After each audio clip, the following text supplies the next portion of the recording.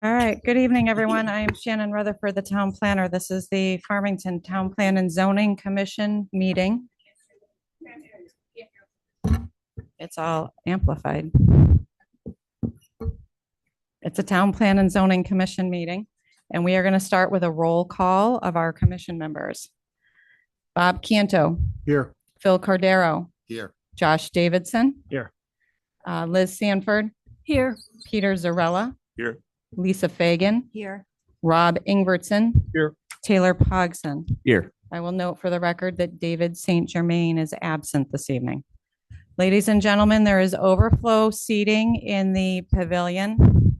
So please, no, ladies and gentlemen, there's overflow seating in the pavilion. So the pavilion is located behind the town council chambers, in the building behind, and it is being live streamed via Zoom. So the same screen we have here is in the pavilion in the back, and you will be afforded the opportunity to offer public comment when we get to that point. So, okay. So ladies and gentlemen, you can sit in the pavilion and it's a building behind Town Hall.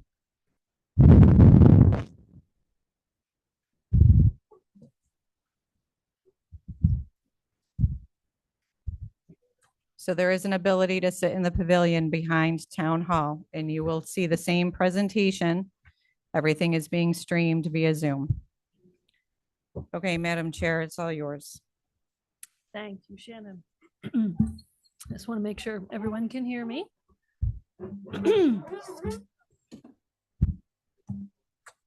Yes, okay. How about this? Better? Okay. Not used to having these many people looking back at me. Good evening. My name is Liz Sanford, and welcome to the July 13th, 2026 Planning and Zoning meeting. Before we get started, we have a bit of housekeeping to do. Because one of our members is not here tonight, I need to ask Rob Ingvertson, alternate, if you are willing to serve in a voting capacity today. Yes. Thank you. Also, I need to ask Commissioner Canto, Bob, would you fill in as acting secretary? I will. Thank you very much. Now, could you please read the legal notice? Town of Farmington Town Plan and Zoning Commission.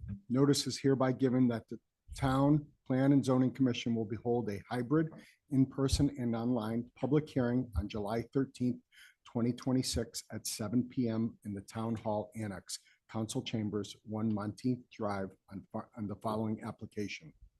National Land Holdings LLC application for amendment to Section 9 of the 2018 POCD Addendum, Zone Text Amendment to Article 2, Section 32, Zone Change from BR, SA, R30, and EE zones to Midpoint Development District, and Master Plan for proposed development for properties located at 1179 Farmington Avenue and portion of 2 Bridgewater Road and 3 Bridgewater Road. Interested parties are encouraged to participate in this hybrid public hearing.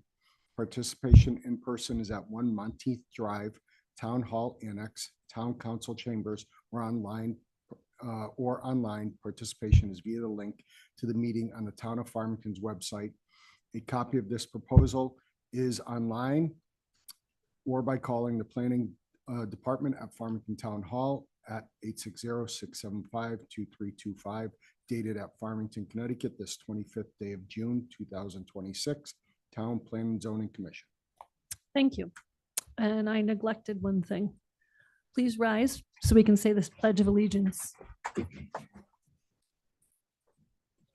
I pledge allegiance to the flag of the United States of America and to the republic for which it stands, one nation, under God, indivisible, with liberty and justice for all.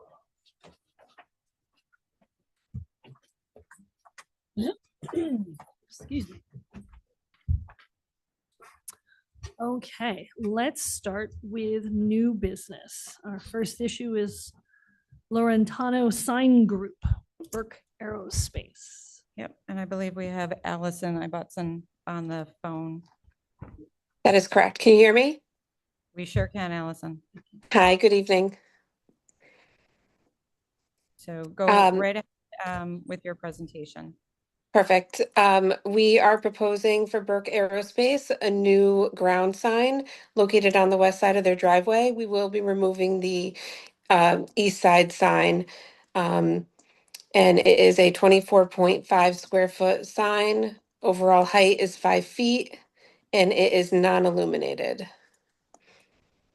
And as you can see in the photo where it's going to be located, it's a double-sided sign.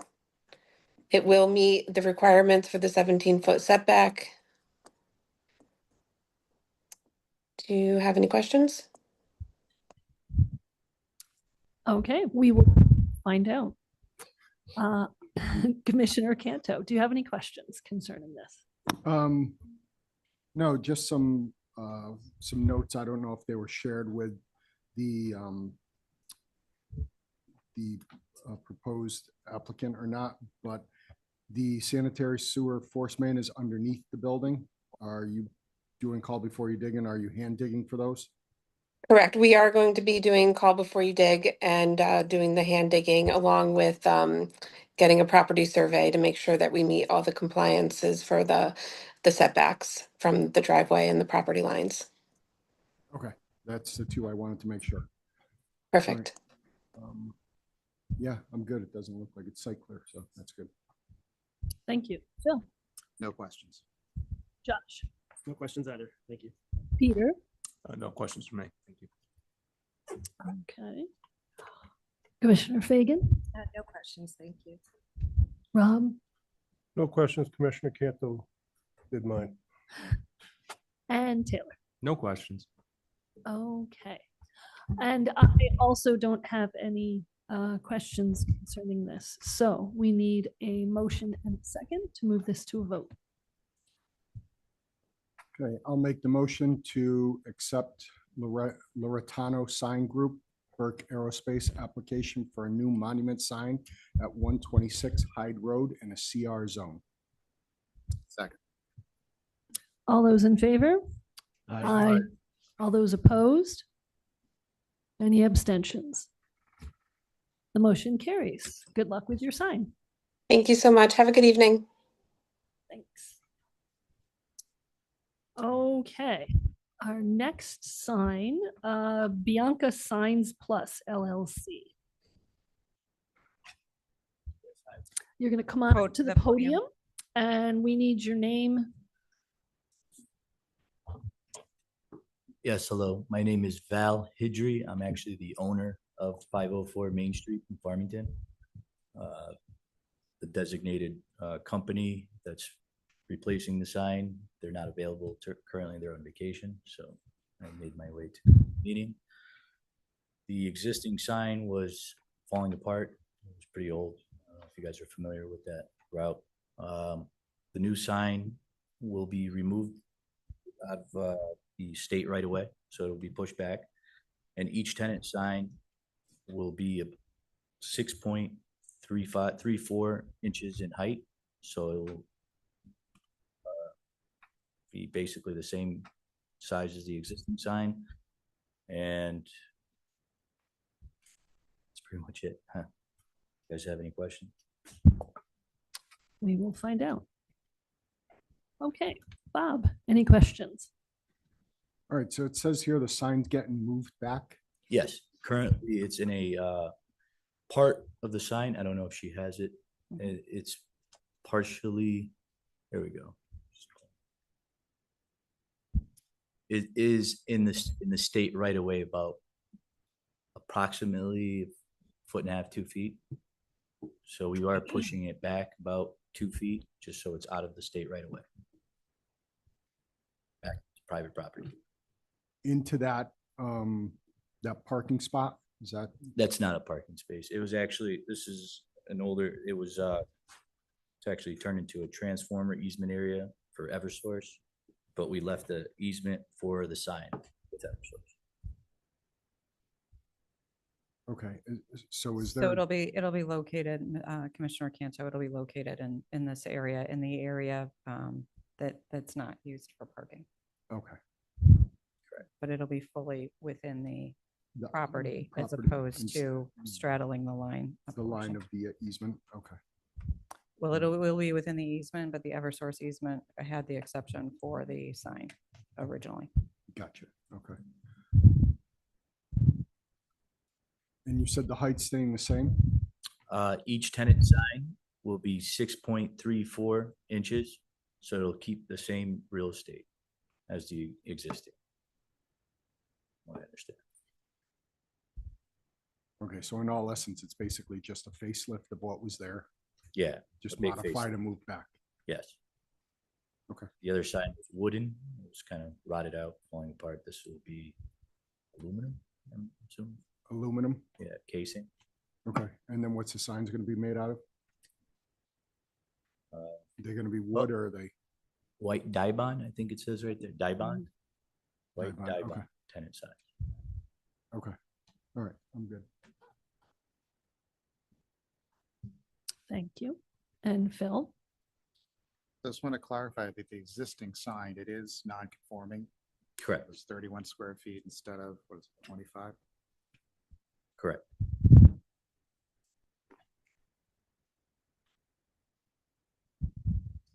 Is it possible to change it to be conforming?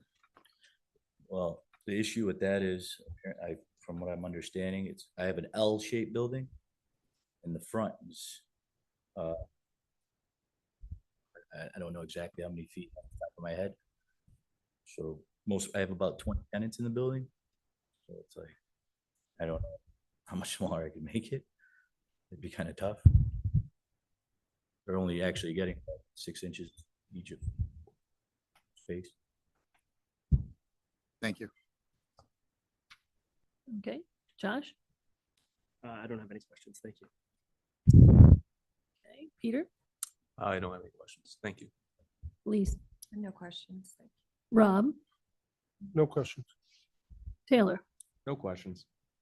Okay, my question concerns illumination. Is it currently illuminated and will it be illuminated? It's currently not illuminated and it will not be illuminated. Okay, that answers mine. Okay, all set? Any other questions? Okay, then I need a motion and a second. All right, I will make the motion to approve Bianca Signs Plus LLC application for proposed replacement monument sign at 504 Main Street, C1 zone. Second. Okay, now votes. All in favor? Aye. All opposed? And abstentions? Okay, the motion carries. Good luck with your sign. Thank you. Have a good evening.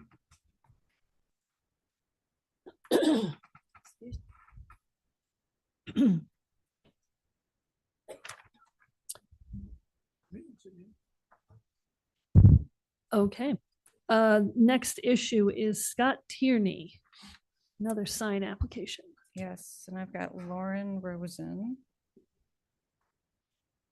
There we go.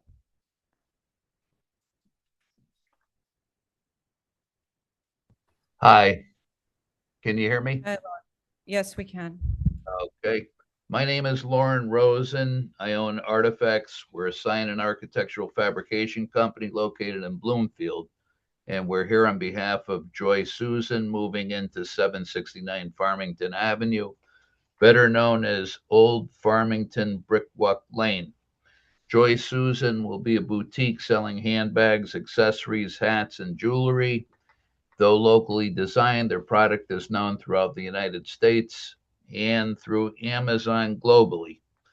So we are asking for a roof-mounted sign because there exists no other logical spot for a sign that won't be blocked by SUVs, vans, or trucks.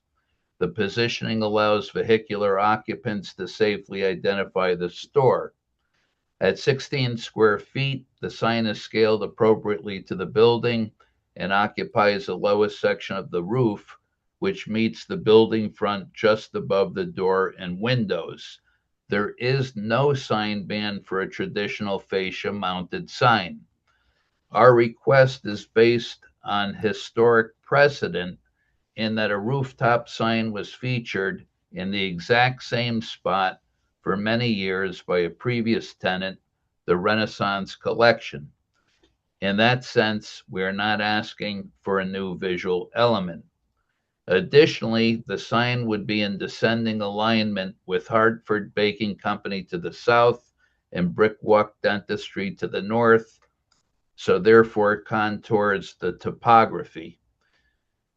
As far as the sign itself, it's made out of expanded urethane with dimensional metal letters, all finished in low luster paint, providing a conservative New England style appearance.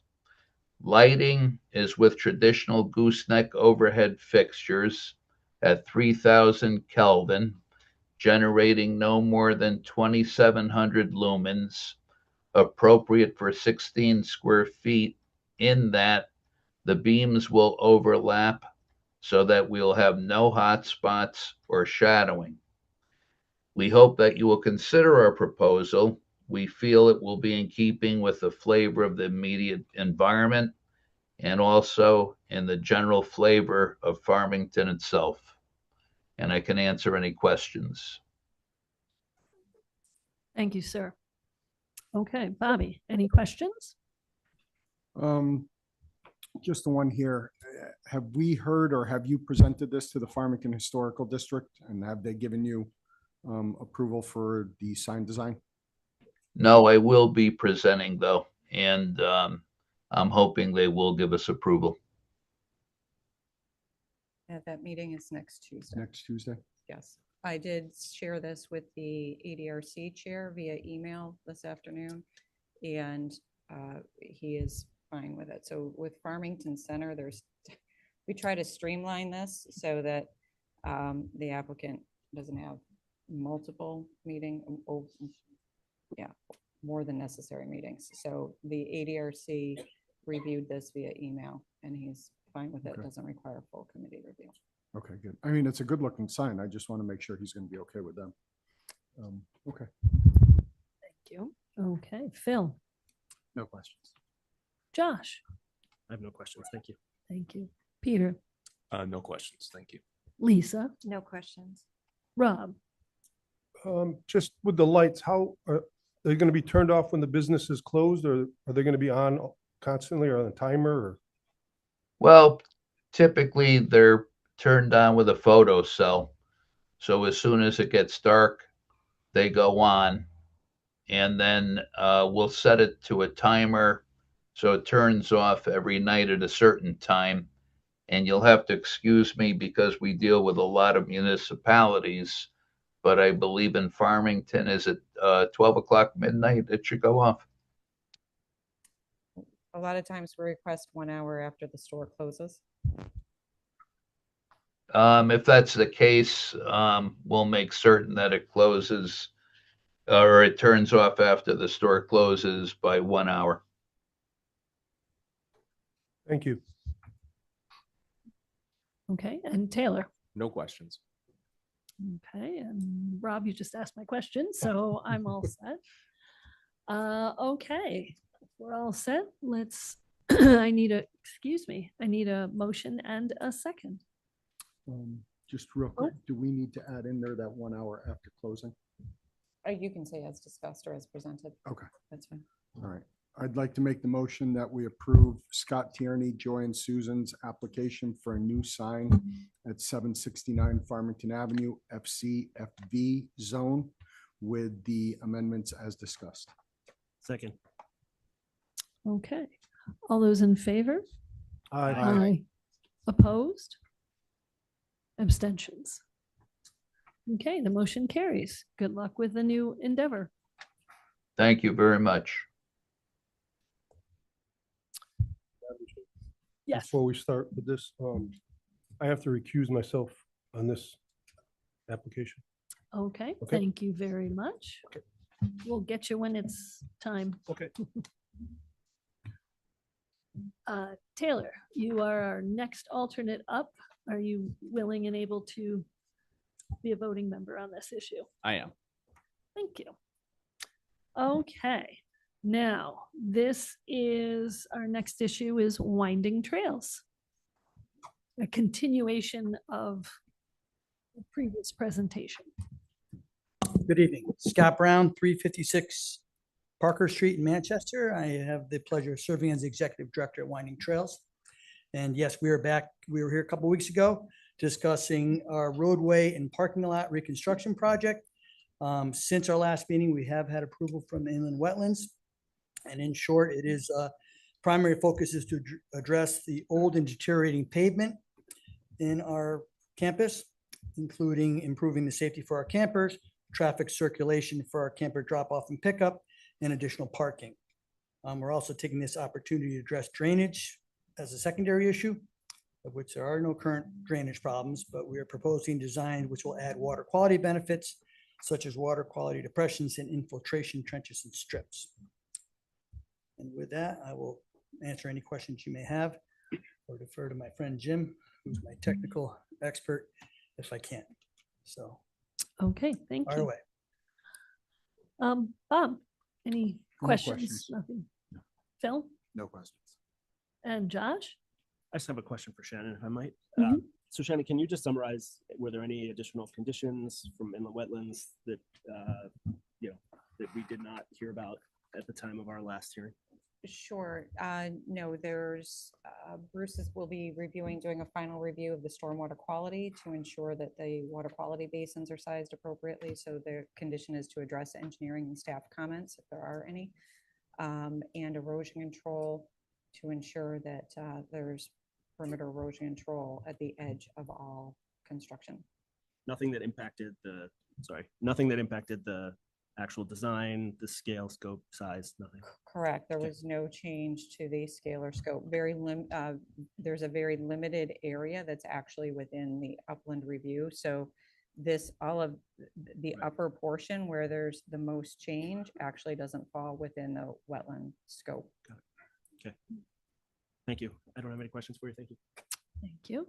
Peter, No questions. Thank you. Lisa, No questions, thank you. and Taylor. No questions. Okay, and thanks for a thorough presentation previously, and I'm glad it all has gotten taken care of in inland wetlands. Okay, so now we can move on to a motion and a second. I'll make the motion that we approve Winding Trails, Inc. application for site plan approval to repave 4 parking lots, realign roadway around the camp, add additional parking, and improve traffic flow and safety at 50 Winding Trails Drive, R40 and EE zones. Second. Okay, and a vote. All those in favor? Aye. Opposed?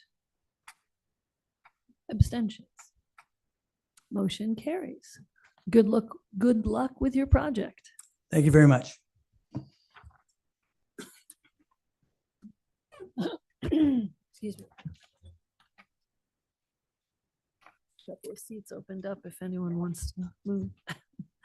Should we get Rob? Yes.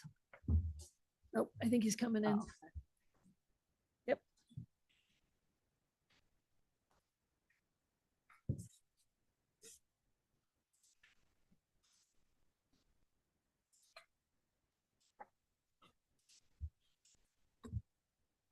Okay, thank you, Taylor. And Rob, you're back up. Thank you. Okay? Yep. Thank you. Okay, our next item is 1599 Southeast Road LLC. Good evening. Thanks for taking the time tonight.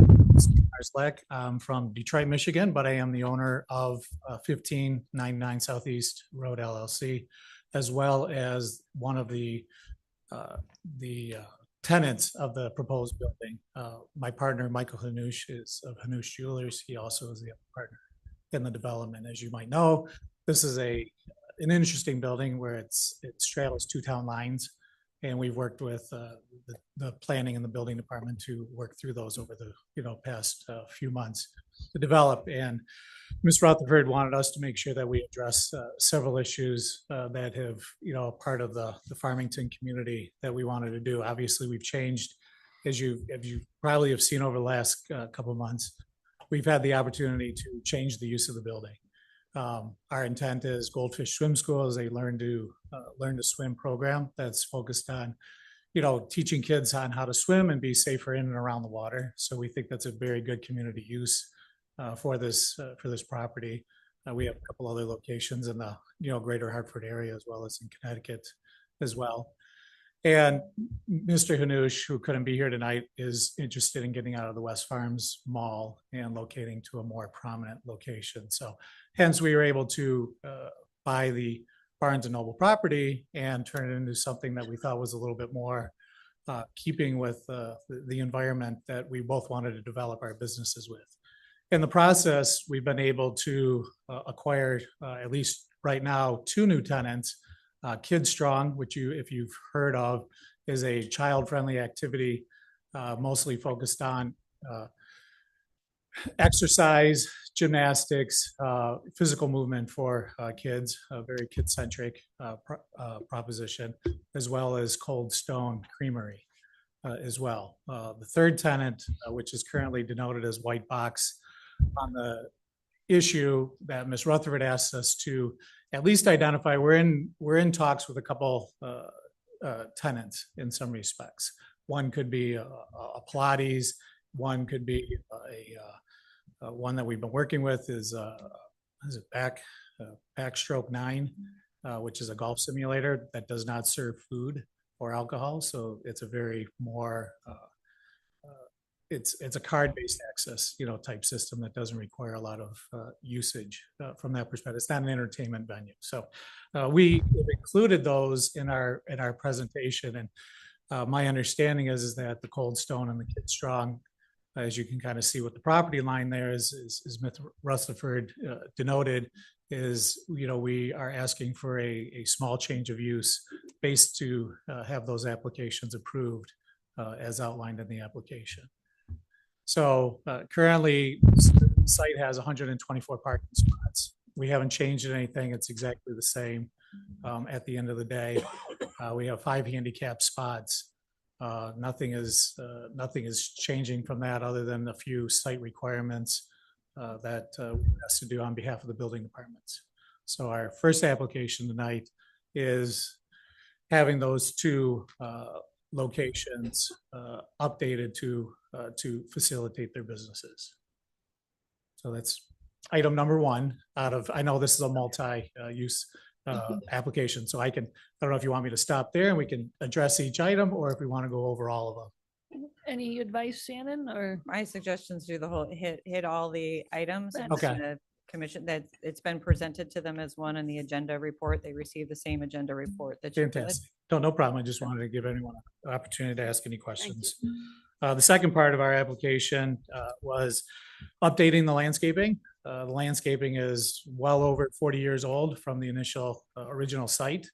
As you could probably tell, our previous owner did not take fair care of the site, as I like to look at it, and we like to bring it into a more 2026 compliance, which kind of means, and we did do a full landscape plan for the team, as well as some not color renderings, but plantings and so forth that I think are in keeping with the native species of Connecticut and the trees. But basically along the roadside, we were eliminating several trees to include visibility. They're white pines. White pines, I mean, I could go into all of the landscape architect, but the white pines probably are not the best tree along a roadway per se, but our intent is to remove some of them and replace them with some deciduous trees with some color. We're redoing the island where our monument sign will be relocated.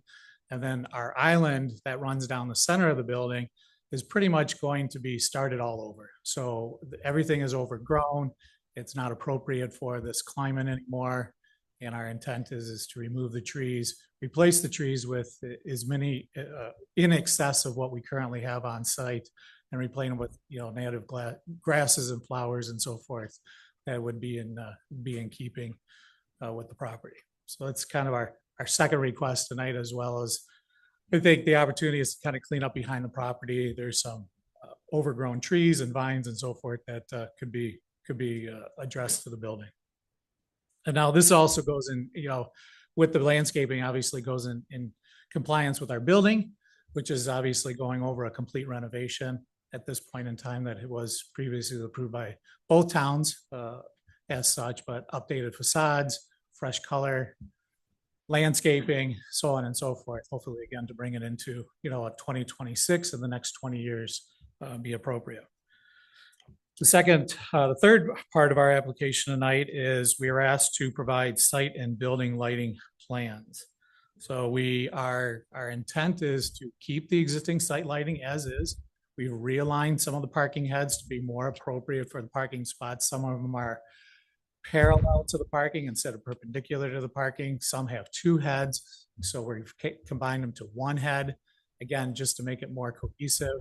This was with a site meeting with Ms. Rutherford and her team on site, including the town of Newington as well. And we just basically went around and reevaluated the site lighting. But we're not adding any new lighting. We're not taking away any lighting. We're just basically replacing with some new LED fixtures that meet the cutoff requirements and so forth. Our intent for the site lighting, which was asked in some emails, is, as you've already made note of, is to turn off, 1 hour after close of the business. So we have no problem with that from that perspective. They'll be controlled by a photo cell. They'll be controlled by a time clock as well. There's multiple circuits. We might even turn off some of the lights depending on their zones, depending on the use of the businesses, at the time, because a lot of the businesses are not overlapping. They're just, Cold Stone's going to, our swim school will close before the Goldfish, or the Goldfish will close before the Cold Stone, obviously. The jewelry store will be closed probably before any of the other businesses close. So we have a nice complementary use of businesses that will, use the facility as such. The wall pack situation, again, we've outlined we like anything, we like to have some level of, lighting around the perimeter of the building. Again, it's updated LED, 3,000, we do 4,000 K fixtures around the perimeter of the building. Again, dark sky compliant, meant to, not broadcast the shadow out, but yet provide the level of security, needed. We're probably asking for, and again, we can work with the administration as you see fit, to leave some of those lights on a overnight basis, because we're not I'll call it a 24/7, where we're going to always have people. Our garbage is around back. I'm trying to just at least prevent some type of illegal activity from occurring behind the building in some respects. So a couple of those lights. We don't have any neighbors, obviously. We have a hotel to the north. We have McDonald's to the south. There's nobody out on 15 South. And we have to our east a 50-foot valley as part of the wetlands program back there. So as part of that, we're happy to create some circuitry that turns certain lights off, but I'd like to at least keep some lights on the facade of the front of the building. Maybe it's every other, just to try to help illuminate, so it's not, again, just not a totally dark property at 2 a.m. So that's our third request. And our fourth request is what Ms. Rutherford had already outlined. We had come to you through her office for an updated monument sign in the front of the building back in January. Again, that was approved, but we're just putting as part of our site plan. It is illuminated, but it is ground mounted illumination that was already approved. Again, we will have that sign turn off 1 hour after the businesses, as such. So that one I don't have a problem with. So those are our three requests, but for 4 items. Okay, thank you very much for your presentation. Thank you. So Bob, we'll start with you. Okay, nice presentation. Good luck with everything. Thank you. The only thing that I have a question on, and I'm all for safety, as everybody knows. I have no problem with some of the lights being on. Obviously you have a jewelry store there and such, and we don't want vandalism and loitering and all that. Is there any way we can put some of them, especially like on the back of the building, on motion sensors? Absolutely. Yeah, no problem. So this way, they only go on if there's actual motion, sure. reason. Right. Okay. And we can do that. Yeah. I'd be good with that. Are we talking the back of the building, like the McDonald's side and where my trash enclosure could be? Yeah, I mean, I have no Okay. problem with the front. You want to illuminate it an hour after closing the lights, dim down, whatever. But in the back, I really don't see a need for it unless there's actual motion. Understood. Yes, we can do that. Okay, yeah, then I'm good. Okay, thank you. Phil? Thank you for your presentation, and between the presentation and Commissioner Canto's questions, you've answered everything. Okay, great. Josh? Hey, good evening. I second the request for motion sensor lights. I think that's a great idea. And in particular, that valley, as you described, as a wetland, the lights can impact the wildlife. It can also impact migratory birds. It can impact, visibility of the sun. So the stars, which has degraded over years. And so to the ability you can maximize motion and leave very few, if any. on Happy at all. to do that. We're gonna have some cameras around the perimeter of the building in the rear anyway, so I have no problem with, Great. both sides of that being happening. Appreciate that. Thank you.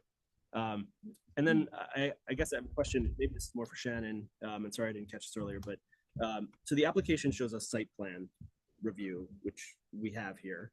But it's also, if I'm understanding, we're also being asked to approve 2 special permits. Is it correct? 2 or 3 special permits? So it's not necessarily a special permit. So they Okay. are changing in use, and the commission can review the change in use. It doesn't necessarily rise. If the commission feels that the change is intense enough that it warrants a public hearing and a new special permit, then that can be done. But it doesn't have to be based on Article 4, Section 12. Okay, thank you. So if I could just clarify with the applicant, so the Goldfish School definitely that is happening. Yes. Which other, and the jeweler is. So we have 4 tenants, Hanush It's only the Jewelers. white box that is unsigned. Correct. The Uh, white box is currently unsigned, but we're proposing, what we wanted to do is present a full package. Right. So, you could, if we, as the permitting process goes through, let's just say we do secure back 9, we've already basically approved that process and parking because they meet it would meet the requirements based on, what we're being asked. So you want us to approve a special permit for 1 of 2 uses? Is that correct then? I'd like you to approve a special, well, again, What I mean by that is that either one would be allowed, not both, and not something else. correct. Is that's what you're Correct. asking? If I come in with a totally different tenant for the white box, I understand that we'll have to resubmit, or, work with the planning department accordingly. But Cold Stone and Kid Strong are secured leases. They are currently working on their drawings. They are currently ready to submit for building permits. At least Kid Strong is to the town of Farmington, but we need this board's validation to move that forward. Thank you. Thanks. I have no further questions. Thank you, Josh. Peter, any questions? No, thank you for the presentation. Thank you. Okay, Lisa, any questions? No questions, thank you. Rob, any questions? No, so thank you for the presentation. Thank you. And Taylor? Yeah, thank you for the presentation. I do have one suggestion here in the landscaping bit. Burning bush is invasive. So Okay. that is one thing I would recommend removing. Okay. Maybe replace it with something like serviceberry or just something else that can fill the void. But Sure. that was my big concern. Josh addressed my other concerns. And other than that, I think putting the Cold Stone next to childcare facilities is a great business. It's either that or a candy store. So Yeah. we went with the ice cream. But no, other than that, that's my suggestion. But the kids can't come next door and buy the watch. So No, you know, exactly. yeah. Exactly. Be all set. That's it. Thank you. Thank you. Okay, thank you for your presentation. My question is the parking lot itself in good shape and it doesn't need a lot of attention? Not today. I'd say in about 5-ish to 7 years with proper care, it might need a mill and resurface, but our intention is not to, we wouldn't change anything at the end of the day. But right now it's in reasonably good condition.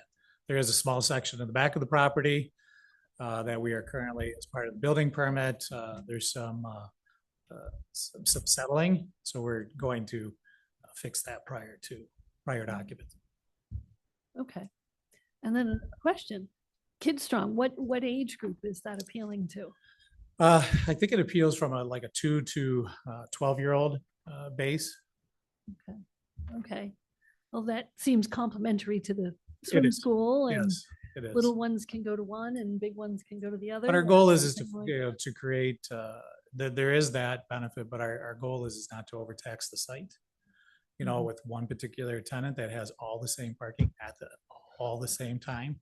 Mhm. So that's obviously a concern for any board at the end of the day. So our intent is to make sure that we have that cross population. Okay. I think you answered all my questions, so thank you very much. Sure. Okay, now Shannon, a question for you.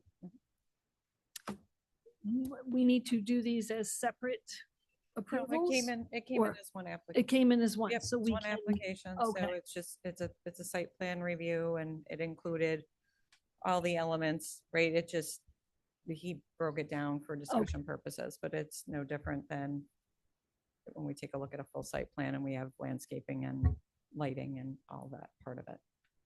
Okay. Okay, any other questions come up? Nothing?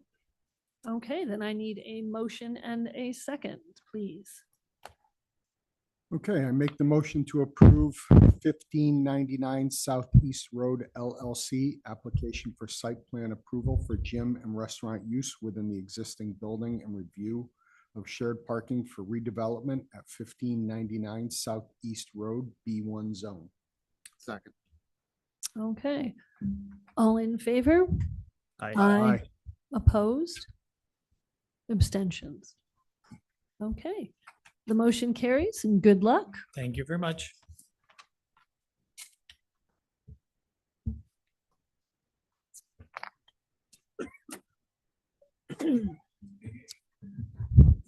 Okay, so now we are moving on to the public hearing portion of our meeting.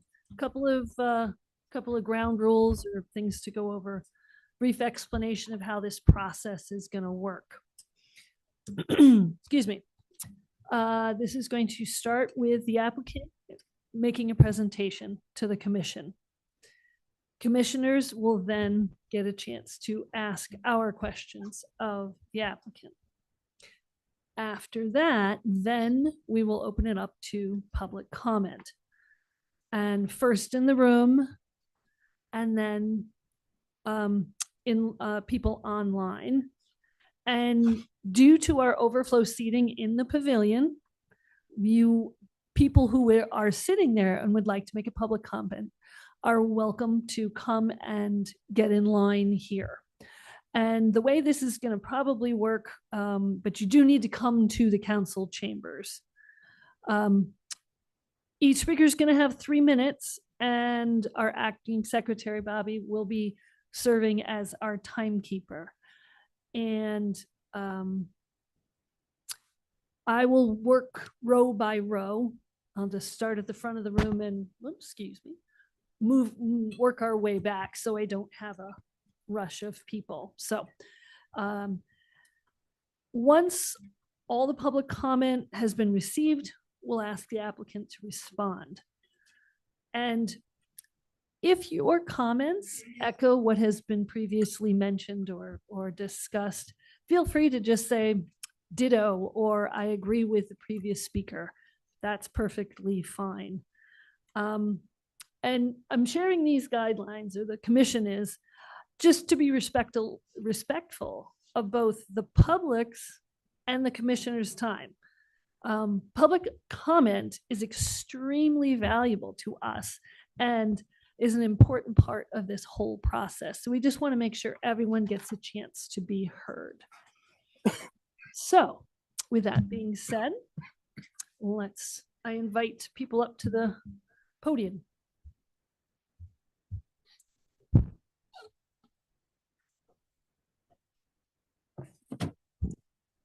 Thank you and good evening.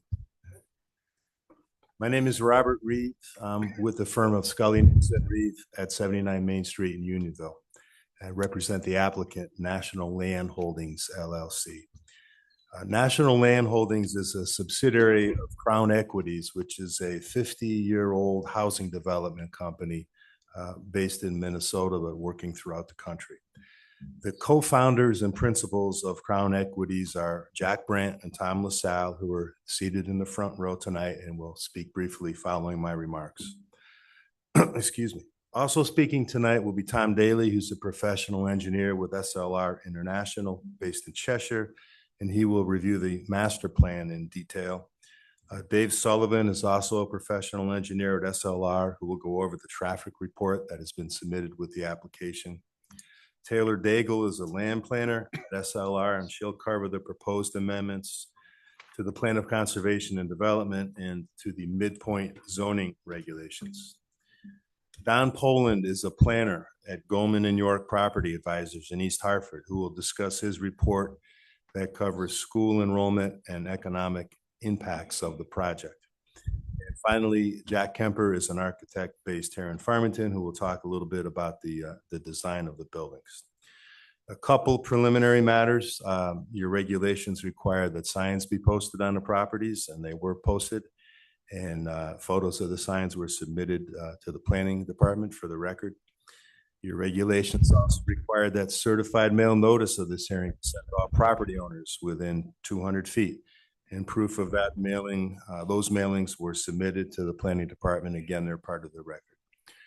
So there are 3 parcels of land involved in this application. The first is a small portion of 2 Bridgewater Road. That's the site of the Goddard School on the south side of Farmington Avenue. And it's near where Bridgewater Road currently terminates. There's a portion of 2 Bridgewater Road that's involved in this application. The second parcel is 3 Bridgewater Road. And that parcel lies just to the west and also to the south of the Riverbend Assisted Community Living, which until a year or so ago was called Anthology. One part of that parcel, the portion at the corner of Bridgewater Road and Farmington Avenue, was previously approved by this commission for senior housing apartments. That was several years ago. Those apartments were not built, and that approval is now expired. The third parcel that's involved is 1179 Farmington Avenue. And that's a large piece of land that has frontage in 2 locations on Farmington Avenue. 2, I believe they're 50-foot strips that lead to the south all the way back to the Farmington River. And that parcel has been utilized for a long period of time as a sand and gravel mine. So when you put all these properties together, you have approximately 80 acres, including a 14-acre pond that's next to the river. The proposal is for a total of 237 housing units, and that'll be a mixture of 79 single-family homes and 158 attached townhomes. So the 2 parcels on Bridgewater Road are currently owned by a company called Waterside 10 LLC, which is in turn owned by Peter Fishman. And Peter's a Farmington resident, longtime property owner in town, and he's here this evening and will speak during the public comment. The 1179 parcel, the sand and gravel operation, is owned by Plant 17 LLC, which is owned by Stanley Majewski of Mizzy Construction in Plainville, and Stanley is also here this evening. And the applicant is in contract with both of these property owners to buy these parcels of land if this project receives all the necessary approvals.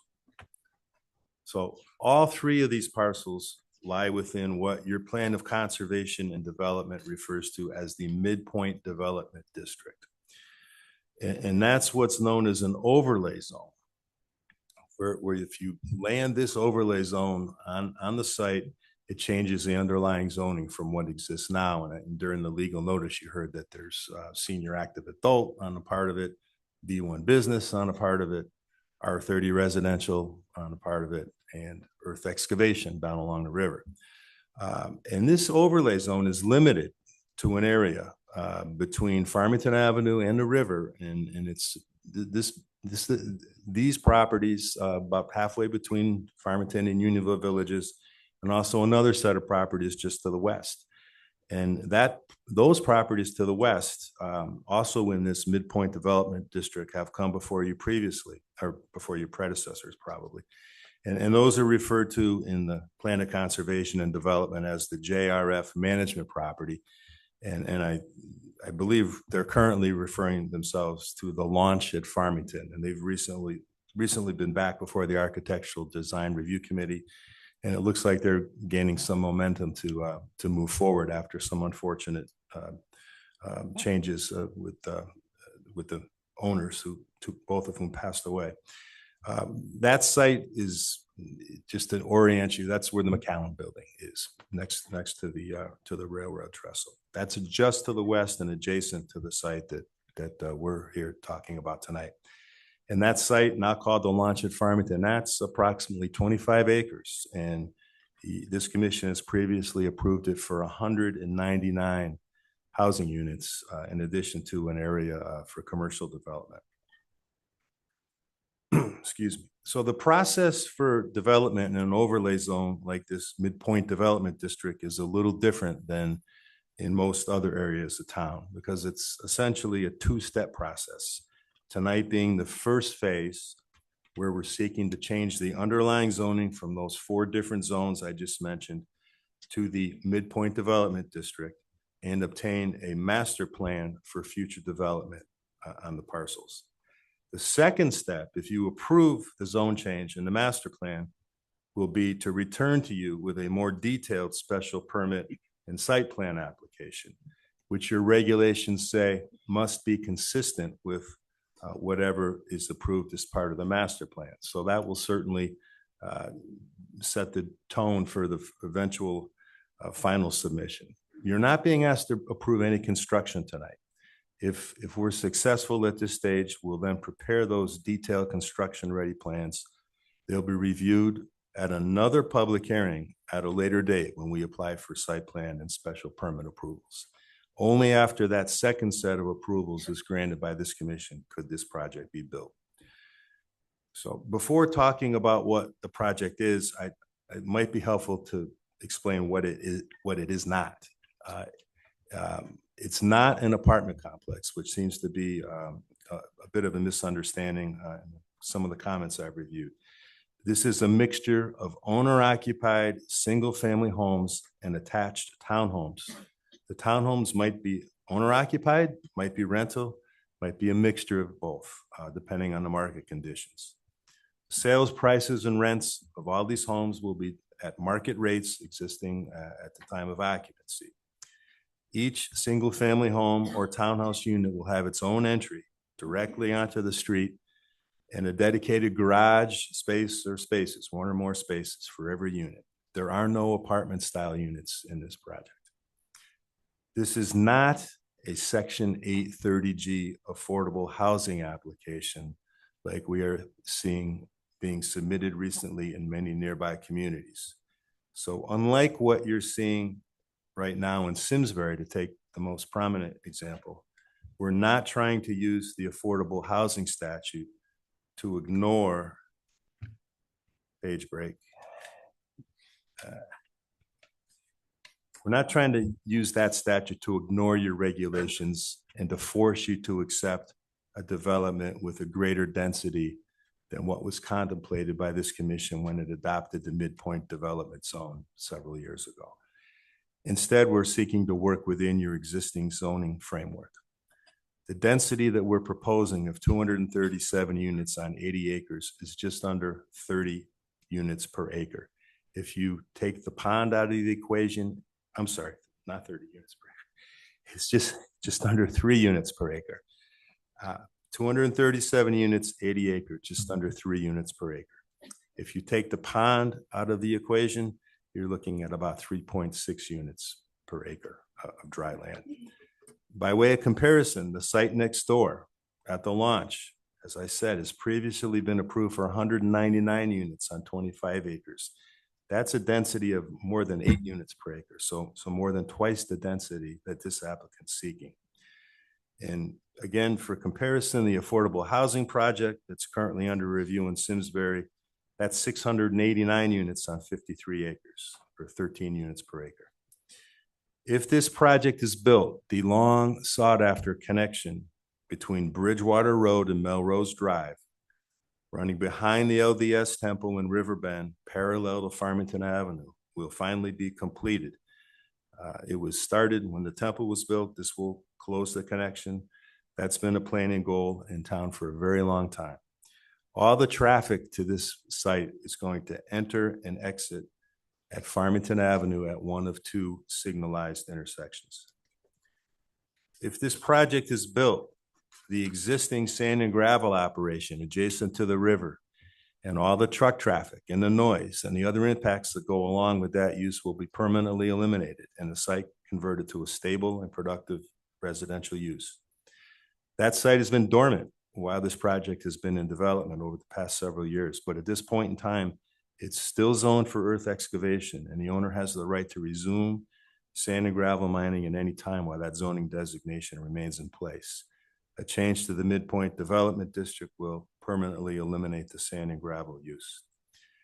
If this project is built, a corridor, a minimum of 100 feet wide along the river will be preserved from disturbance and development forever, either by deeding that land directly to the town, if that's your wish, or to a private conservation easement, or to a private conservation organization to hold title to it, or in a conservation easement, as you may deem appropriate. At least 100 feet will be protected from any future disturbance or development.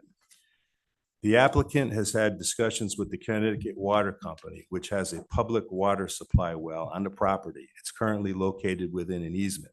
The water company does not own that land. They've expressed an interest in owning the land because they believe that provides better protection to the public water supply. We are committed to working with Connecticut Water to transfer the ownership of approximately 3 to 5 acres around the well to the water company if this project is built. You have a letter from Connecticut Water in the record that expresses their interest in acquiring ownership of that area and confirming that from their point of view, the zone change to Midpoint Development District will not impact the water supply well. The details of that transfer will be part of phase 2 when we return for a second public hearing seeking special permit and site plan approval. If this project is built, there will be a walking trail connection constructed to the existing Farmington River Canal Trail and public access provided to a newly constructing walking trail on the property with views of the river. There is a great demand for new housing in our area. You probably saw the front page article in the Current last week about the severe housing shortage throughout the state. The competition among buyers has never been greater, and the housing supply has never been lower than what we've seen over the past several years. Many of these homes that are being proposed will be senior friendly in that they'll have first floor primary bedroom suites, and all of the landscaping for all the homes will be maintained by a homeowners association. This project will give our existing residents who may be looking to downsize and stay here in Farmington a variety of options. That in turn will free up some of our larger homes in town for younger families who are having trouble finding suitable housing. There's a great need for new housing units, and you have received numerous communications in the record for members of the public expressing their desire for additional housing options in Farmington. We need a zone change to the Midpoint Development District to proceed with this master plan. Your predecessor commissioners placed these parcels in that overlay district, and now we are now seeking to implement what they planned for nearly a decade ago. As I said earlier, the density of 3 units per acre is much less than what has already been proved on the other parcels in this Midpoint District at 8 units per acre. And it's certainly preferable to the much greater densities that we're seeing proposed around the state by other developers under the Affordable Housing Statute. Jack Brandt and Tom LaSalle of Crown Equities and National Land Holdings are the developers, and they'd like to address you briefly, followed by the professionals who are assisting them with the project. Thank you.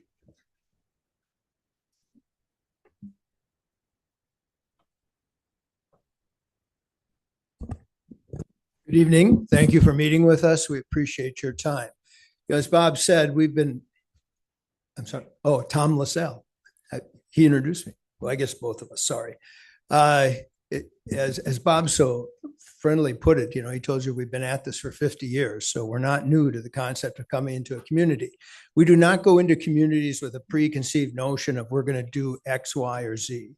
We've been here for almost 4 years. 1 year of that was a moratorium. Well, we studied the area, we studied the market. We put up with significant market changes during that period of time and changes in the economy, but the demand for housing rising in spite of those, and maybe because of those changes. The things that we looked at are the same things these folks have questioned. What's the impact on traffic? What's the environmental impact? What's the school impact? And today we have hired experts who are from the area, not somebody we brought in, because, you know, people think that we just get them to do what we want. I can assure you we don't. We'd have a different product if we did. And we have tried to create something around that. The market we've heard of is strong for empty nesters, people who want to stay in Farmington and are forced to leave Farmington because there's nowhere to go. Seniors, townhouses that will be available for seniors that they can afford and can live in, and for smaller families as well as large. So we have quite a mixed use that's responding to the market, and that does a much better job. It's much more environmentally friendly than having gravel mined again, which is a reality. There's 10 years of gravel left on that site. He's been a great partner with us, seller, and not, you know, he stopped mining to let us try to get this done, but he could start again, and it's costing him money not mining that gravel. We have studies, you know, the schools, there's been changes in the schools that we've been here that we think are favorable for the project. So, you know, what we really want tonight is to hear what these folks have. I think we've been very responsible in how we've approached this. We've done this a lot of places, and everybody shows up saying, oh, no, no, no. That's the first reaction. We don't want change, but this is good change. We try to do responsible change. And that's, you know, we respect you, and we want to get something that works in the community. And this, we want it to be purchased too. We want people to live there. So it's in our best interest to meet those needs. So thank you for hearing tonight. We'd like our experts to come up and tell you their independent findings. So, Tom?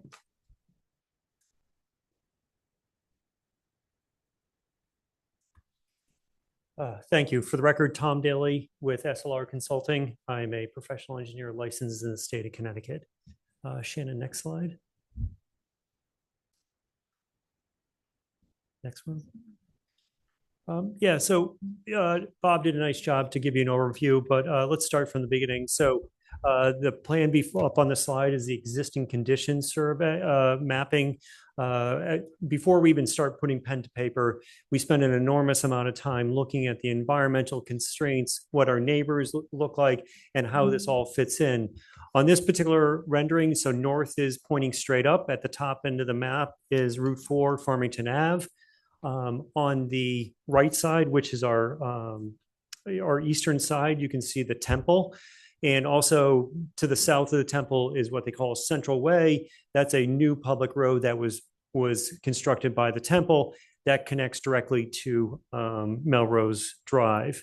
Onto the opposite side of our site, on the western side, we have a commercial development that's been there probably since the 80s. So there's a commercial building. I guess probably, I'd have to say probably 10 years ago, we received approval. The Goddard School was built back to there. And then directly to the left of that is the midpoint, or the launch is the project that Attorney Reeve was talking about. That's an area that extends down towards the McAllen building. And that was approved for more of a traditional apartment style. Also nestled in just below that commercial area is where the Connecticut Water wellhead is, where Shannon is showing you that. So that currently is, the wellhead is on our site. And as Bob indicated, they have an easement over that area. Directly to the south of the property, as you can see in the dark blue, is the Farmington River. If you all have ever had some time, go look at the aerial photographs of this area and how dramatically it's changed. If you go through the Farmington River in this section, that's all been mined as gravel pit. It's extremely deep. To be honest, when we were Cub Scouts canoeing through there, that was the one area that was not whitewater and you had to paddle hard. It was really quite frustrating, but it's a beautiful area. That's an area that I understand the crew teams row through that area. And then directly across the river is town open space. To the right of that, you can see what we're calling as the pond. That's really an area of remnant gravel operations.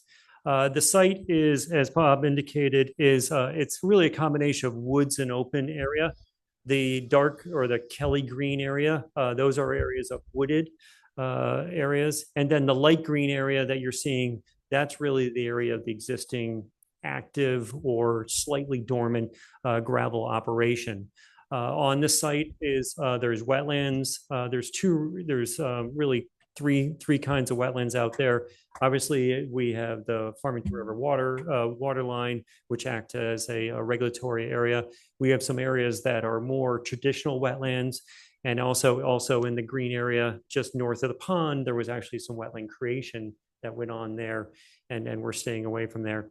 In the center of the park, there is some man-made wetlands that are just remnant from the gravel operations.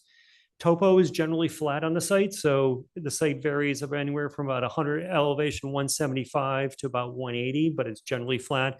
The only area that has some moderate topography is the bank going down to the river. The river is about elevation 162, so our lowest elevation is approximately 13 feet higher, and then the main portion, the peninsula, as I describe it, where the gravel pit, that's about 16 feet higher than the existing water level. We have access to public roads, so we have access through Bridgewater, we have access through Melrose, which is slightly off to the map, through Central Way. We also have access to public water and public sewer. You should have a letter in your record from the Connecticut Water Department saying that they have sufficient capacity to serve us for both water, fire, and domestic water. Next slide. So this is a sheet that's in your plan set. It's a zone change area. As part of our application, we must show the zone change area, and we have to show areas of 200 and 500 feet offset that, and then generally generates the list of abutters that have to be notified. As it was indicated, there's existing 4 different zones out on the site. There's R30 and senior housing. That makes up about 19% of the zone change area. We have business restricted. That only makes up about 2% of the overall area. But the largest zone that's existing out there today is earth excavation. So earth excavation makes up just slightly under 80% of the zone change area that we're proposing. And that's really the largest parcel. That's all earth excavation area. Next slide. So the proposal this evening, as we went through the plan and we started working with both the architects and Tom and Crown Equity, we really started to find that this site really started to create 3 different neighborhoods for us. And some of the neighborhoods were dictated by access drives that were going into the assisted living facility. Other was this really important, as Bob indicated, the town, ever since I've been talking to the town about this property, and our firm actually has been working on this property since probably the 80s through previous iterations. But that interconnection, that strong road connection between Melrose and what is Central Way, since I met with the town many years on this property, that has always been a really important. So that once again created a neighborhood and kind of a dividing line. And then the peninsula and the river and maintaining a strong buffer to the river, that created a third neighborhood. So ultimately, this plan has been developed in a way that it essentially has created 3 different neighborhoods. Up by, if you see up in the left-hand corner, directly adjacent to the assisted living, those are townhouse units. It's a small area. Once again, we have 2 access drives that are going into the assisted living. We're not changing those. We're really building around those. Those townhomes are a little bit larger in size. They afford more ground floor master bedroom. They all have 2-car garages, but that's a small little area. The closest unit to Farmington Ave, is about 150 feet. So that's set back about 150 feet to that first unit. Next, we created a second neighborhood, which is the other townhouse area, which is labeled as Area B. Those townhouses are smaller in size. And once again, they're kind of framed between a property line and this roadway connection that goes there. The closest units to Farmington Ave are about 500 feet back from Farmington Ave. All these units are either tucked in behind a very strong wooded buffer. So that area that you're seeing up there, which is woods, that actually area is a lot of it is wetlands, but actually that goes with the senior living facility. So that area is protected through wetlands and part of that. And from a density calculation, that land was used to get the density on the senior living. And then the other units are really tucked in behind the senior living. So from a view shed standpoint, as you're driving down Route 4, you're not going to have many views of these townhouses due to those two area. Like I said, it's about 500 feet back from the road. That's area is about 128 units. All the units have their own garages. They all have their individual driveways. I'll go into more detail on we have blowups of those. The third neighborhood is the peninsula. And if you look at your POCD, it clearly talks about that being a little more different of a development area. They talk more about high-end, lower density. And through many iterations working with the applicant, we've developed it to the point where this is a plan that we feel speaks very strongly to what was identified in the POCD. It's designed in a way to provide a very strong buffer to the wetlands and the river edge, and that was a very core threshold in your code. Next slide. The other part of we looked at was really connectivity, and it's really a connectivity on two elements. It's vehicular connectivity and also pedestrian connectivity. And we have some real opportunities. So the dark yellow line, obviously Farmington Ave is that arterial road that we're trying to get out to. Dave Sullivan from SLR will be presenting the traffic in a moment. But also from a vehicular connectivity, we're making that link. So now you have direct access to both the traffic signal at Melrose and the traffic signal at Bridgewater by putting through a whole new road system that basically picks up where the Temple left off. We're moving to left. We designed actually a roundabout to slow down the traffic. And one of the things that actually design review suggested is could you actually look at some parallel parking along there to once again have a little more traffic coming through there. And we were amenable to that. But also one of the big things we're looking at is pedestrian connectivity. So as you know, at the far left of this project is the Farmington Canal Heritage Greenway, wonderful space, highly used. And part of this midpoint, one of the real important elements of the midpoint was they really wanted connectivity to that. So when the midpoint or the launch project came in, they're actually lowering the trail to connect to here at a fairly significant expense. And then they're bringing the trail all the way to their property line. This project would then pick up the trail at that location, working with the town and some suggestions from design review. We have now brought a trail system all the way along the waterfront. Initially, we were bringing it just along the road system, but design review thought there was some better opportunities. So we're bringing a trail system all the way along the waterfront, and we're bringing it back down to connect into the new road. So essentially, if you're coming from Devonwood or you're coming from that end of town, frankly, if you're coming from Winding Trails, you're now able to come down through here, get on a bike trail, go all the way through midpoint, and then get on the bike on the Farmington Heritage thing.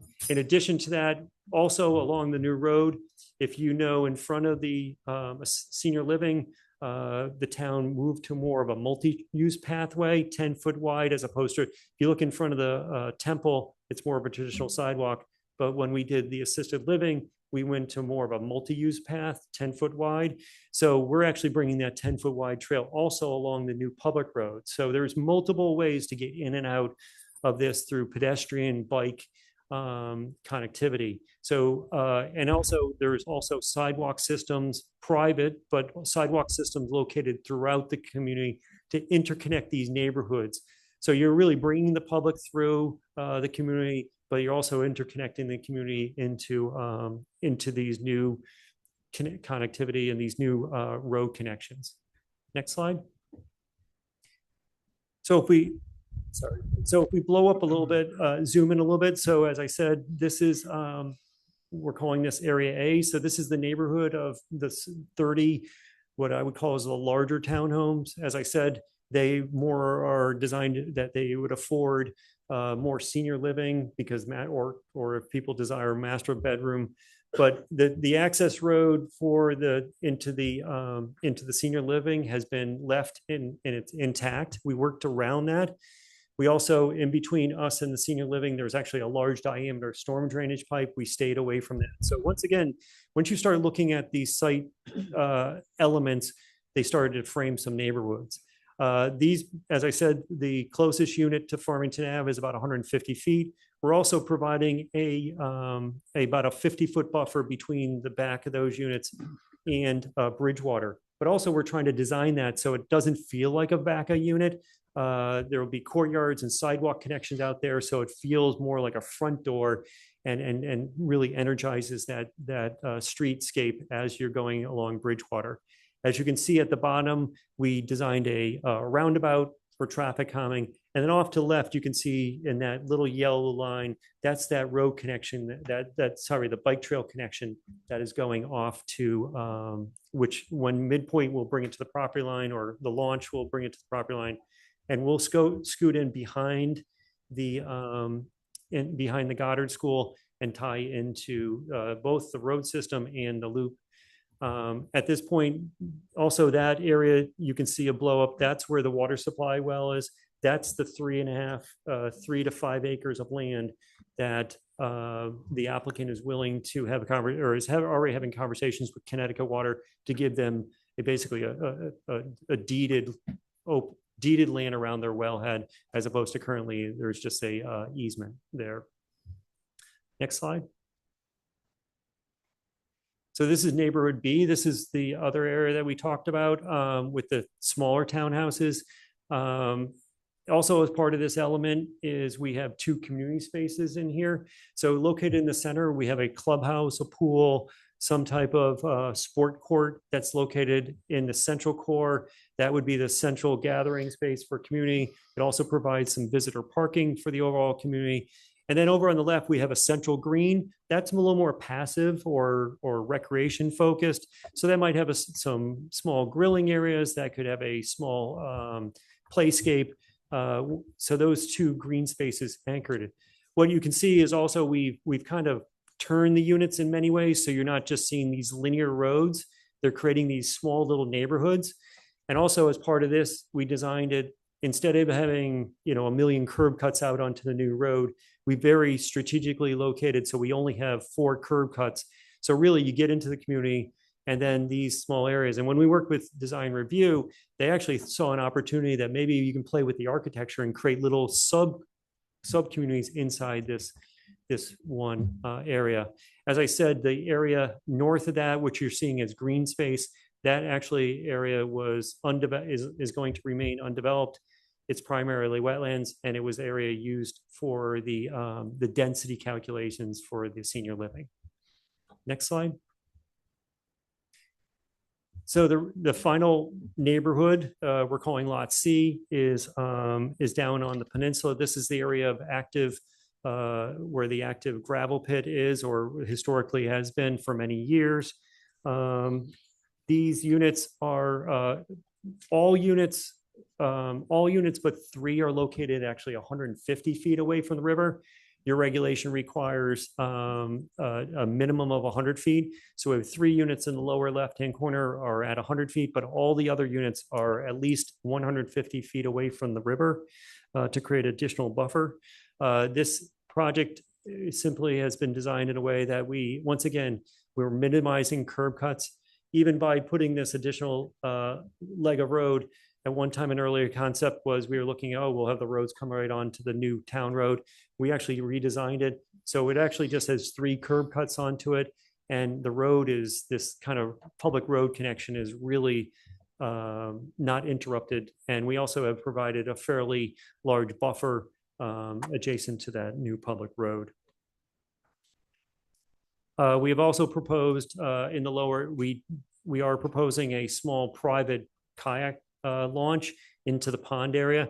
Topographically, getting down into the river is not appropriate, and we want to maintain the vegetation that's all around that bank. But if you go down into this area, the pond's a lovely area.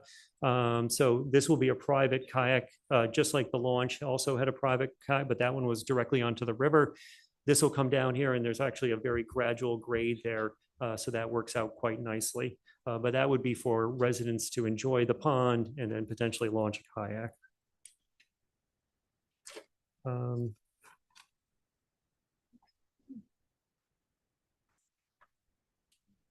And as I said, this site is generally about 16 feet above the river elevation. Next slide. There was some information on floodplain, and we included this. This is actually a slide in our presentation. Currently, the site is located in both the 500-year and the 100-year floodplain. But the FEMA is they've worked their way through a process. The town of Farmington has worked through their public notice process and such, to the point where there is new FEMA maps coming. So as of my understanding from your town engineer's comments, November 13th of this year, new FEMA maps will be enacted. And with the new FEMA maps, we will have no units located within the 100-year floodplain. The new FEMA maps are really using more accurate mapping, LiDAR topo, and so on the right-hand side of this map, you'll see the light blue, and essentially the FEMA line is essentially contained within the river and the pond. It's all come off site, and so we were very knowledgeable of the fact that these new maps were coming, and so when we designed it. But for clarity purposes on your application, we show both floodplain lines because we were waiting to see when it was adopted. But per your town engineering department, it says that those maps will be basically become effective on November 13th. So we are within your town's floodplain overlay or floodplain perimeter zone. And your town engineering staff did a very good job in terms of outlining those. We're fully aware of those, and we put a narrative together to show how we're going to be compliant, but that's really a detailed site plan application element once we get into the final details there. With that, I'm going to hand it over to Dave Sullivan, who's walk you through our traffic study. Thank you. Oh, I'm sorry. One slide. So one just to summarize on this is, in terms of some of the public improvements, we're proposing about 2,500 linear feet of new public road connecting Melrose and Bridgewater. We're proposing approximately 3,700 linear feet of new trail connections to the Farmington Canal Heritage along there, plus another 2,700 square feet of on-site sidewalks. We are currently in conversations with Connecticut Water about providing greater public protection to the public water. We've cited our closest unit to the public water well is over 350 feet away. And we feel strongly that single family residential close to the well is a much better use than a gravel pit operation. And then potentially, as Attorney Reeve indicated, there's a lot of excess open space that we'd be willing to have a conversation with the town or some other entity. Probably, we think at a minimum, it'll be encumbered with some type of restrictions or conservation restrictions to protect that land for forever. With that, Dave, sorry, now you're up. Thank you.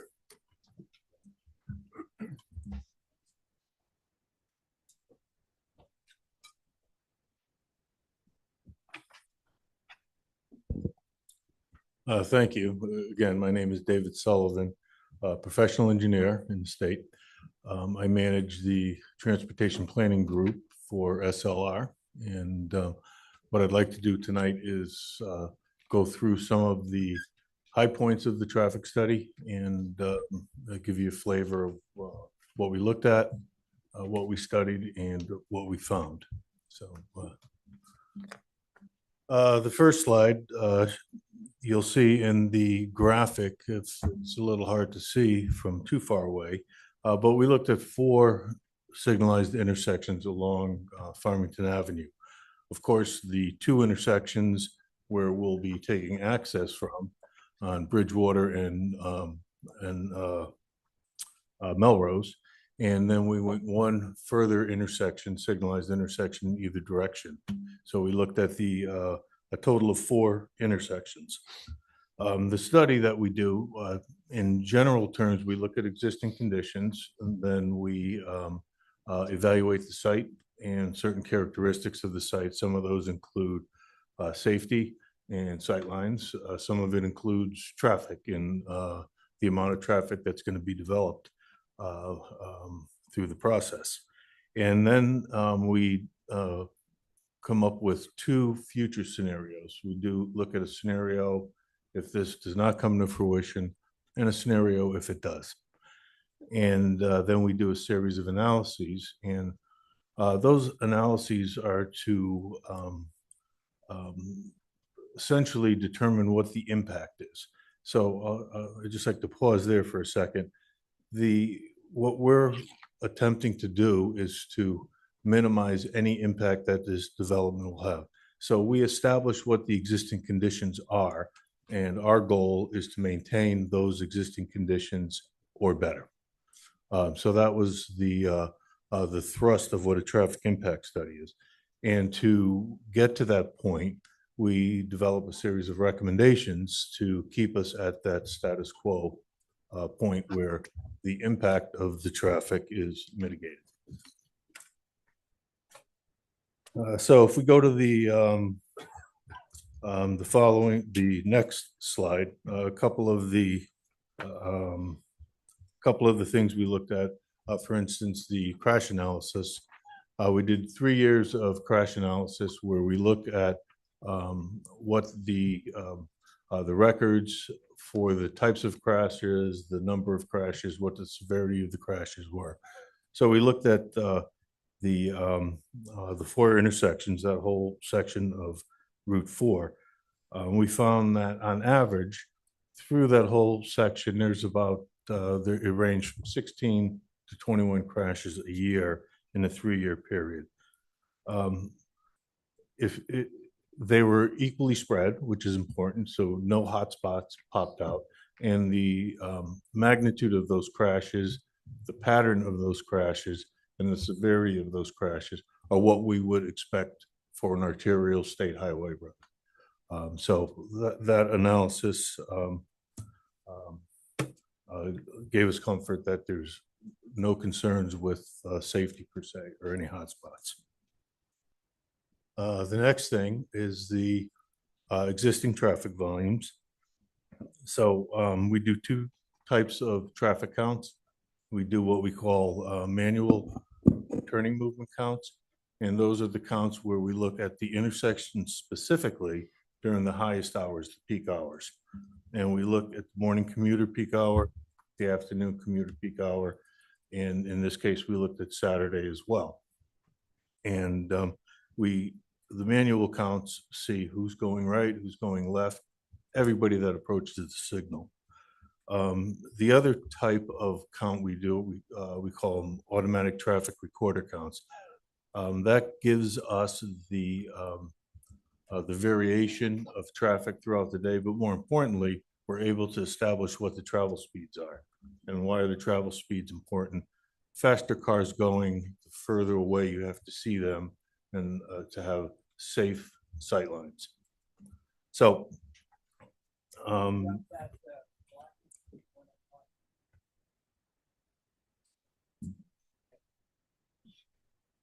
okay. So we found the peak hours in the morning were 7 a.m. to 8 a.m. In the afternoon peak hour, 4:30 to 5:30. And on Saturday, during the midday, 11:45 to 12:45. So those were our analysis hours, which I'll talk more about. The average daily traffic volume, or the average amount of traffic that goes on Route 4 on a typical day.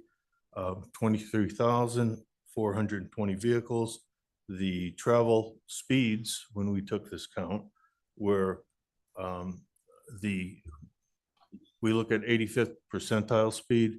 The 85th percentile speed is the speed that 85% of the traffic is traveling at or below. And that's what you use to evaluate safety of a road. So in the westbound direction, the 85th percentile speed was 43 miles an hour, which means you have to be able to see 474 feet. And in the eastbound direction, 41 miles an hour, which you need to see 452 feet to safely make your decision. All the intersections, even the emergency access drive was looked at, and sight lines are fine in all cases.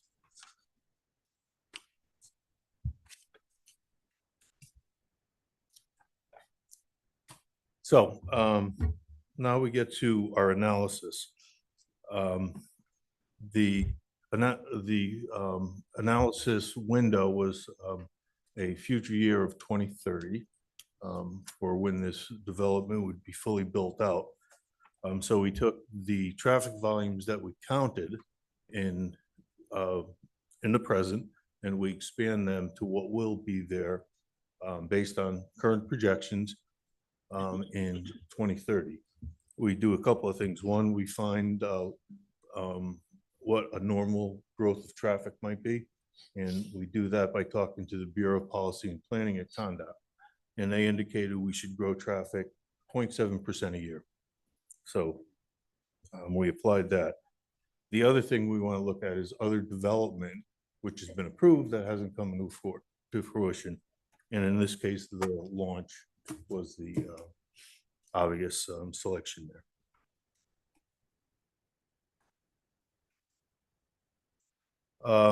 Trip generation. So this is how much traffic is going to be generated. So you've heard 79 single-family homes generated a certain rate, 158 multifamily residential units generated a certain rate. Combined, we expect that there'll be 123 trips in the morning peak hour, 167 during the afternoon peak hour, and 145 during the Saturday peak hour. Now, this is trips in, out, both intersections, some going right, some going left. So that's a combination of all the turns at both of those intersections to make up those numbers.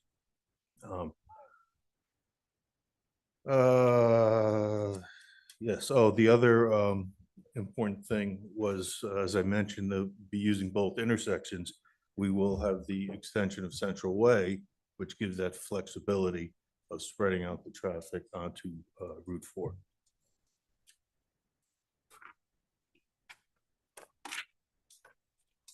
And lastly, this is essentially what the meat of a traffic impact study is. You know, we've talked about some of the safety elements, the impact.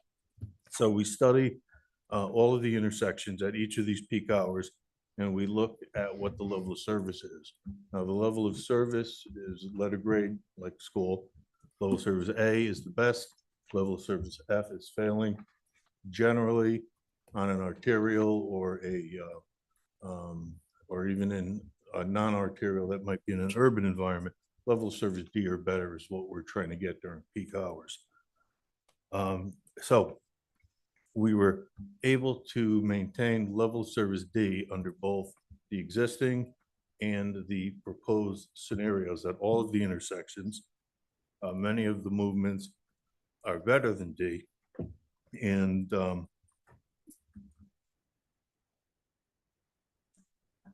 okay, so what's important here is when the launch was developed and it went through the Office of State Traffic Administration, and it was approved. And part of that approval was changes to the signal system. It included changes to the overall cycle length. That means how fast the it goes from red to the next red, So the cycle length is how long the full cycle of the signal is. The other thing that was done is one of the intersections, the intersection at Knollwood, which changed from a full cycle to what they call a double cycle. So right now, the full cycle is 120 seconds. Because of the low volumes on the side streets at that location, we're able to do two 60-second cycles, and that allows traffic to move quicker through that intersection and keep it, the progression moving better. So those were implemented, and they were in both of the background because they are mitigation for the launch, and are also in the combined or the build scenario.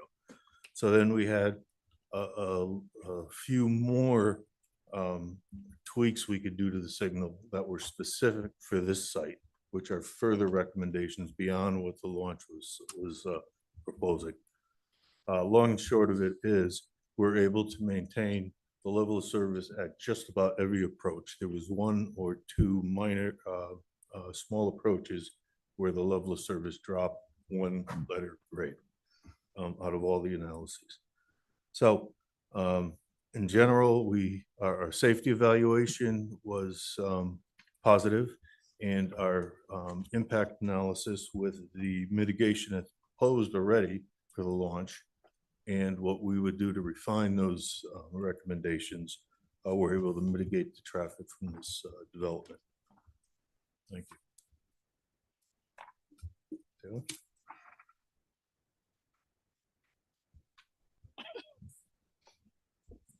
All right, good evening. My name is Taylor Daigle. I'm an AICP planner with SLR. I'm going to go over the amendments that are being requested for your POCD and your zoning regulations in support of this application. So the applicant is requesting amendments to section 32 of the zoning regulations and chapter 9 of the POCD, both in relation to the Midpoint Development District.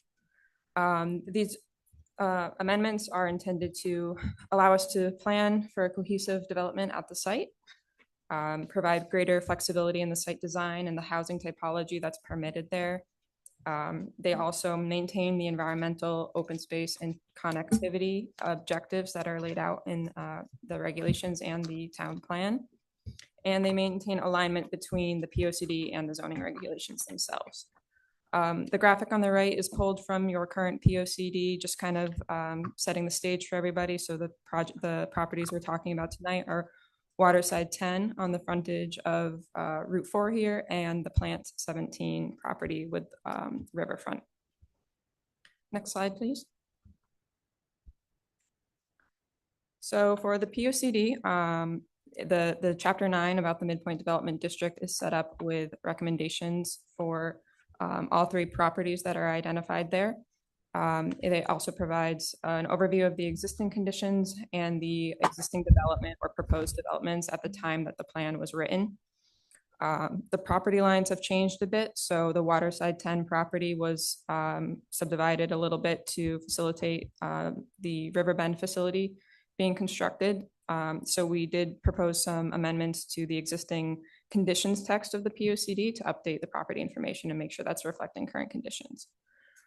For the recommendation for the Waterside 10 property along Farmington Ave, the original recommendation was to amend the zoning to senior active adult and to require multi-use trails connecting along Route 4.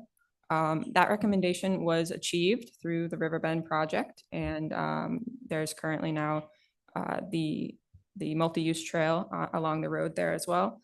So our amendment here that we're proposing is to update the zoning recommendation for the remainder of the site to Midpoint Development District. We're also amending the trail component of this recommendation so that we are requiring on-site trails as well.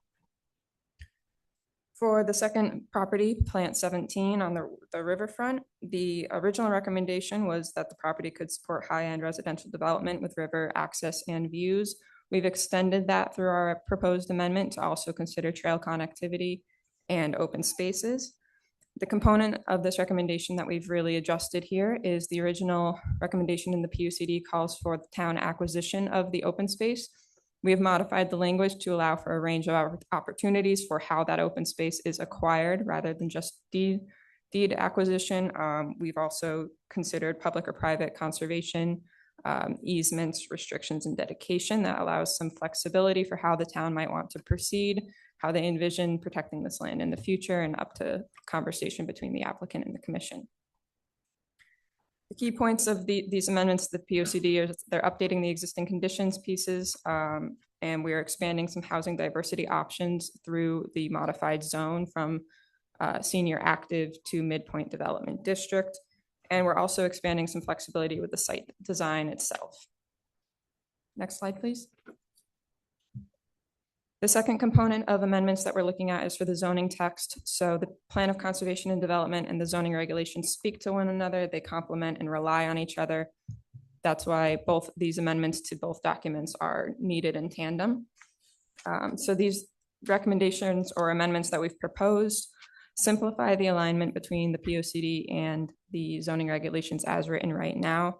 We've also assigned a maximum residential density of 8 units per acre, which was previously tied to the underlying district of senior active adult.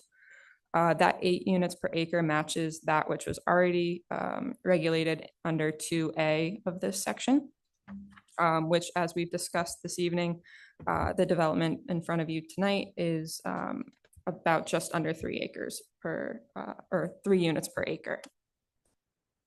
We've also proposed an amendment to building massing. So we've maintained the 35-foot building separation for buildings with more than 8 units, but we've permitted or proposed permitting flexibility for 20-foot building separation for smaller buildings, which is aligned with the current building code as well.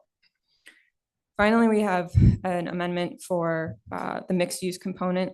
We have added in a consideration for the commission may consider existing and previously approved nearby and adjacent non-residential uses as meeting this requirement. If the development is found by you all to enhance the use compatibility of the site, the walkability and the circulation in the neighborhood, and is consistent with the intent and purpose of the MDD regulations, which we feel this development has met those standards. Ultimately, all of these amendments work together to facilitate the proposal in front of you this evening. But what's important to note is we have not proposed anything that changed the intent of the original POCD or the zoning regulations. We have just modified them to permit additional flexibility for market conditions today and site design working with the existing conditions on the property as well. So this brings us to be able to lay out the property for a viable residential development that turns this property into an economic opportunity here. Yeah, I'll turn it over to Don.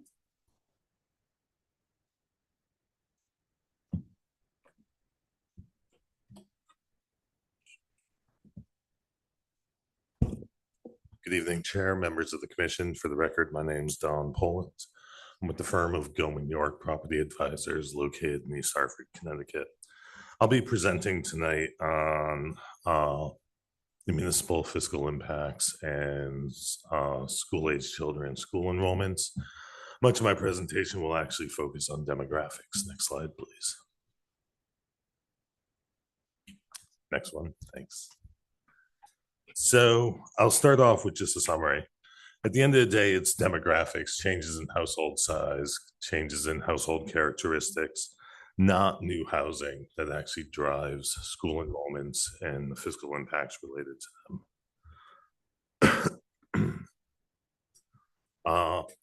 As a result of these demographic changes, town of Farmington, your existing housing stock generates 0.382 enrollments per occupied housing unit.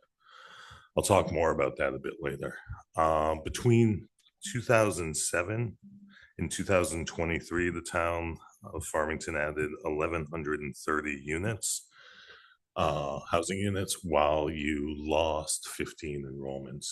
I will be honest, you were one of the few suburbs that has basically stayed stagnant with your enrollments. Most suburbs have seen deep declines. And one suburb, South Windsor, has actually seen some rapid growth in recent times. My study was projected based on 228 units, a mixture of what was assumed to be rental and what were assumed to be ownership units. And ultimately our findings using the projections that were first, the multipliers that were first developed by Rutgers University and then further enhanced by the South Central Connecticut Council of Governments, finds that the development would generate approximately 0.44 enrollments per unit. And once again, I'll talk a bit more about that in a little bit.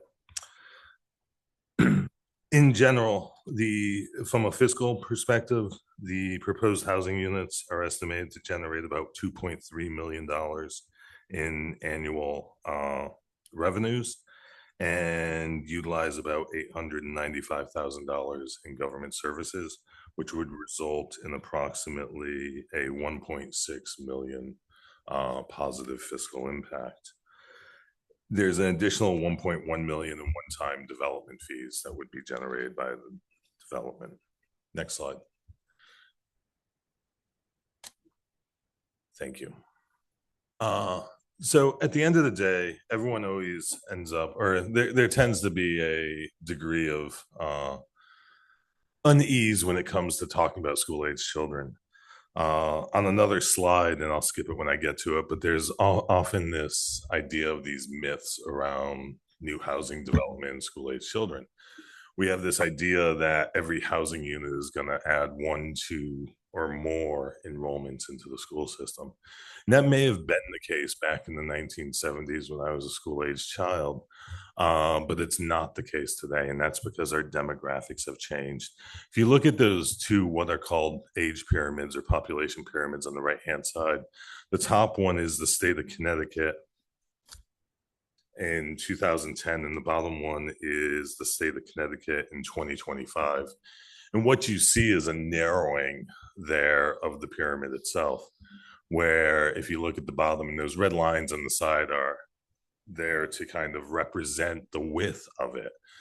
The fact is our populations have siloed out. We've gone from being a pyramid shape or more of a pyramid shape, which you see in the top half of the upper pyramid, to this kind of silo.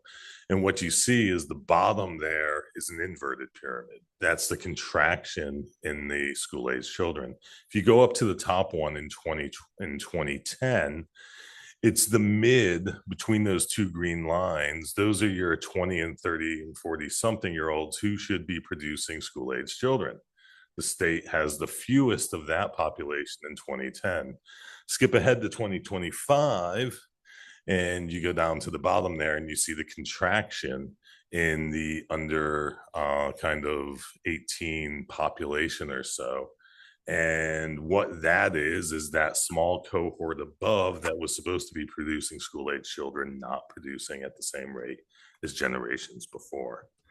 So what we've seen, in 1940, only 8% of households were single person. In 1960, 13% of households were single person. Today, nationwide, 28.5% of households are single person.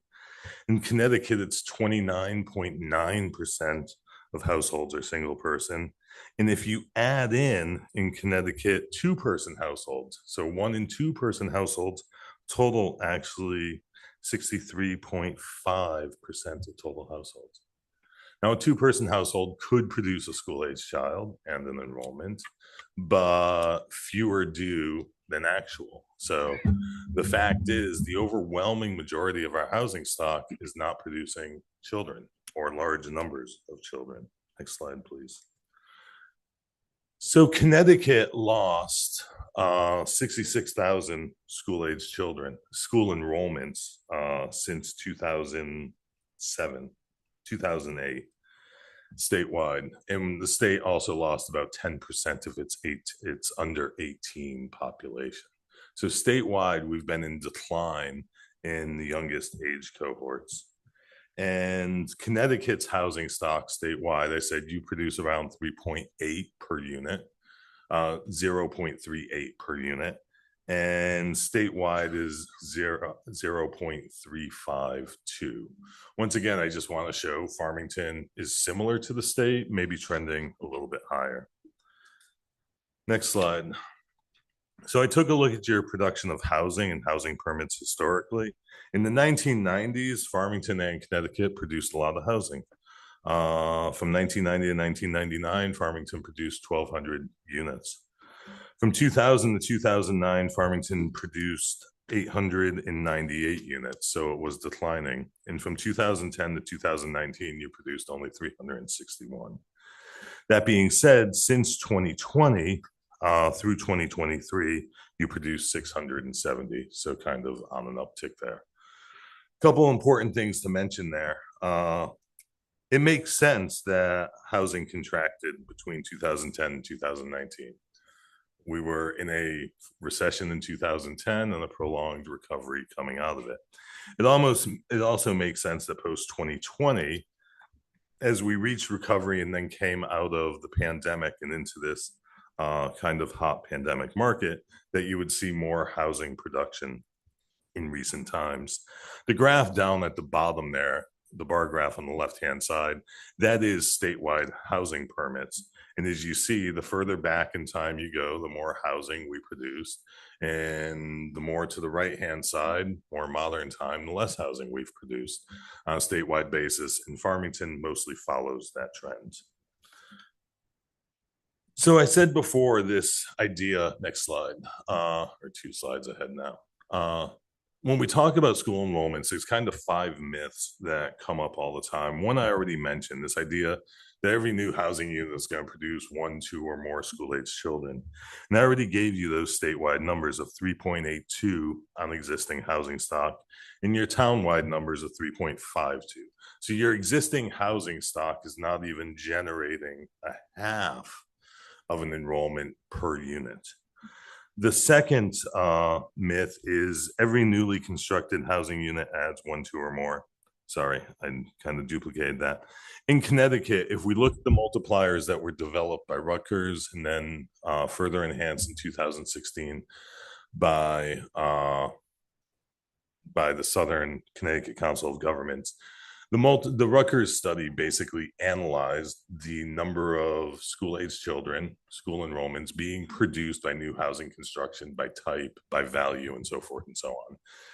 So studios can generate as low as, studio apartments as low as 0.02, and single-family detached conventional subdivision with lots of bedrooms, 5+, can generate as much as 1.54. The fact is, the highest enrollment generation comes out of conventional subdivisions, not out of common interest communities, not out of townhouses and carriage houses, and not out of multifamily residential, multifamily rental developments. Another myth is that it's enrollments that are driving school budgets. And if we look at the period of Farmington's school budget from 2007 to, in 2007, you had enrollments of 4,209 students with a budget of 51 million. 2014 to 2015, you had lost, from 2007, 2008, you had lost 192 students. So you're now down to 4,020, and your budget was up to 66 million. If enrollments are the driver, we would say that the budget should have gone down. But we know there's other factors at play. Board of Eds can't reduce their budget, right? There's things called inflation and so forth that ultimately drive the budgets. So it's not housing that's driving the budget, and it's not new enrollments that are driving the budgets. It's other things like inflation and actual costs. Next slide. Another myth is that multifamily housing produces a large number of enrollments. And as I've already shown, and I'll just be quickly on it, the fact is they produce far fewer. Bedrooms are a better determinant than the style of housing as to the number of enrollments that may be generated. Doesn't mean they will. Multifamily typically has 3 bedrooms or less. Single family detached, typically 3 bedrooms or more. The more bedrooms they are in the home ownership side, and the more likely there are to be enrollments. And the last myth is each enrollment will cost $20,000 or whatever it is. The number in each town is when you divide the total budget by the number of enrollments. And that is a good number to start with. What is the budget per enrollment? But a new enrollment doesn't cost that full cost. There are many fixed costs within your budget. Utilities. You don't hire a new superintendent every time you have a new enrollment. You don't hire a new teacher every time you have a new enrollment. So the difference between average and marginal costs. The average costs in Connecticut typically run between $16,000 and $22,000 per enrollment. But the marginal cost of a new enrollment typically runs between $6,000 and $13,000. It's much less. Next slide. So did some look at new housing development versus, my apologies. I got out of order here. So this next slide really gets at the core, the slide that's up here gets at the core issue related to demographics. The reason why single person households have increased, the reason why enrollments have decreased, the reason why population growth has slowed is because fertility rates have declined. Fertility rate is the number of births that a woman of childbearing years is likely to have over the course of her lifetime at that moment and projected forward for projections. You need a birth rate or a fertility rate over 2.1 for population to grow, and below 2.1 population contracts. The US fertility rate is 1.64. Demographers refer to 1.7 as population implosion. Meaning when you're below that number, given enough time, forget immigration and emigration, just natural increase of growing population, a population given enough time will become extinct. It can't generate itself because it's losing, there's higher death rates than there are birth rates. Connecticut is 1.51. We are older and we are aging faster and we are having fewer children. Next slide. So did a look at housing production versus enrollments. And what you see here is housing permits on the left-hand side. I'm sorry, in housing permits in the first column or the second column in per year, enrollment change or the actual enrollment in the middle column, and then enrollment change in the right-hand column. You'll see permits constantly increase, or there's new housing increased every single year, and you see that enrollments fluctuate. They're up, they're down, they're stagnant, and so forth. It's not housing construction driving the enrollments. Actually, those enrollments are probably being driven, or I know for a fact they're being driven more by your existing housing stock turning over in sales than the construction of new housing. Next slide. Actually, 2 slides forward. Just to know you're not unique, because everyone tells me they are unique and different, or just to know that I didn't create these numbers simply for this project here tonight. Case study from Cheshire, the town I live in, a project I worked on. 72 units of new townhouse-related housing generated 17 school-aged children. That's taken from the town Board of Ed, their numbers, at a rate of 0.236 per unit. Those were for sale units in the $700,000 range. South Windsor has been studying their enrollments year over year through a consultant over the past 10 years. The table in the bottom right corner shows enrollment generation by new housing development. The highest is single-family detached subdivisions at 1.06. The lowest is multifamily apartments at 0.17 enrollment per unit. And the common interest communities comes in middling, as we would expect, at 0.62. Next slide. And then a Stanford study comparatively between existing multifamily that generate 0.089, existing multifamily generating 0.089 enrollments per unit, and the existing multifamily neighborhood generating 0.419 per unit, single family neighborhood. And then last, a study I did in Ellington as part of their POCD while updating their POCD. We had the benefit of having access to 1,800 plus units. Board of Ed data on all those units. It made up 80% of the total multifamily within the town. And what we found was 1,800 and I think 59 units was generating 295 enrollments, 0.158. So less than one enrollment per unit on multifamily development. You can skip the next slide. I will, or the next one.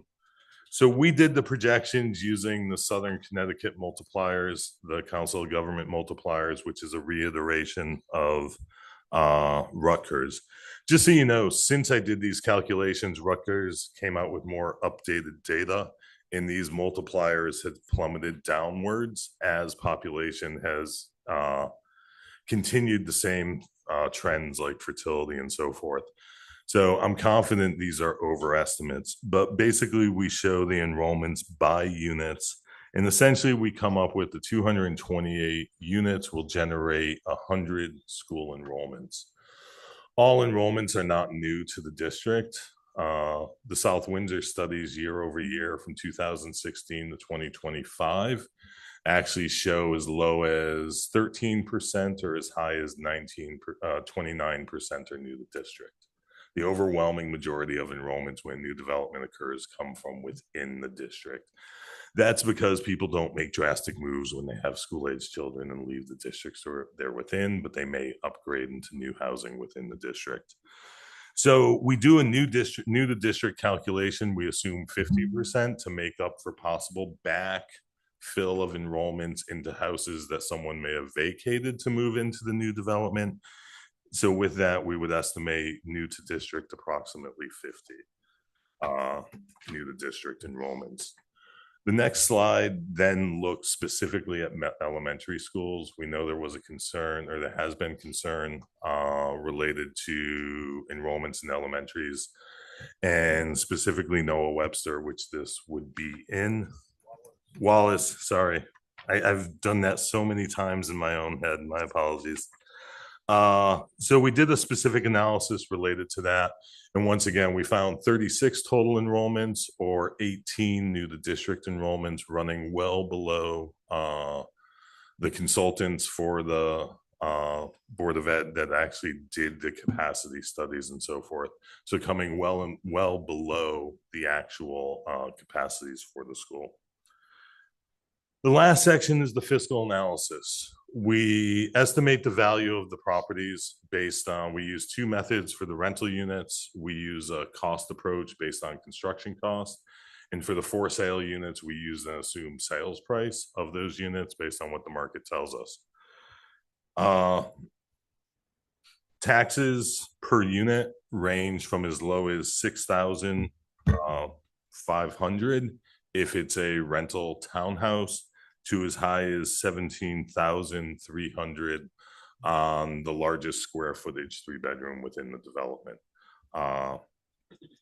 The reason why the rentals run lower is ultimately income as a commercial operation property, income producing property will drive value, and it's different than the comparable sales, which ultimately is used on the for sales. We also calculate the number of vehicles and estimate motor vehicle taxes. So we have approximately 2.3 million in real property taxes from the units, approximately 132,000 from motor vehicles that would be associated with those units. And then we calculate the expenditures related to the school-age children. The report explains my methodology. I start with that, divide the total budget with the enrollments and start with that number, then break it down the local share to exclude intergovernmental funding because we're talking about property tax impact, and then ultimately an allocated or marginal cost approach, which then brings it down to about 10,900 per school age child per enrollment that ultimately gets calculated in there. And then ultimately we go to the expense side of the budget to determine the amount of general government services that will ultimately be supporting this development. And we arrive at a fiscal impact that shows 2.5 million in revenues, 895,000 in expenses, both education and general government services, and 1.6 million in net positive revenues. I've been doing these studies for approximately 20 years. I have the benefit of getting back many times and going to look at what they actually, how they actually perform after the fact. And I'm very satisfied with where our projections end up versus their performance later. So I thank you for your time. I apologize for the length, but I felt it's important to get through, and I will be available for questions if needed. Thank you.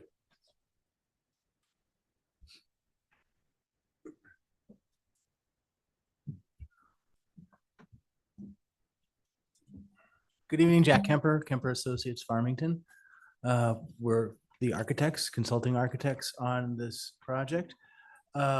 We are really kind of happy to be working on this. It's a really cool idea. And a lot of this is manipulated at the site plan level. So we'll give Tom credit for that. But what we're really trying to do is to on the sites on our main streets that we're trying to do really nice facades. We're trying to put the garages off the main street, as we're working very hard to do that. And what we're really trying to do is make the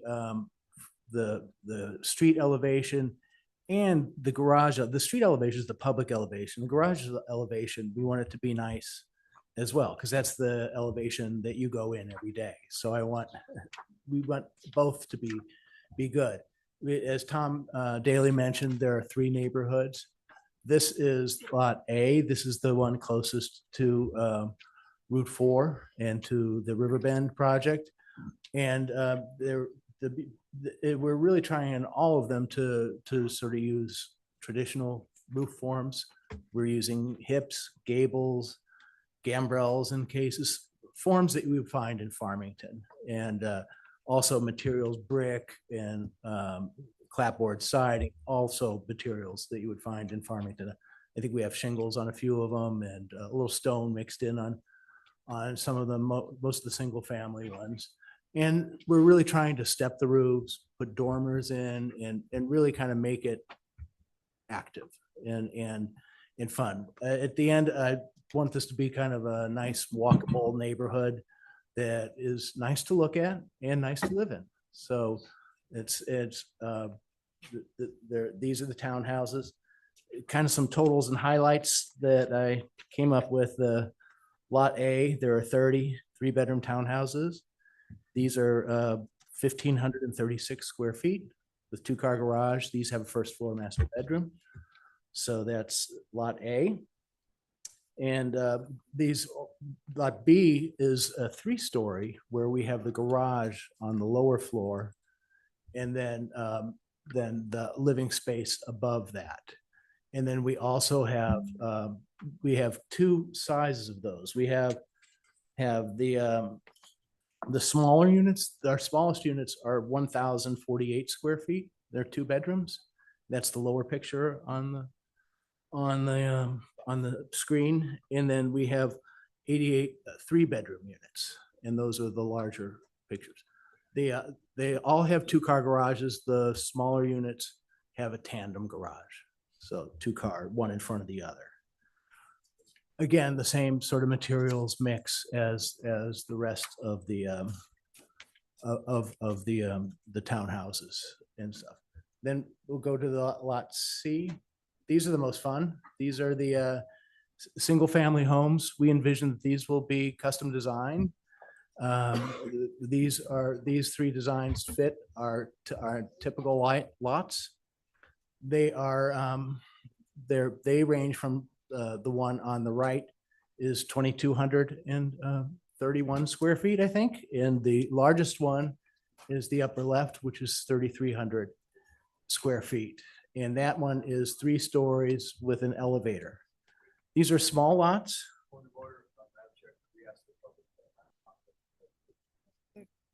Certainly, please. I know there's a lot of information being presented We're going to take a break once things are done. So please hold your comments and discussions until the presentation is completed. And I'm nearly done too. On the single family homes, again, the various roof shapes, we're trying to set the garages back from the house. One of the design issues with any sort of new house project is how do we work the garages in and not overwhelm the house. And what we're doing is setting the garages back on several of them. We want to make sure that the house is proud of the garage and the garage sets back. And then we want to, if we also put canopies over to sort of shadow the garage doors on that. And again, you can see the mix of materials. This has, these kind of show the various roof forms that we would use, and all very kind of traditional and hopefully well detailed. And again, we expect, these are 3 prototype houses. We expect that they will be designed to fit each lot and each buyer. And then we'll work from there. But we have the parameters. These work on the lots as they are drawn, as they are sized. So we'll have the parameters of what fits, and then we'll have the architectural controls on what's there. But we really would like there to be a variety there. So we're not looking to have them all look the same. And that's where we are with the architecture at this point. So we're all available for questions, I'm sure. Thank you. Thank you. Oh, we have been back and forth. I'm sorry. We have, the team has been, I haven't because I'm on the committee, so I get recused. But we have been back and forth with the Architectural Review Committee, and they've provided some good input, and they gave us sort of a set of recommendations, which we plan to abide by. Thanks. Thank you.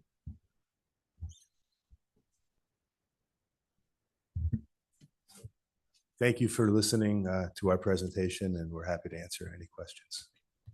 Okay. Thank you very much. Because of, as I previously said, we've had a lot of information shared with us. And I think we need to take a 5-minute break, if that's okay to all participants, 5 or 10-minute break, get up, stretch your legs, maybe get a drink of water, and then we will reconvene. And then at that point, we will begin questions from the commissioners. If everyone agrees to that, meet you back here at 9:20.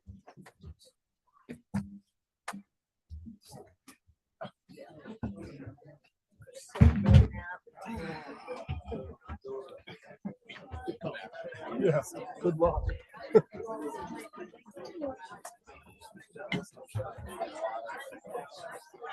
Man.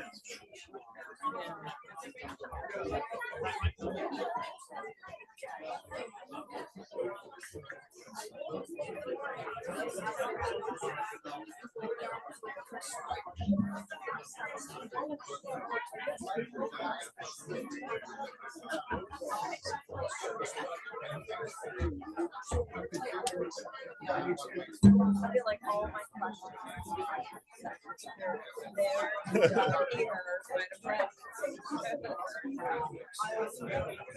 I don't know how far.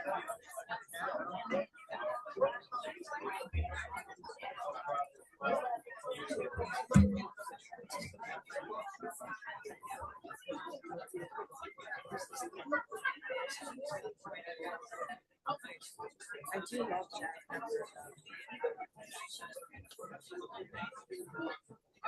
For his work, I don't know. Well enough to watch. Beautiful. Yeah, they do a good job.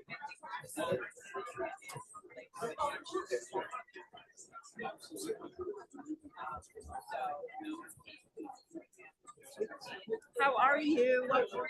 I'm good. Congratulations, honey. What's awesome. I'm very happy for you. It's very tough. I mean, my heart is always with housing and availability, but I mean, it's already been cat was hurt by so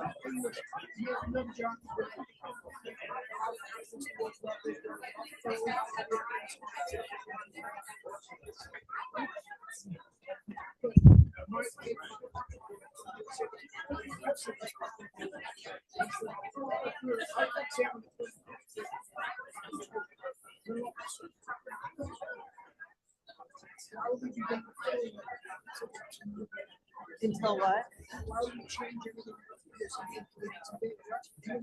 Right. Right. So I think there's a lot in here that's not really even that defined. So like improving it without it even being quantified, a lot of things laid out. But I don't know. I mean, I can't say so much, but I'm so far away from the density. I feel like there's a lot in it, and it's so hard to absorb all this independently of each other.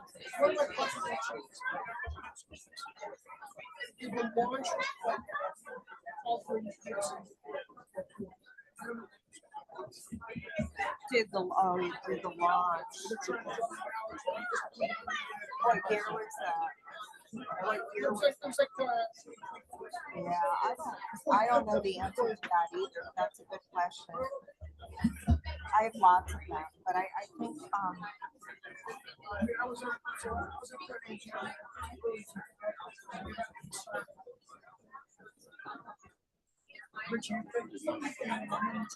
yeah.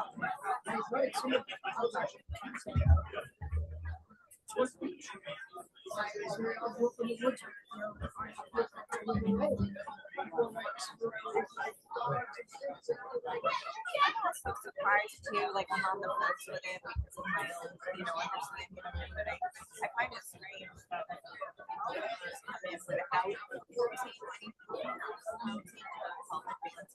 it's all for non-benefit. But I'm also on the fence with that because I think Nobody I can was afford these houses. Nobody can afford it. $600,000, $800,000, and $1 million. It's not affordable, but I mean, My wife has 2 master's degrees and can't get a job right now.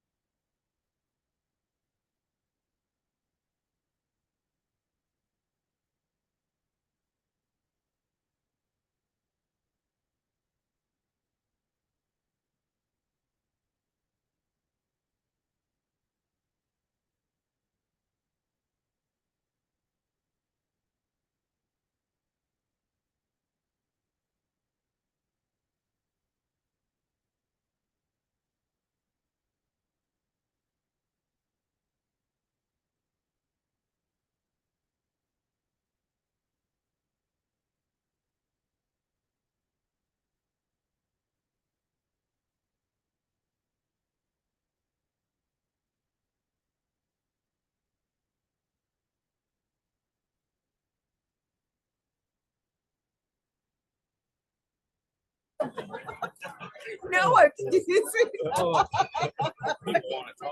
No, you're between us, that's all you. Can I have your attention, please? Let's get things back on track. Please come, find your seats and get settled so we can continue.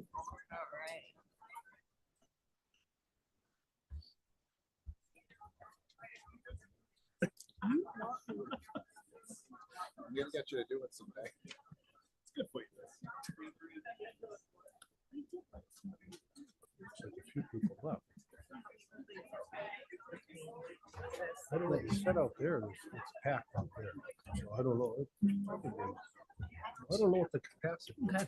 Oh, I don't know. See it over there. Yes, I can use the gavel. I never do. Yes, please come in, get settled, and we will reconvene, recommence.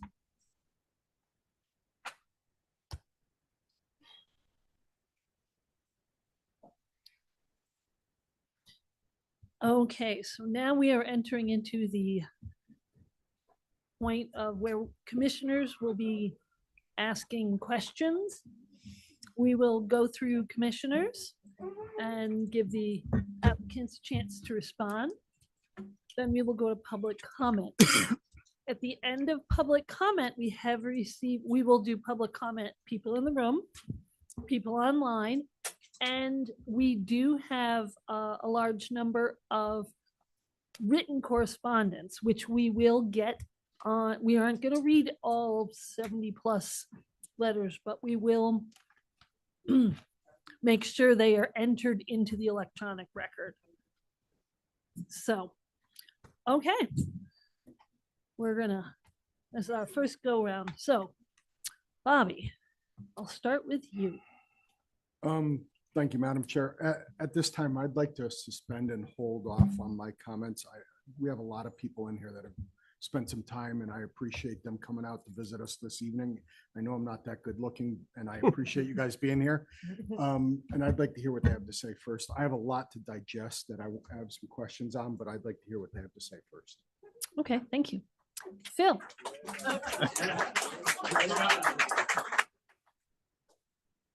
Madam Chair, I'll also be holding off on questions till we can hear from the public. Okay. We will then, if you do not, commissioners, if you are not, if you want to listen to comments, that's perfectly fine. We will get a chance to come back and ask our questions if your concerns are not met or answered. That doesn't count as deliberation, does it? No. Okay. So we're gonna reorder. You process, can. So I'm clear, we're gonna do public comment and then questions? Is that? No, they are just choosing. Right.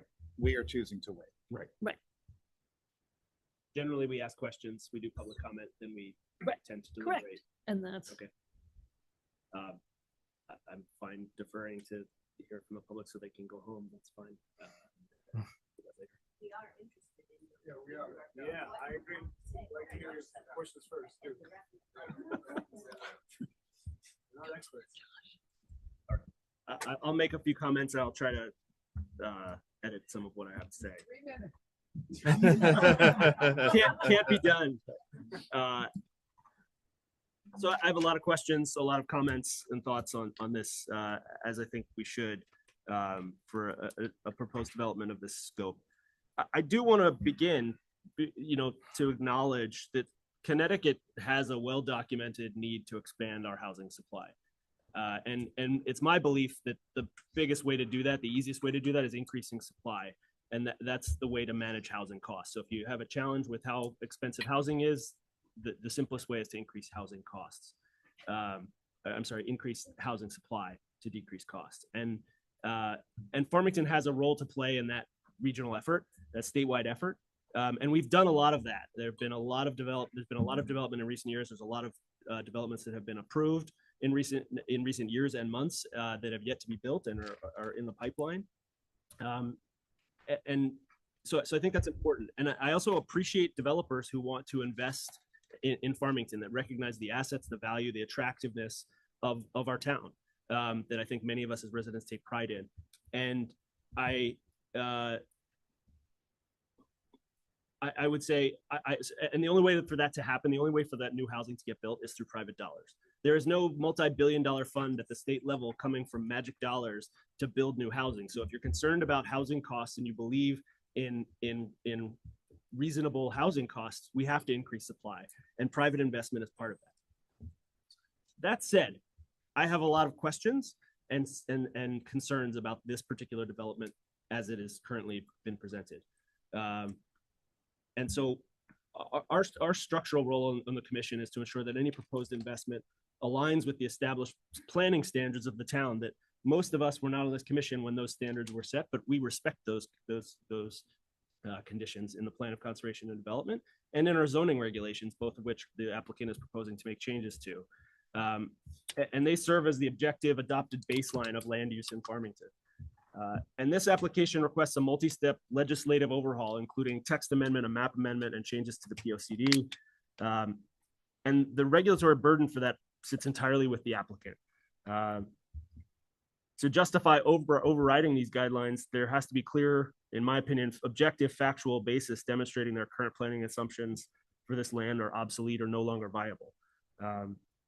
And furthermore, I think we have to consider, and I ask my fellow commissioners to consider, that a master plan approval, which is part of this application, is primarily a conceptual authorization. And under Connecticut law, in our legislative capacity tonight, the commission holds its maximum discretionary leverage. Now is when we have the chance to have a lot of discretion in our judgment. If we go through and approve all of the applicants' requests this evening, it shifts us into a strictly administrative role from a legislative one, whereby we then are just sort of taking the application as it comes and evaluating it against the regulations. And if it meets the technical definitions that are allowed in the regulations, then we have very little discretion, and that has to be approved. And so finally, this midpoint development district that's the subject tonight was explicitly designed by this town to foster integrated mixed-use development. And when evaluating a master plan for this district, it's important to ensure that the proposal maintains a substantial balance between commercial infrastructure and residential density, rather than functioning primarily as a single-use residential neighborhood. And so I do have specific questions if, for the applicant. They can choose who they wish to speak to some of these questions, but, does the applicant have objective data or specific, conditions that have changed that show why the POCD and the zoning designations for these parcels are no longer sound or factually valid?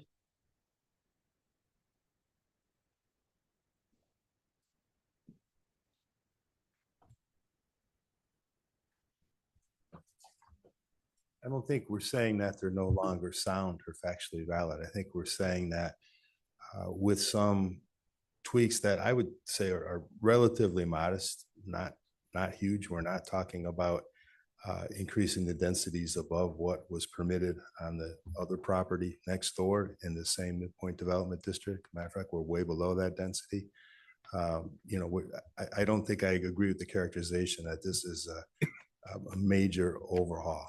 We are proposing changes. We are asking that we can do not just senior housing on the Bridgewater, 3 Bridgewater Road parcel. We're asking for any sort of occupants, because frankly, we built a lot of senior housing, and Mr. Fishman got 32 units approved for senior housing on that parcel, and it never got built because the market wasn't there for it.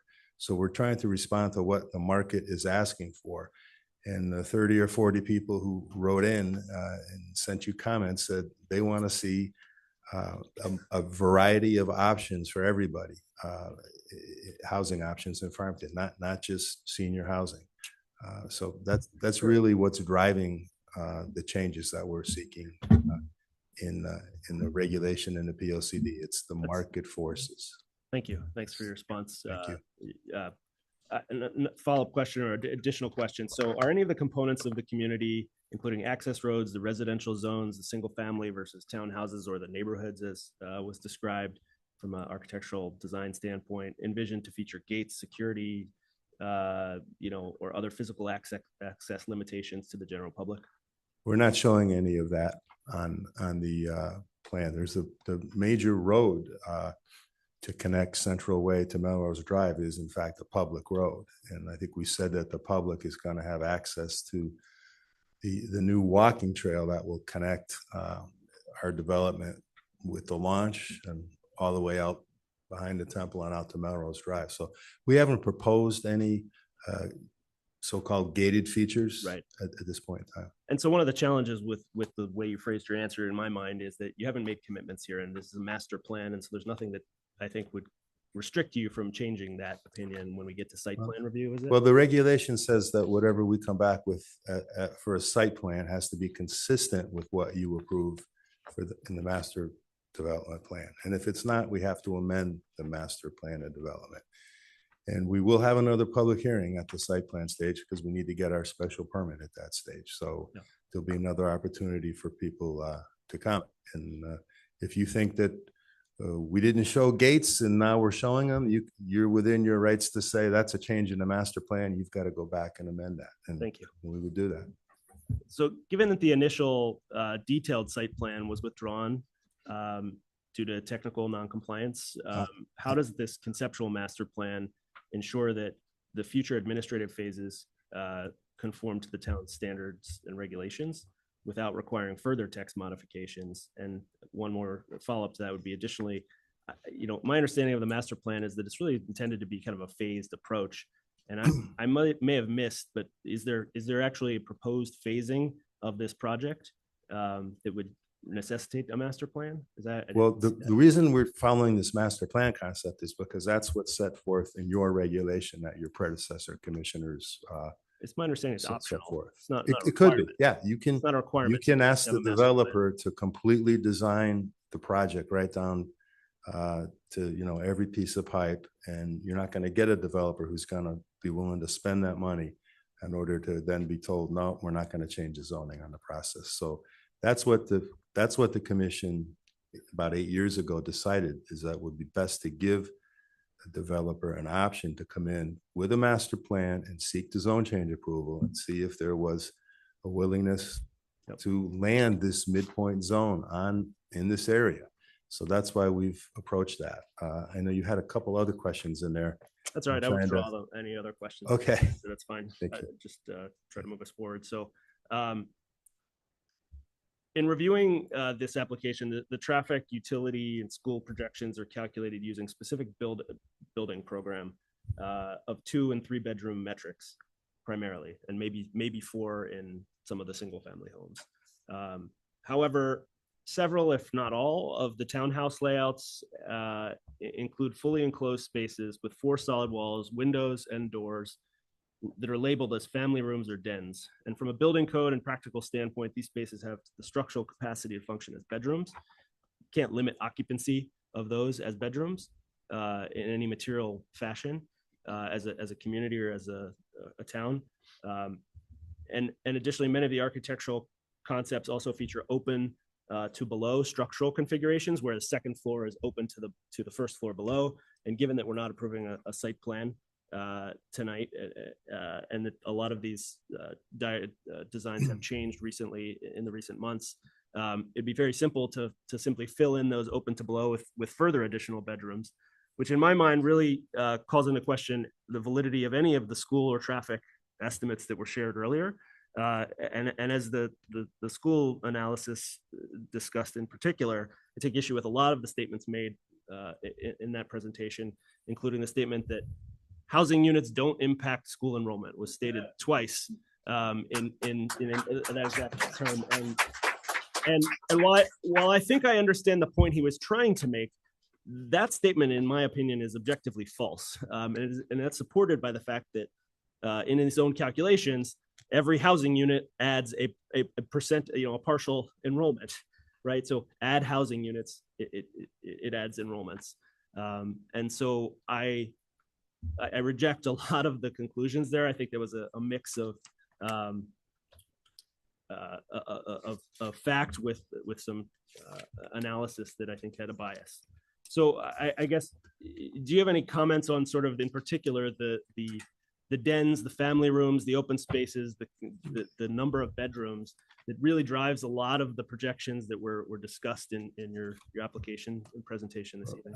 I guess I would say our project is no different than any other project. If you've got a family that wants to come in and put their kids in the dining room or the den, you can't Sure. stop people from doing that, but this is Okay. not unique to this project.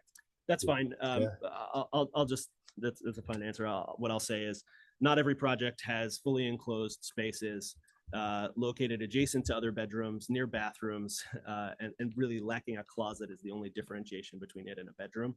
And this has it in virtually every layout that was presented. Sure, because people want dens and they want places to work at home and they want studies. We'll move on. That's the way things work these days. We'll move on. I think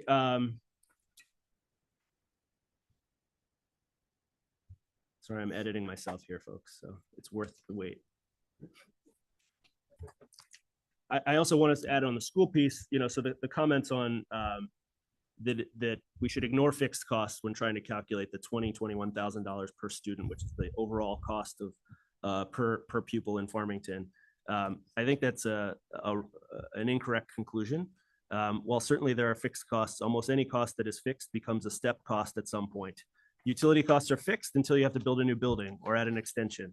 And those are really big steps, as we know as a town, talking in tens or hundreds of millions of dollars or $100 million plus to build a new school or expand a school. And so I think it's a very fair way to analyze the impacts. And if you do that analysis and the tax revenue of $2 million as presented by the applicant, and do the math of even there, what I would argue is under estimated number of enrollments because of the aforementioned bedroom den issue, do the math for yourself and see what that adds up to compared to the taxes.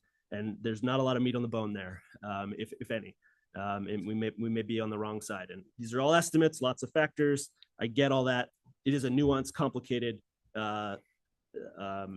science or pseudo, that you can't predict the future. If we could, you wouldn't be predicting school enrollments. You'd be doing something else. So I think that's important to note.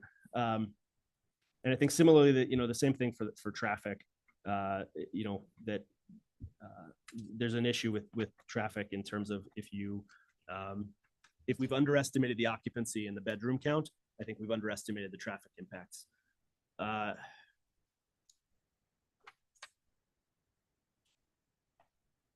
I also think, I think a lot of the parking situations, particularly in the townhouses, are problematic.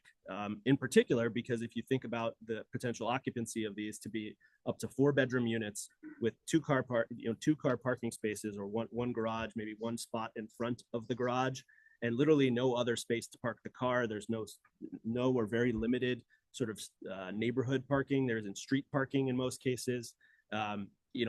Families are different, and sure, on average, maybe there's 1 or 2 or a half a car, right, or 1.5 cars. But you may have one family that has 4 cars or 5 cars in a 4-bedroom townhouse. That's not unreasonable. What do they do with the cars, right? I think that not accounting for sort of thinking of this simply as averages and is not sort of a viable way. And you're going to end up with people parking across the sidewalk, which is one of the supposed amenities that we should be grateful for and happy about. When you have a car parked across the sidewalk, I think you're negating any benefit. You're creating a enforcement challenge for the police department, and so I'm not a fan of that. On traffic on the intersection, so as someone who spends a lot of time at the Brickyard and Route 4 intersection, and when I say a lot of time, I mean a lot of time. And during that peak, particularly in the morning, I drive my daughter to school most days, and usually 3 light cycles is what it takes to get through the Brickyard, from Brickyard onto eastbound Route 4. And that's with the signal changes that were done several years ago. Today, almost all the traffic in that intersection from Brickyard goes east, and it's all making a left turn. There's virtually no traffic, very few cars coming out of Bridgewater because it's Anthology, Riverbend to Farmington, Goddard School basically is probably the people who are mostly dropping kids off and coming back out. So you have a 1 or 2 cars per light cycle. You start adding 4, 5, 6, 10 cars, which I think it was somewhere in the 140, 120-ish range. 123. Thank you. In the peak hour, just do an average even across every minute. You've got 2 a minute. You've got a light cycle that's 120 seconds. That's 4 per light cycle. 4 per light cycle is going to add 2-3 seconds at least per car. That means I'm sitting at Brickyard and Route 4 lights for a whole nother cycle, most likely, in my analysis. And so I don't think that we've thought through sort of the impacts of that. Yeah.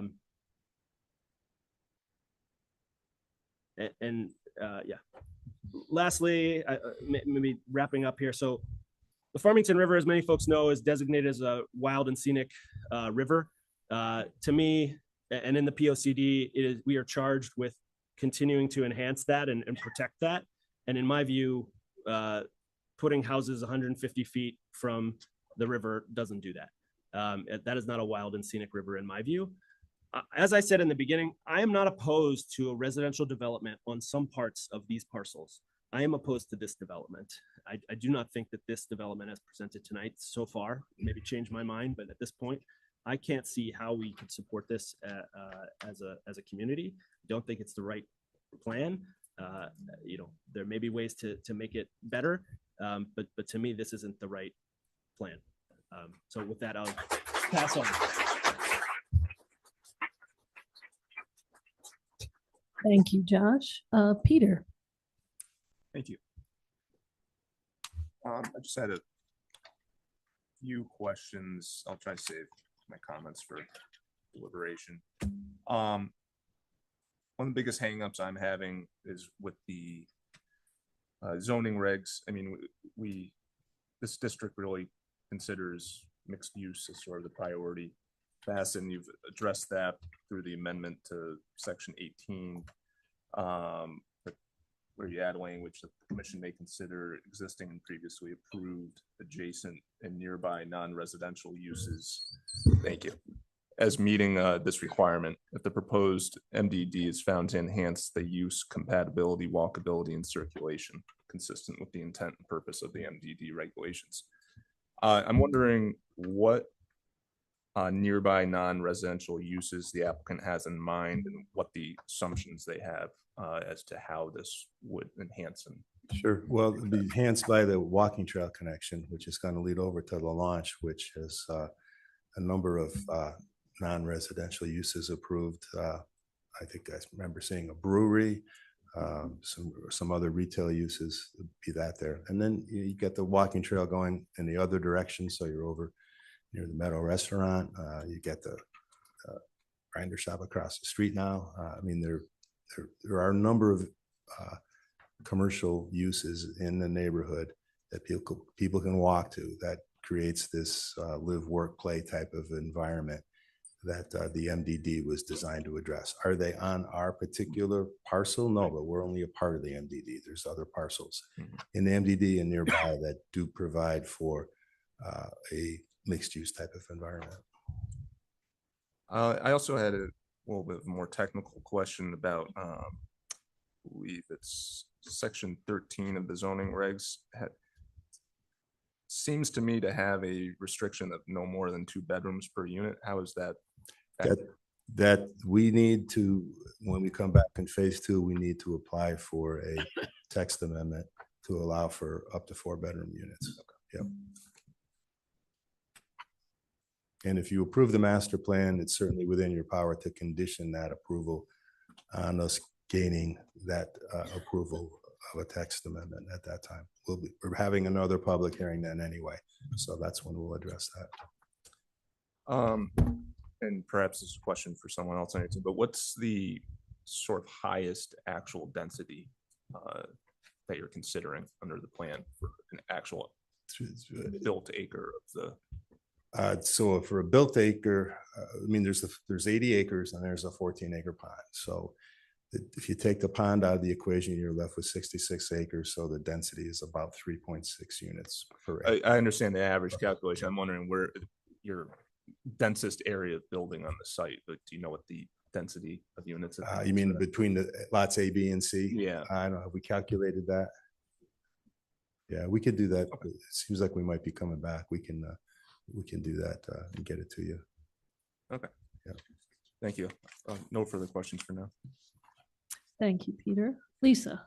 I also am going to wait to the end after the public has spoken for some of my questions, but I would like to just make a comment that I don't believe that the proposed amendments align with our community at all.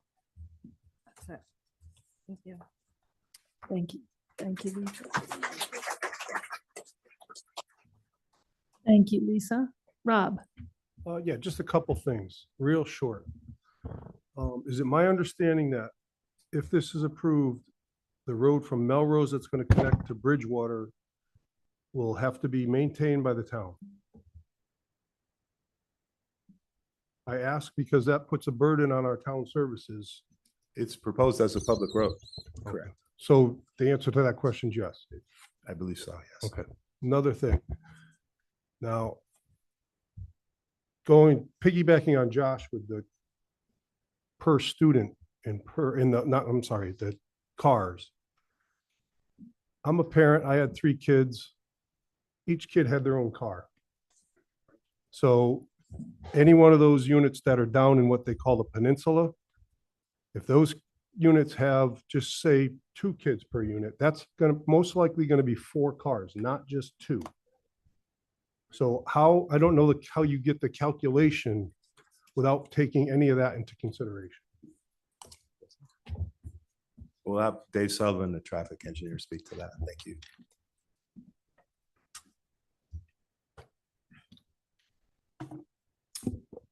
Good evening. So this is very common question I get quite often. A lot of times it's presented to me, how could there be 3 parking spaces per unit and it's not generating 3 cars? First of all, the data we use is based on actual statistics throughout the country for these land uses. So it takes into account these actual type of units, and they break it out by single family and by low-rise, multifamily, mid-rise.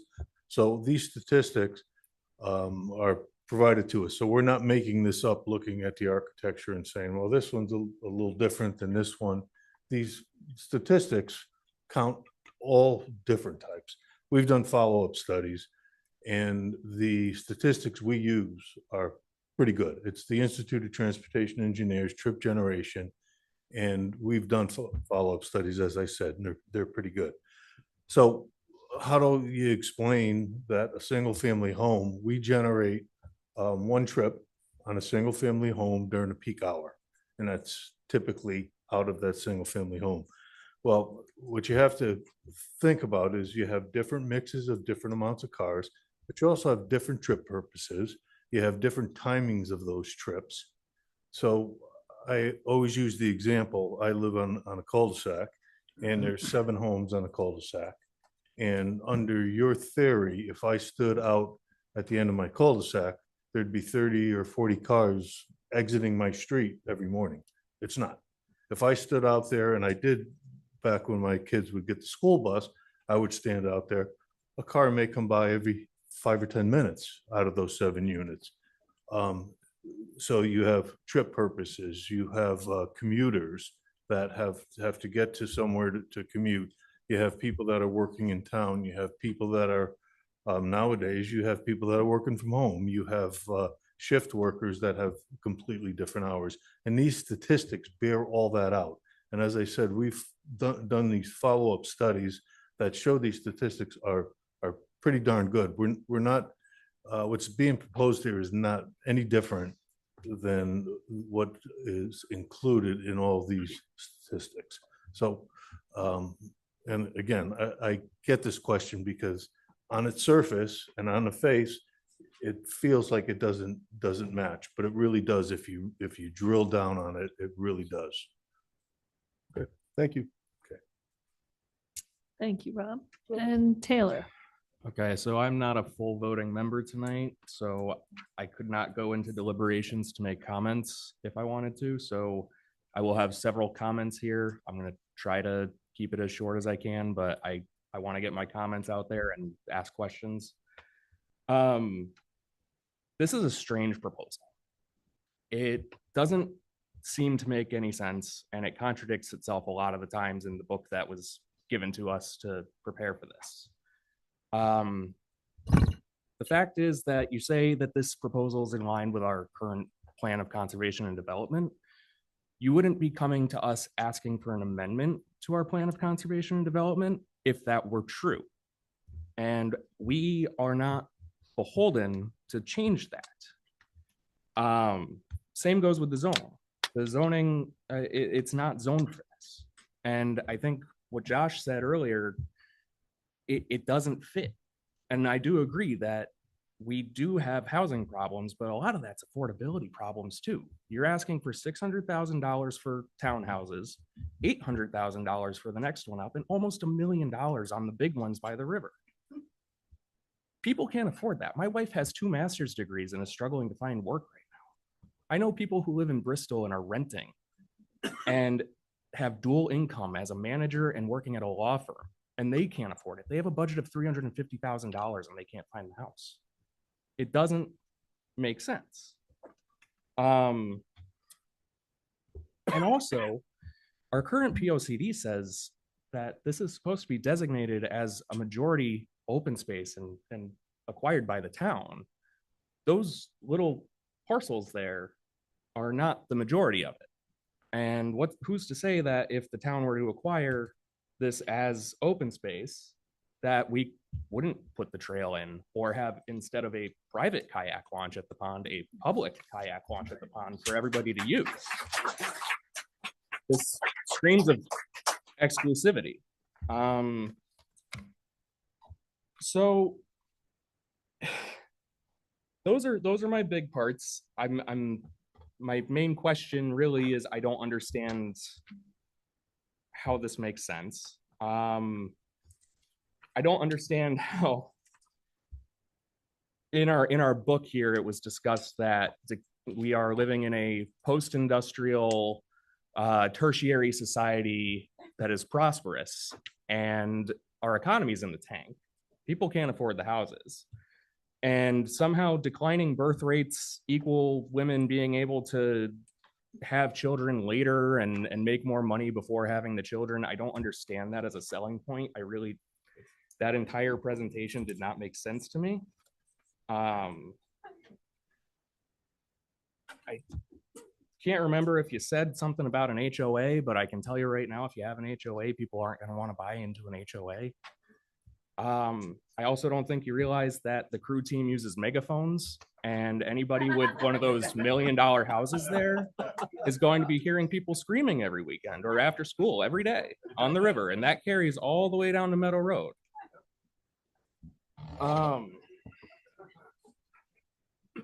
And my personal experience with flooding is that we are seeing a lot more flooding than we've ever seen before. It might not be every year, but my family has fields for planting down the road there, and we've lost tractors. We've lost acres of produce. I mean, it happens more and more frequently, and the destruction is evident, and people buying, like I said, $1 million homes are not necessarily going to want to fill homes that are going to flood. I think you're wildly overestimating what people are willing to spend where it is, and it just doesn't add up.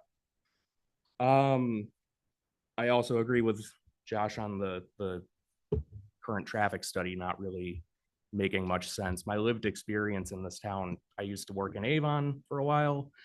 I took every road I could to avoid going down Brickyard at the end of the day. That has a rank D in your own report. That D is not passing, even if we want to say it is. And the one by McCallum's, when that went in, had an F. That's obviously not passing. So that leads to a lot of problems, especially with public health and safety, accidents, all that. And now I want to get onto the environmental impacts, which are, you're asking to build on wetlands.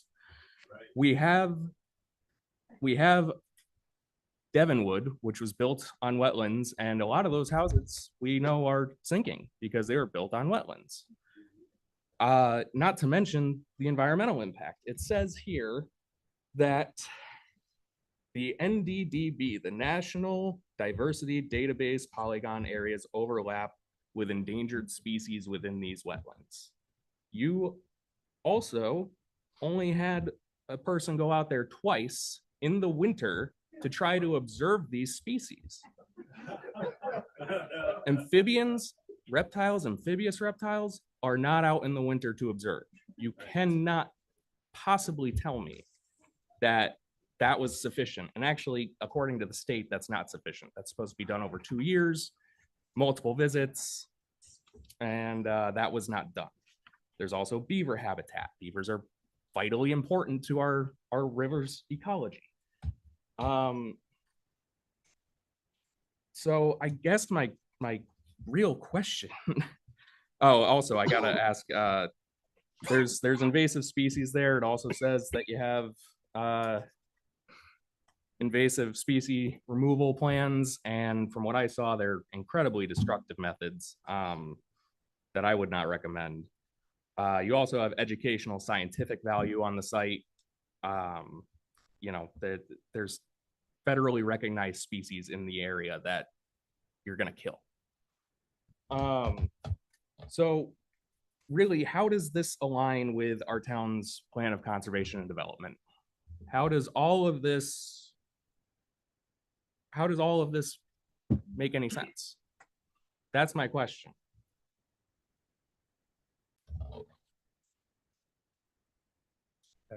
Thank you for the information. It's very, very thorough. Yeah, I can't begin to address everything that you raised, Commissioner Paxton, in the short time before the public speaks. A couple of comments, you're concerned about flooding. I mean, we heard that none of these units are within the 100-year flood zone. They're 13 to 16 feet above the level of the river. That area does not flood. To counter that, I've seen water go up to the Farmington mini golf. That's not where Route that's 4. not where this is.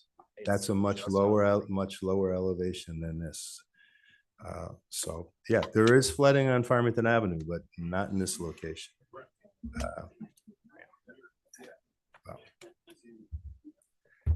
To respond to the rest of your questions, I think we'll stand on the presentation that speaks for itself. Thank you for your comments. Okay, thank you. Now it is my turn. Many of the commissioners brought up issues that I also had questions regarding. The idea that this is supposed to be a mixed use development area. Trails are lovely. I love them. They're great. More access. People know me. I walk all over this town, but that isn't mixed use. The whole Farmington River being a wild and scenic area that's a concern for me. A question I have is, so the new road or the connection of the Melrose and why am I forgetting the other? Bridgewater. Thank you. That will become a public road. So that means school buses are going to be coming down and making stops throughout the area, because kids will have to come and be on those roads because they aren't going to be going on the private roads, correct? I assume. I'm curious. It's been a long time since I rode a school bus, so. Yeah, I think the school buses do travel on public roads and not on private roads. I think you're correct about that. Okay, so that would be the main access there.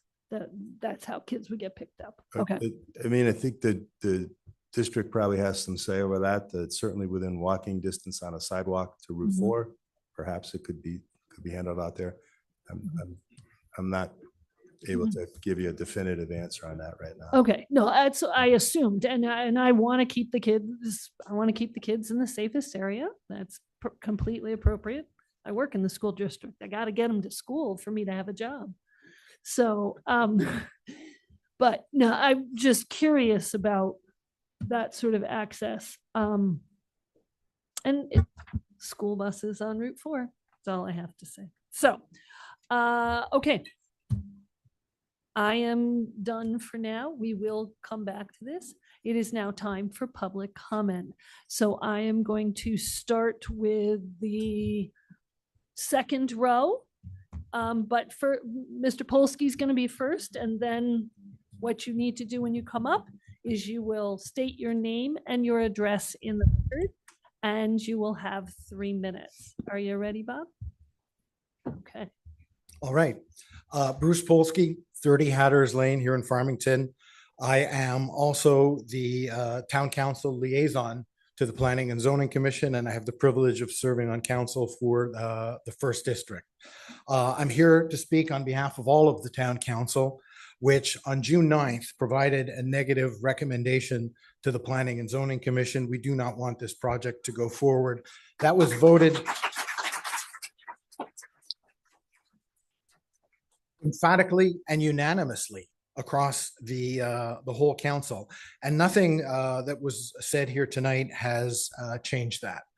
In terms of the reasons to do this, you know, the need for housing has been discussed, but also this is being addressed. We have a number of new projects coming online. We talked about the launch tonight. We heard that Scott Swamp, Trailside, Olmsted, the Warren. We are building these things in places that are appropriate. This is smack dab in the middle of Farmington. All these other developments are on the outside of it in appropriate places, and we are addressing that. The town is looking to do that. This proposal is not only trying to change the POCD, but is actually increasing the density that was slated for that, moving the buildings closer together. It is called Midpoint for a reason. Some of the other community benefits that the applicant has put forward, such as trails, park space, these can and will be addressed in other ways as town goes. We have better ways to do this. We do not need this developer to achieve those goals.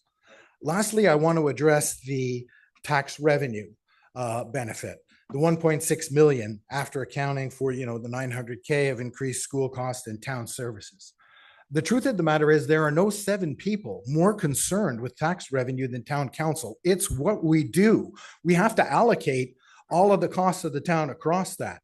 And if we're saying, no, thank you, we don't want that revenue, you can be assured to give that 0 weight in your deliberations. There is no benefit from that. So if you don't want the revenue, none of it matters, and we don't want it. So those are all the reasons that the applicant says we should approve this. But they can almost all be met by better and other solutions. There is no strong case why you should approve this. Yet there are several compelling reasons why letting this go forward is in fact a very bad idea. And I can't even get into all of them. I don't have the time. But the POCD, as you know, creating the plan of conservation and development is an evolved process. You're about to embark on recreating that and doing that. It is the strong opinion of town council that it should not be amended for the benefit of a single developer on a site-specific basis. Just because you can do it does not mean you should. And it's your power. There's no force on earth that can make you do it. As Josh alluded to, you can't have that. Traffic, that is also a huge problem. Finish your sentence. You had 3. I'm speaking for 7 people though. Can I have a couple extra minutes?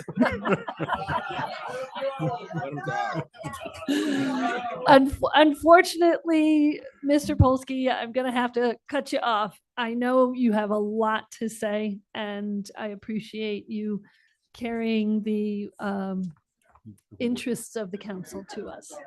So, all right. Well, so be it. Anyways, pass your council notes to someone is else? urging you to say no to this. Put a bullet in this. Please send the applicant home empty-handed today. Thank you.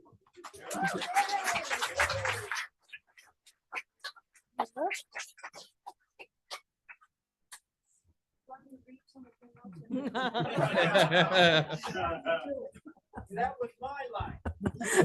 Joyce Betancourt, 42 Worthington Drive here in Farmington.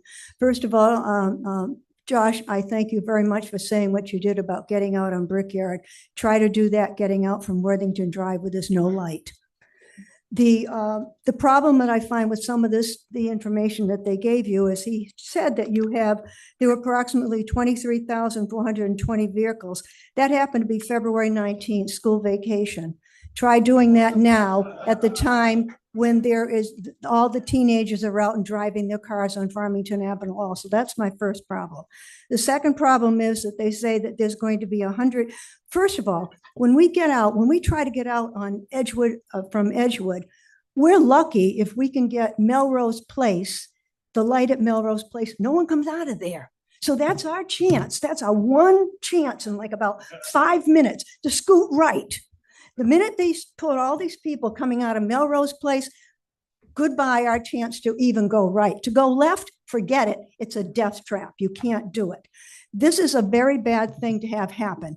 You're talking about the money that you're raising from taxes and so forth. I want you to understand that we at Edgewood Estates pay approximately $10,000 per unit, and we're 62 units. So we're giving the city of Farmington $600,000, and we're not taking a penny from you for garbage collection, snow removal. We don't have any kids in the schools. We're retired. We don't take anything from you. We just give to you. So we truly wish that you would take into consideration what's going to happen to our life when we have these problems with taxes.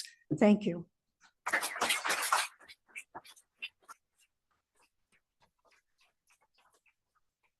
The third row from the front, that next row.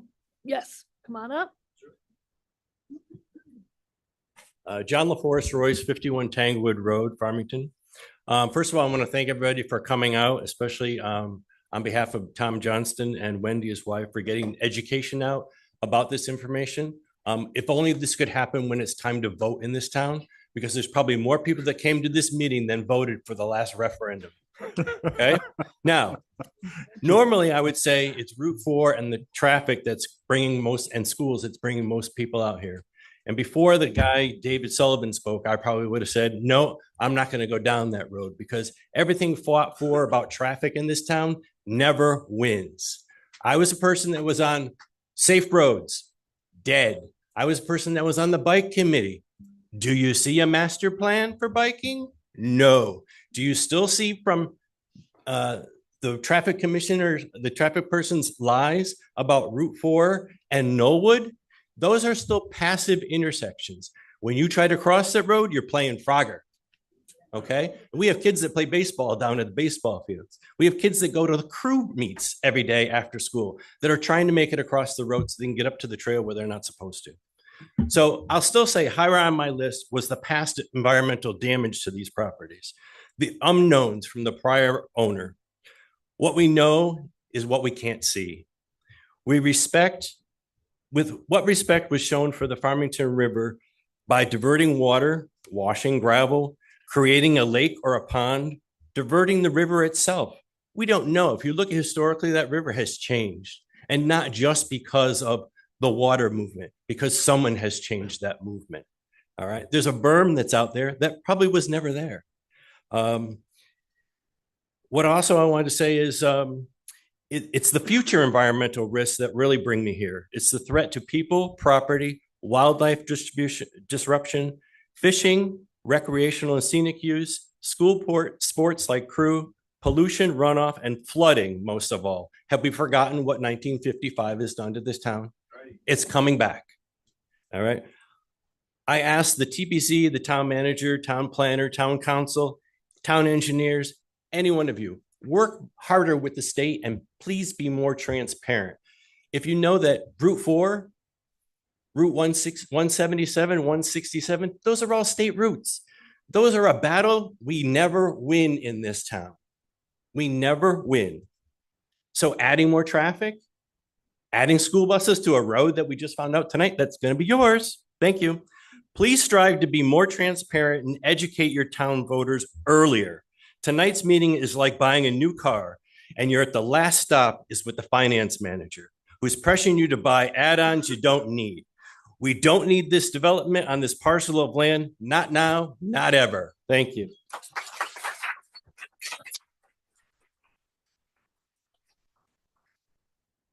Okay.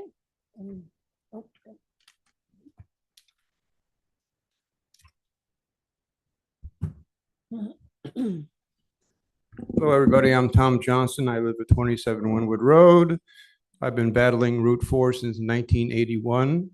I've been teaching in this town for 37 years. I'm now retired, and I've been a resident for 28 years. And I thank you people for calming me down, because I was like hotter than crazy over there. I was writing like furiously and after the presentation. Can I call you Josh? Just excellent points. Didn't disagree with any of them. Had those all myself.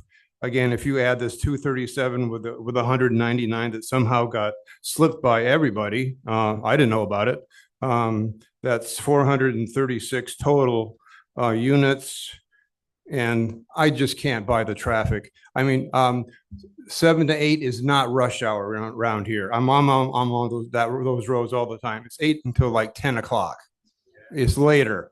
And right now going into Melrose is a nightmare. And there's backed up getting into where the Goddard School is on Route 4. There's just no end in sight. It's just getting worse and worse and worse. Unionville's a mess. Coming down the hill's a mess. The only thing that's good about that is when we finally can get up the hill a little bit better. But my main thing is just the traffic. It's just abysmal. Josh again hit all the environmental kind of things that I was going to do. Also, I also agree about being an educator in town.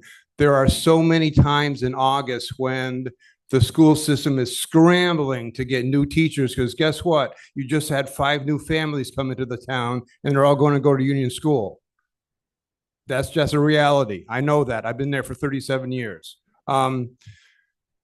Speaking of which, I would imagine all these kids are going to Union School. No Wallace? Oh, that place is in great shape along with Union School. Some of our elementaries are disastrous. They are. Union School is about ready to go. Noah Wallace is spitting bubble gum. It's not a good situation. And I am so glad that they talked about the launch, because that was going to be my whole thing about the fact that somehow, how did we miss the launch? That's a go. That's happening. That's 199 that we didn't have any idea that was going to happen. But yet it is happening, and I feel very badly about the person that died.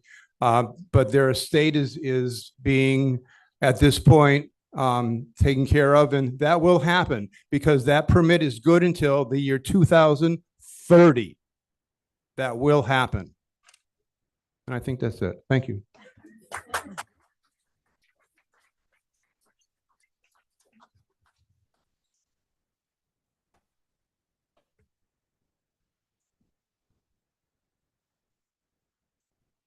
I'm Wendy Saffer, and I also live at 27 Winwood Road. It should be an interesting evening this evening. I don't have as much to say as I was originally going to say because of the comments that you all made, Taylor, Josh, and other folks have made. But a couple of things that haven't been brought up in terms of traffic. You all looked at those 4 intersections. I know what it's like to come down that hill. And we don't have another 400 at least plus cars. Now we've got the 199 plus what you're saying. It's going to be at least 400 cars in the new development just by itself. I go to Glastonbury at 9:45 on a Tuesday afternoon in the summer, so it's no school, and the traffic coming into town. I don't know where they're going. There was no accidents. There was nothing going on. Nothing, because I went by everything, except they're backed up behind the light. They can't get down the hill. Never mind when school's in section and the middle school's getting out and parents are going to the high school maybe to pick up their kids. The traffic into town is insanity. Every Christmas, you know what I ask for? A helicopter, which I'm not going to get. I live in the Highlands. I want to do a vertical up and a vertical down because Unionville's not a lot better at those hours, getting stuck at the Sanford and Hawley, the light there, the 167 can be sometimes it's backed up practically to Knollwood. So the traffic thing is greater than the intersections that they talked about. And the other piece is, you talked a lot about the environment, but I am very concerned. I'm concerned about all of it. But also, are we going to tell all these folks they can't fertilize their lawns? in terms of runoff, 100-foot setback, 150, foot setback, that they cannot put chemicals on their lawns to keep it, the $1 million homes to keep their lawns nice and green, and the river is right there. You're going to tell the rainwater not to go that way? Is it going to go someplace else? So that's really it. I had a whole other list originally, but I don't think I need to do it. So, and I don't want the gavel. Thank you.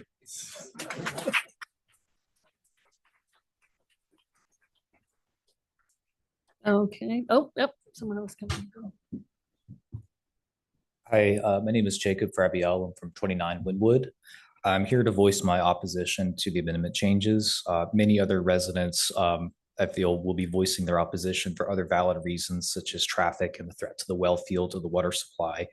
For me, one of the most compelling reasons I'm opposed is the proximity of this development to the Farmington River and the precedent builds for further development along the river, which we've seen today with the mentions of the launch. While the flood of 55 may not be in recent memory, we need only look to the Naugatuck Valley's flooding just 2 years back to see what is in store for the state as extreme weather becomes more and more common. I do not think it wise to encourage development along known flood zones, and approving this development gives justification for future developments along the river. I believe the town should maintain the plan of conservation and development by acquiring the majority of the land as permanent open space. Thank you.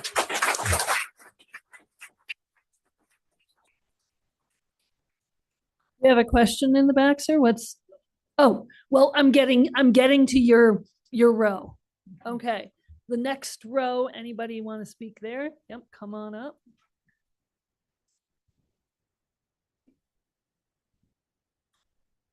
Good evening. Nick Petruzzi, 26 Wynwood Road, Farmington. I read the traffic study and I just want to bring up a few things that were kind of said or some new stuff. So the report says 80% of the traffic heads from these 230 homes head east, which makes sense. You're going to Route 10, you're going to 84. That's the only way I have here to the rest of the state. The project's main entrance, Route 4 at Bridgewater and Brickyard, the eastbound lane runs at 95% capacity. That's in their build scenario with this project. Their own legend flags that intersection as volume exceeds capacity, or in plain English, more lights, more cars arrive at the light than it could clear. So you're sitting at multiple cycles at that light over and over, which anyone commuting during rush hour already knows this experience. It's not just Route 4. Their own table shows the development's own exit northbound out of Bridgewater Road, dropping from level of service from C to D. So this project degrades its own front door. They'll tell you that it's acceptable. Level of service D is typically considered acceptable in urban settings. Well, the education presentation called this suburban. I grew up in Waterbury. You're going to tell me that Farmington counts as an urban town?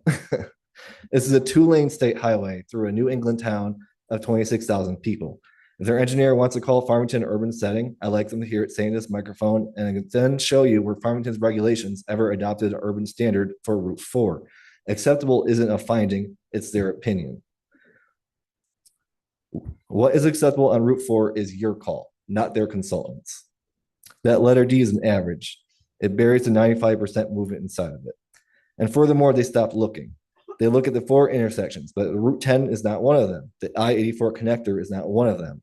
They know 80% goes east. They know eastbound's at 85% traffic, but they never followed it far enough for it to really count. They say the existing roadway network will be able to accommodate the traffic. Well, which network? The only 4 intersections? Big whoop. Finally, we heard that the first Saturday was during, the first date in February for the traffic study was during February break. Well, the second one was Saturday, February 28th, 2026, AKA 5 days after the largest snow event we've seen in this town in the last 10 years. So you're telling me you had typical traffic on that Saturday when there was 2 foot, almost 2 foot snow drifts on side of the road. And then they say that, oh, February had lower traffic. Gee, I wonder why. They fixed the weekdays, but they never fixed Saturday because they had no other Saturday in the report to compare it to. So I'm asking you not to vote until 3 things happen. Count a normal Saturday, one that's not after a giant blizzard. Extend the study east so we actually see where, what our impact is to get to Route 10 and to get to I-84. And then decide for yourselves what level of service is acceptable on Route 4 in Farmington. Don't let their consultant decide it for you. If the case is as strong as they say, their honest numbers will show it. Thank you. Okay. Thank you. Okay, anyone else in that row? Yep, come on up. Okay, I'm going to apologize in advance for my poor public speaking. Just give your name and address. It's Randy, 36 Mill Lane. But firstly, this has been absolutely crazy. Thank you to the engineering firms, architects, and corporations for keeping everything succinct. I, and hopefully many of us, have major concerns that were not addressed. I don't think that any of us have concerns about the layout, age distribution of the development. None of that's of importance, but the impact to the town and the river is. I'd first like to speak to what I know. The ecological impact of this venture needs to be strongly considered. Construction activity and pollution is of huge concern in the proposed area. As someone who works in commercial and industrial construction, pay no mind to my company, sorry. It's detrimental to the existing and established wildlife systems and structures. Wetlands consideration and 100 to 150 feet of buffer is insufficient. We need to address the impact of land clearing and so-called improvement and loss of open space. This proposal includes a years-long period of material deliveries that'll add to traffic, road closures, and further complications to an already congested area. Machinery operation will be problematic, primarily concrete and silica runoff from pouring and the inherent problems of land clearing, for example, the hydraulic, gasoline, and oil breakdowns leaching openly into land and water. There are no precautions we can take to mitigate that. After construction, the increase of population volume with immediate access to the river is also of concern. Litter and improper use of land and water specifically. From a conservancy standpoint, we're currently known as a clean and diverse ecosystem in Connecticut and all of New England for that matter. This will be severely and negatively changed. You're proposing a threat to native species. We're well past the stock point in Riverton. So what's left in this area are native, specifically downstream from the proposed site, all of which will be at risk. I don't think that anyone has been wildly aware of current operations on the proposed site. It hasn't been noticeably impactful to traffic ecology or our schools. And 80% of the proposal includes land clearing. This is not respectful, nor is it in the better interest of our community. You're proposing a massive change and frankly an impotence to our widely agreeable status quo. I'm failing to see the benefit to massive development in a currently quiet and bucolic area and challenge our current residents and voters, not hired contractors and firms, to find a benefit that outweighs the starkly negative social, structural, and ecological impacts of this proposal. The end.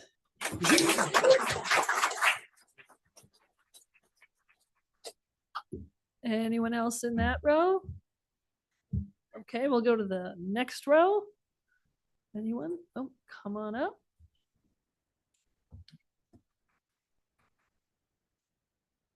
Bob Dacey, 45 Redcoat Lane, Unionville. I want to thank the commissioners for all the time they've put in and all the time they're still going to put in until this matter is settled. Since July 1968, I've been traveling as a taxpayer of the town of Farmington. So I've been here 58 years using these roads.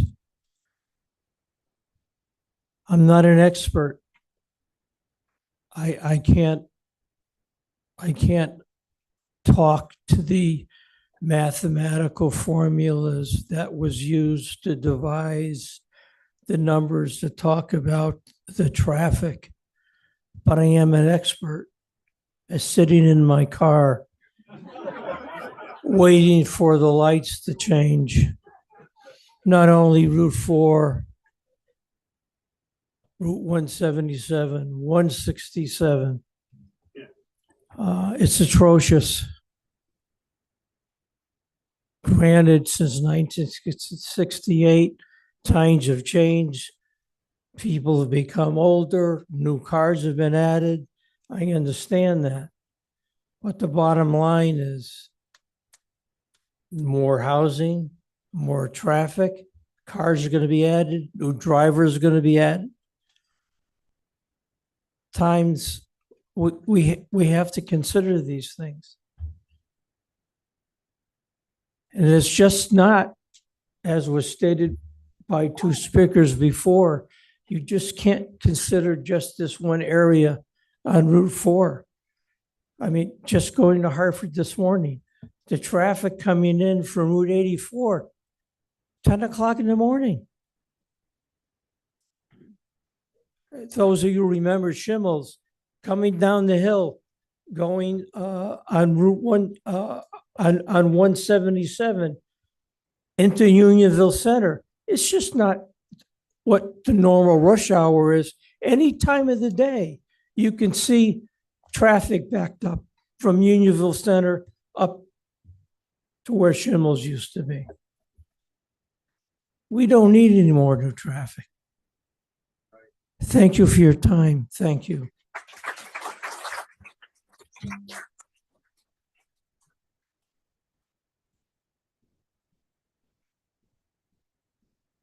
Hello, I'm going to try to talk fast. Jan Mason, proud homeowner, 33 Tungus Street. I moved to Farmington in 2015. I moved here because of the schools and the diversity in this town. And this is where I wanted my children to go to school and build friendships in this town specifically, not like some of the other towns near us, but I won't say anymore. And when I first moved here, I was a renter in a townhouse in our town. And I deeply appreciate the diversity that is afforded in our town to different people of different economic statuses. And I deeply appreciate that my child, I'm not rich, can go to school with somebody who lives in Devonwood or Summersby or some fancy place, because they don't all go to Miss Porter's, right? And we intermingle and we mix and we make friends, and there's a diversity of economic background in this town that I deeply appreciate. So I'm not here to speak against townhouses in this town. I think that that is a value that we have in this town. And let me get to my notes and I'll try to talk fast. And the traffic thing, yes, the traffic thing. Let me just say, your research showed that there are over a fender bender, an accident on Route 4 in that section, one per month, more than one per month, almost two per month every year. And you can't just say, oh, that's not a big deal. When somebody has a fender bender in that area of Route 4, the police come, the traffic stops, it's backed, it's a nightmare. Also, my mom was in one of those fender benders a couple of years ago. She's fine. But I mean, it is a nightmare. And it happens 2 times a month. 2 times a month. Imagine 500, 600 more cars. I also didn't know about this other place, this river, whatever, what is it called? What's it? The launch. Let me ask y'all, I can tell you're smart. I like some of your comments. I appreciate it so much. How are we doing this as a town? Willy-nilly? Do we have a master plan for development? Because this feels like willy-nilly. That somebody can just come and say, boom, here's an idea, and there's some launch that just happened. Since I've lived here, we've had Trailside New Britain just happened recently. Satcham Court several years ago on the other side of Route 6. The apartments on South Road near the medical buildings. I'm all for it, but it's a lot of people.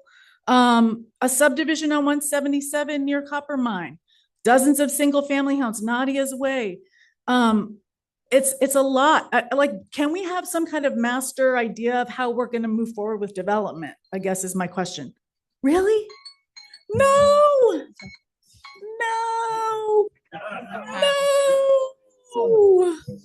Can I just make a pitch for using this land for Farmington residents? I don't know where we can launch a kayak.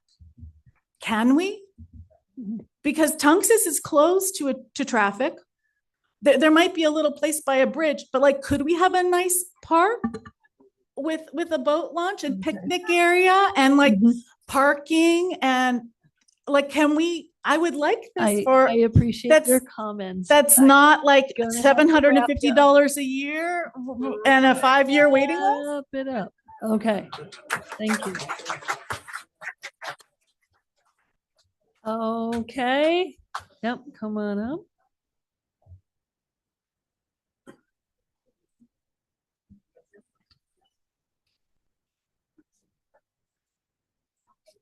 Hi, thank you. Amy Rosenfield, 2 Candlewood Lane.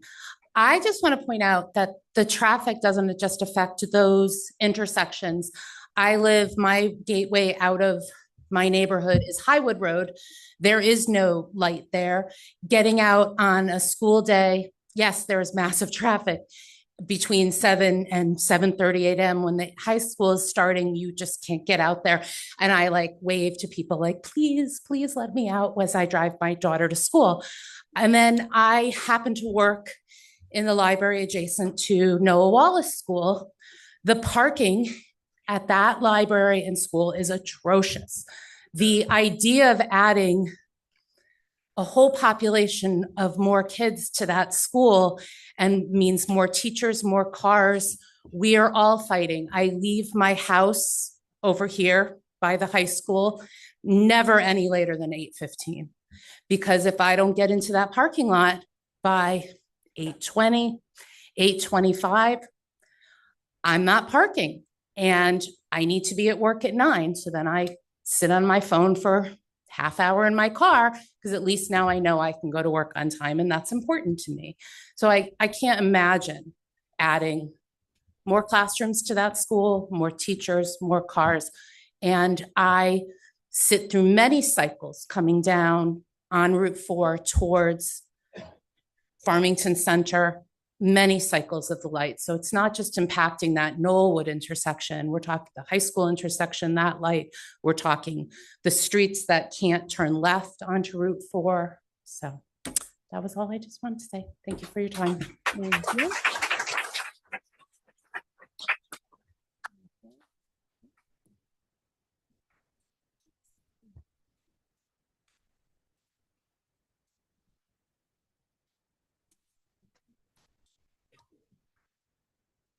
Hi, Hazel Kazika, 11 Copper Mine Road. Everything everybody's saying is true about the traffic. I'm retired now. I don't have to worry about too much of that. But the big thing is the flooding. That's, some people here remember the 55 flood. So please, that's the big factor I see is flooding. And no one can go anywhere if you're flooded, especially in those expensive homes. That's it. Thank you.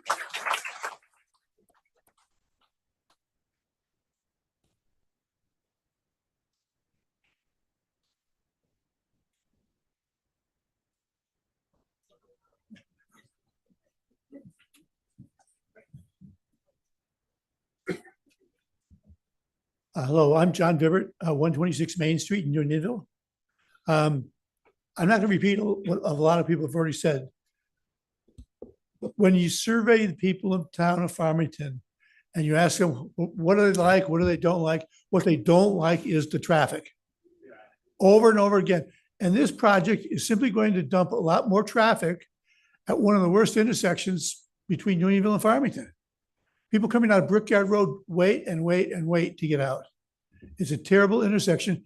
And we hear about all these traffic studies. Well, what about the traffic that's coming from those 199 people in the new other new development? It's not like these are the only people who are going to come up. You have 2 developments right there, all be dumping traffic into that section of Farmington Avenue, and it's going to be a mess.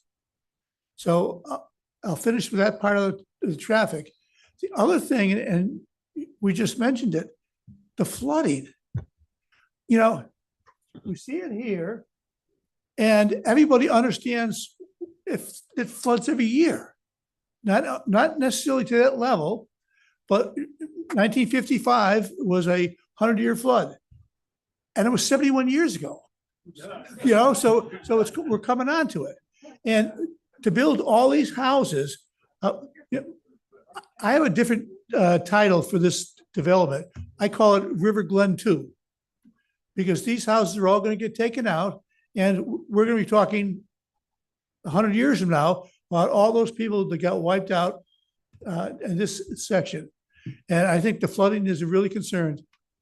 Thank you.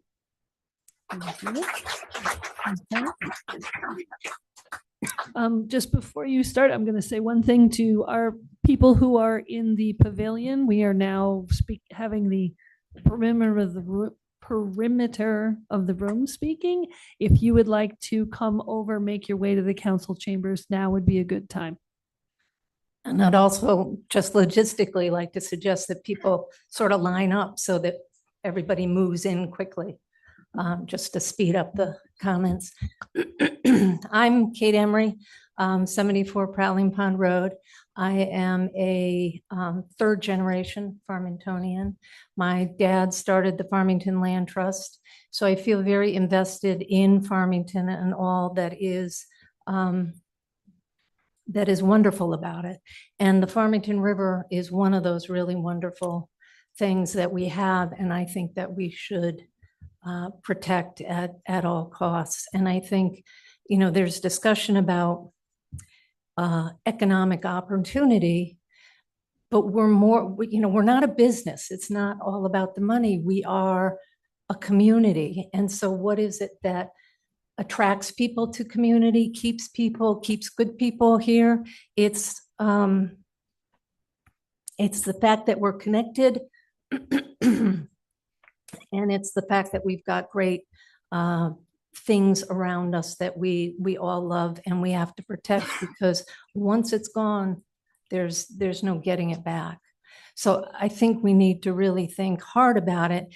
And as somebody said from the development thing, since we're going extinct already, it feels to me like, why build more houses? Because we can just move into the old stuff.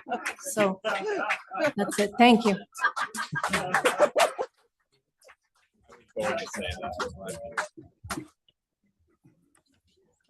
Hi, my name is Megan Evans. I live at 6 Briarwood Road. I've been a resident of Farmington for the past 13 years. And when I became aware of the enclave building proposal, I was of course concerned. The congestion on Route 4 is highly problematic, to say the least. I worry about the environmental impacts of building a housing development that large so close to the Farmington River. But as a public school educator in a neighboring town and a parent of kids who've gone through the Farmington Public Schools, my concern really is how this development would adversely affect the teachers who work in this district and the students who attend the Farmington Public Schools. I can't compete with a Rutgers study, but I do not think that that study is indicative of the town of Farmington and how unique it is and how much we can draw people in with what we have to offer here. So I think the estimate of 50 new students for development of this size is just not a really realistic number. A development of this magnitude will create an influx of new students into our community with larger class sizes, and we can boast a 19-to-1 student-teacher ratio, which is so beneficial for both our students and our teachers, and let me tell you why. Firsthand, smaller class sizes matter for so many reasons. Smaller class sizes result in lower teacher turnover, and did you know that 70% of new teachers leave within the first 5 years due to burnout? We want to attract new, highly educated and fantastic teachers, just like we have in our current roles in this district.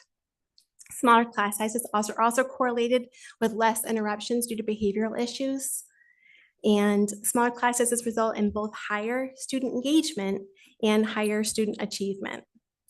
I also worry where we would house all of these new students. Having worked in district several years back, I know I worked in a corridor in front of recess stores at East Farm School.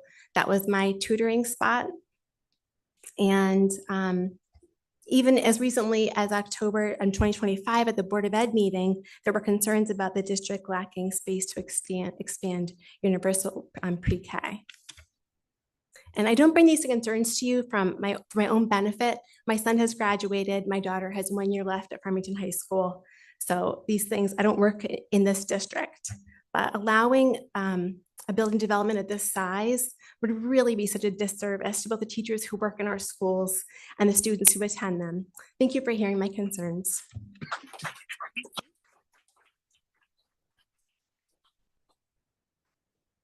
Start the clock. Okay. I'm Jeff Lopezzo. I live at 19 Crosswood Road in Farmington. I've lived there since 1991. First, I want to thank the commissioners for the volunteer service. I sat in your seats back in the early 90s. The nights are long and the pay stinks, and no one's really ever happy no matter what you do. I'm going to take a little bit different approach than the comments that you heard tonight. I'm actually speaking in favor of it. Not because I love sitting in traffic on Route 4, I don't. Not because I want to pay more taxes to expand schools, I don't. But I want to remind the commission and the public that in 2024, this very same type of hearing took place in Simsbury. It involved the Hartford Life campus. I'm going to refer you all, and I encourage you to read the Hartford Business Journal article of March 11, 2026, which talks about the Simsbury saga. In 2024, a housing developer, Silverman, came and proposed 432 units of residential dwellings, mostly multifamily, on that property. Interesting, that property also backs up to the Farmington River, just the way this does. The town denied the application for 432 units. The developer, by the way, had initially proposed 580. There was some negotiating, and ultimately the plan came back officially at 432, and it was denied. So what's pending right now in Simsbury is an application by that same developer under 8-30G, an affordable housing application. And Silverman's now increased the unit number to 669. Why? Well, because he has to designate 30% as affordable, so he has to increase the market rate units to recover for the affordable units he's going to lose on.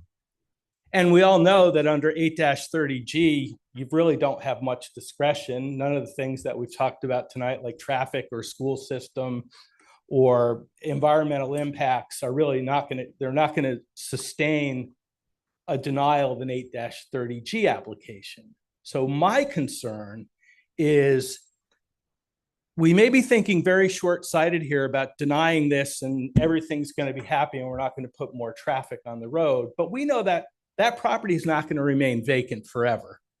And it's either going to be this developer or another developer that's going to come, look at the history, find out that the only way they're going to put apartments or very, very high density on that property is with an 8-30G application. And I'm petrified of that, because instead of having this amount of cars on Route 4, you'll have double or triple that amount. And you're not going to be able to deny it and uphold that denial in court. That's why I'm in favor of this.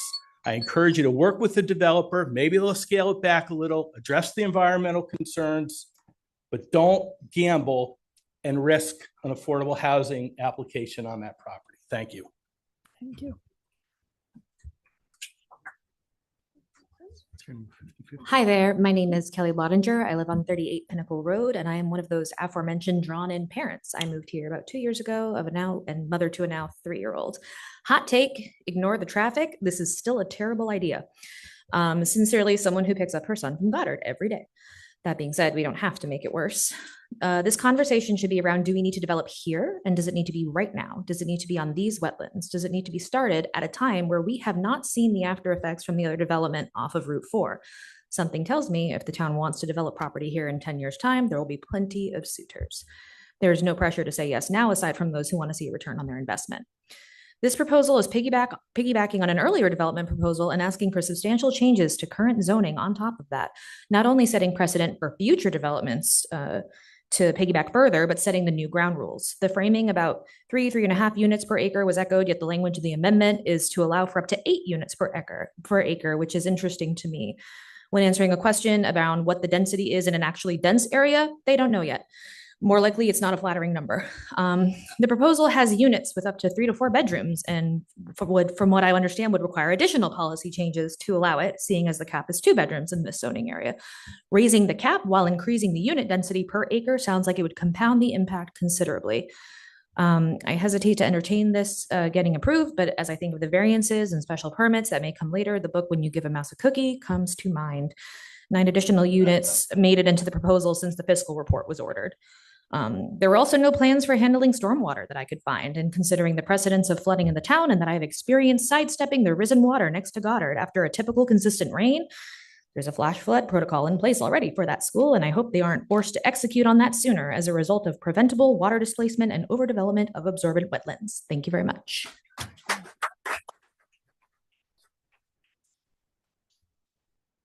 Hello, I'm John Buckley. I live at 52 Pinewood Drive in Farmington here.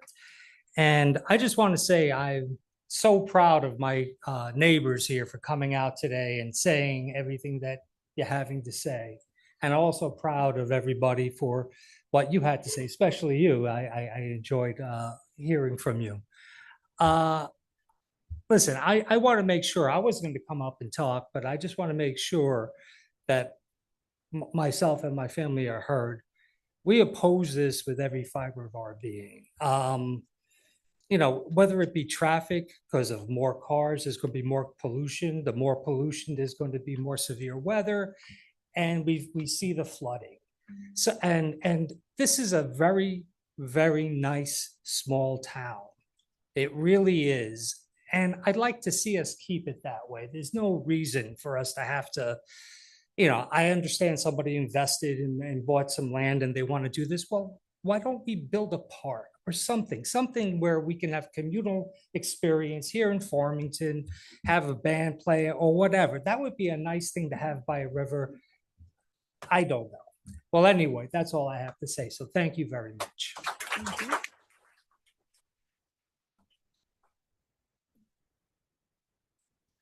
Good evening. Don Peralt, 24 Roma Drive, Farmington, former town councilman, District 2. Veteran, 20-year fire with Tunxus Hose and captain of the rescue, and lieutenant, retired Yukon Health Center paramedic service. Everybody has mentioned about the flood and everything else. The big elephant in the room is it's still a floodplain, and former zoning councils have approved of buildings in this town that are still in floodplain, including police department and senior center. Okay. It's not a question of if we're going to have another 100-year flood. We are. It's just a matter of when. And I have been responding from the health center to cardiac arrest in Unionville because of the traffic. They forced me not only to spend extra time fighting the traffic, but putting myself and others in grave jeopardy because we've got to go into oncoming traffic to get there, so we might have a chance of saving a life. This plan is no good for this town. Last thing I'll say tonight, and it's mentioned before, the lawn care goes into the river. When that goes in there, between 5 and 10 years from now, you have a dead river. And now what do you have? You've got nothing. Think wise and long before you make a decision, but I say no. Thank you. Hi, I'm Ilana Prenovitz, 15 Wyndham Lane. Sir, thank you for everything you've done for this town. We moved into the town in 2019.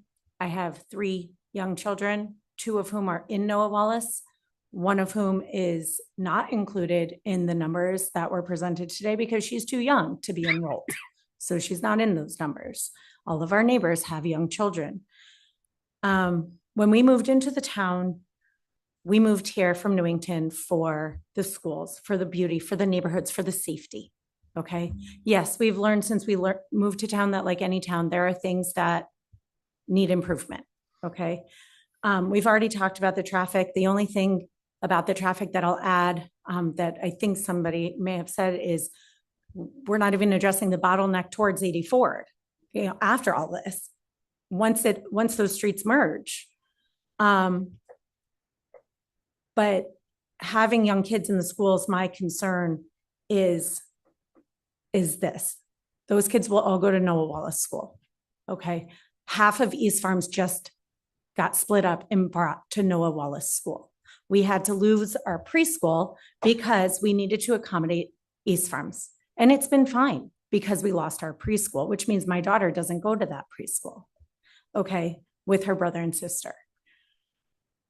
But it also is, maybe the school has the capacity, but at what class size? Okay. We moved out of towns with bigger class sizes to come to a town with smaller class sizes to give my kids a great chance. Okay. And we're going to be in this town for a long time. So I worry about that. I also don't agree with the studies that were done on the schools. How much is that factoring in COVID and the fact that people decided to homeschool and people went to private schools instead of public schools? There was a huge change in the schooling during the last few years. Okay. And that's going to shift again.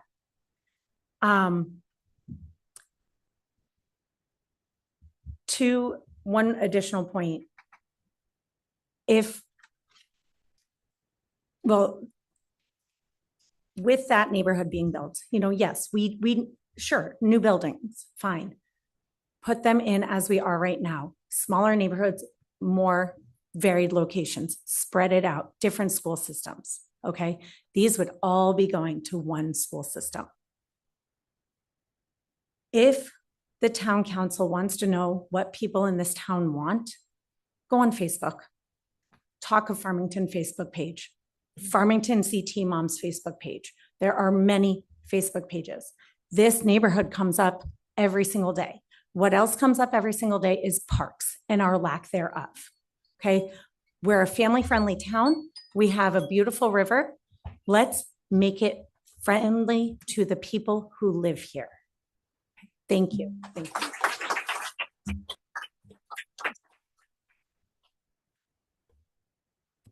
My name is Joanne Landry. I live at 679 Plainville Avenue. I'm over here to speak on behalf of Route 4 because like Plainville Avenue and Route 4, there's lots of traffic. There's lots of accidents. It's very difficult to get into and out of driveways. There are real safety concerns. Prior to even knowing that this development was a possibility, I'm just going to express an email that I wrote out to the DOT. And I will like to read their response to allow the panel to know. One person mentioned it's going to be a fight between the state and Farmington. I, Joanne Landry, am the property owner of 679 Plainville Avenue in Farmington. I am requesting safety measures be addressed due to high traffic volumes, noise, speeding in excess of 45 miles per hour, crash history, personal property damages, car extractions,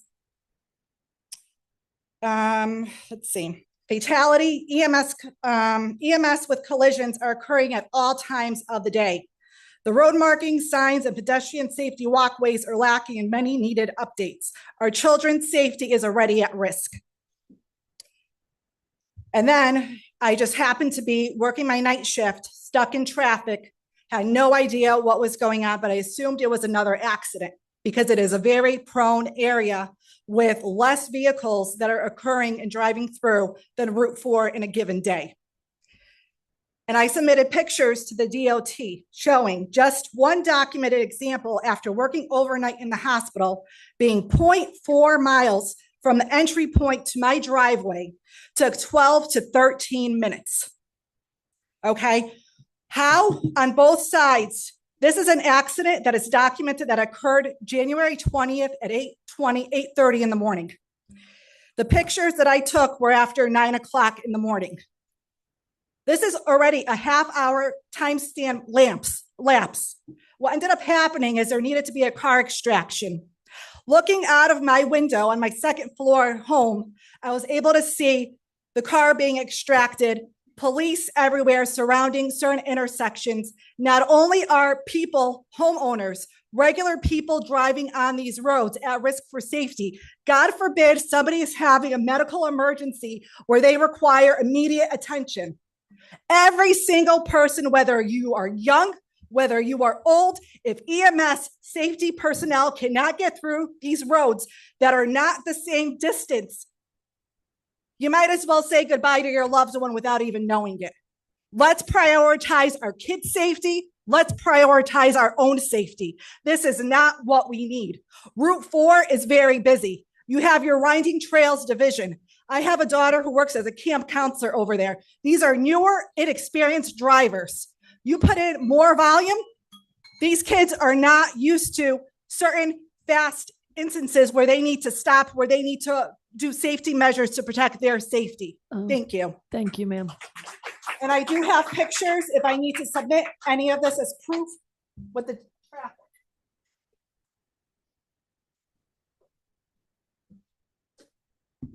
Hi, Marcus Fairbrother, 12 Canterwood Lane. I'm going to join all 7 members of the town council and pretty much everybody else here, except for that one guy, in opposing this project. There are a ton of reasons why, and a lot of people have spoken on them. This is the one that gets me. We cannot keep destroying habitat, wildlife habitat. We just can't. And we can't do it and expect no repercussions from that. I live in the Highlands, we're over here, and we have bears rolling through more than once a week through my backyard. A month ago, one of my sons, 17 years old, went out to the garage, got in his car, and thank God he got in the car before he opened the garage door, because he opened the garage door and a bear came into the garage. And my kid was in the car when this happened. This is a huge bear up on its hind legs like this big. We keep taking away land that these bears need to survive. And we can't expect to take 60 or 80 acres away from them and bobcats and foxes and everything else and think it's going to be fine, because it's not. That's a real problem that exists now, and it's not going to get any better with this. Thank you. Thank you. Marta Southworth, 46 Windwood Road here in Farmington. I just wanted to echo that. I did submit a formal opposition via email that I submitted earlier this week. I did want to come up here and be sort of like the Lorax and speak for my neighbors that can't speak, but the gentleman before me did speak to that. So the bears, again, in the Highlands, see them daily. There's more and more of them. I love those neighbors. I want to cohabitate with them, but they are problematic at times. They've been destroying property earlier this year. There was an incident in Avon where a pet was injured. I don't want that to happen. I want to coexist, but if we eliminate all their habitat, where are they going to go? They're going to cross the street right to my house. There's going to be more accidents, bears getting injured. I don't want to see any of that happen. One other point I just want to make, I am not a firefighter. I am not an expert. I know recently over spring break, one of our neighbors experienced a freak car fire. Thankfully, none of our houses were this close together, because they would have all went up like a matchbox. So just want to put that on the record. Thank you very much. Anyone else in the room care to speak? Okay. So now, Shannon, we go online. We can go online. And if there's anyone that has still in the pavilion, I've been in contact with Garrett. I think there's a few members left, but if there's anyone that's still in the pavilion that does want to provide comment, they can come over to the council chambers to do so. And anyone online, if you raise your hand, you'll be acknowledged to address the commission and provide comment. And then we will allow you to talk. So we've got Wendy Shortell. You should be able to unmute your microphone and give your name and address and address the commission, please.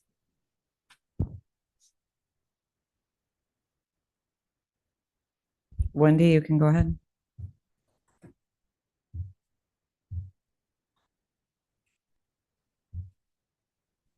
Not saying anything. Can you hear me? Yep, there you go. Okay, Go ahead. okay. Wendy Shortell. I live at 1407 Farmington Avenue. I'm a second generation living here at this house. Our house broke land in 1948 when the River Glen community was still in existence, where our Little League field is now. I know firsthand the traffic that is in front of my house. If I need to get to my office in East Hartford, I have to leave by 6:30 in the morning. Or, it could take me over an hour. Just, it takes me 45 minutes just to get out of Farmington sometimes. Same thing when I'm returning home from my office. I will often not leave until 6:30 so that I don't get in that bumper to bumper traffic for an hour to get from the intersection at the highway to my house, which is midway between Farmington Center and Unionville Center. Okay, so I'm going to jump into the presentation. I found the exclusivity of the peninsula area very cringeworthy. I feel that it promotes exclusivity and does not promote community, and it's not a pro Farmington development at all. I'm very thankful for the people who stated that it does not reflect Farmington. About the expense of all these units that are, how expensive all these units are. It's like, oh my goodness. I graduated Farmington High School in 1978, and many of the people I graduated with could not afford to buy a home in the town that they grew up in. And it has just gotten worse and worse and worse. The cost of housing in Farmington is astronomical.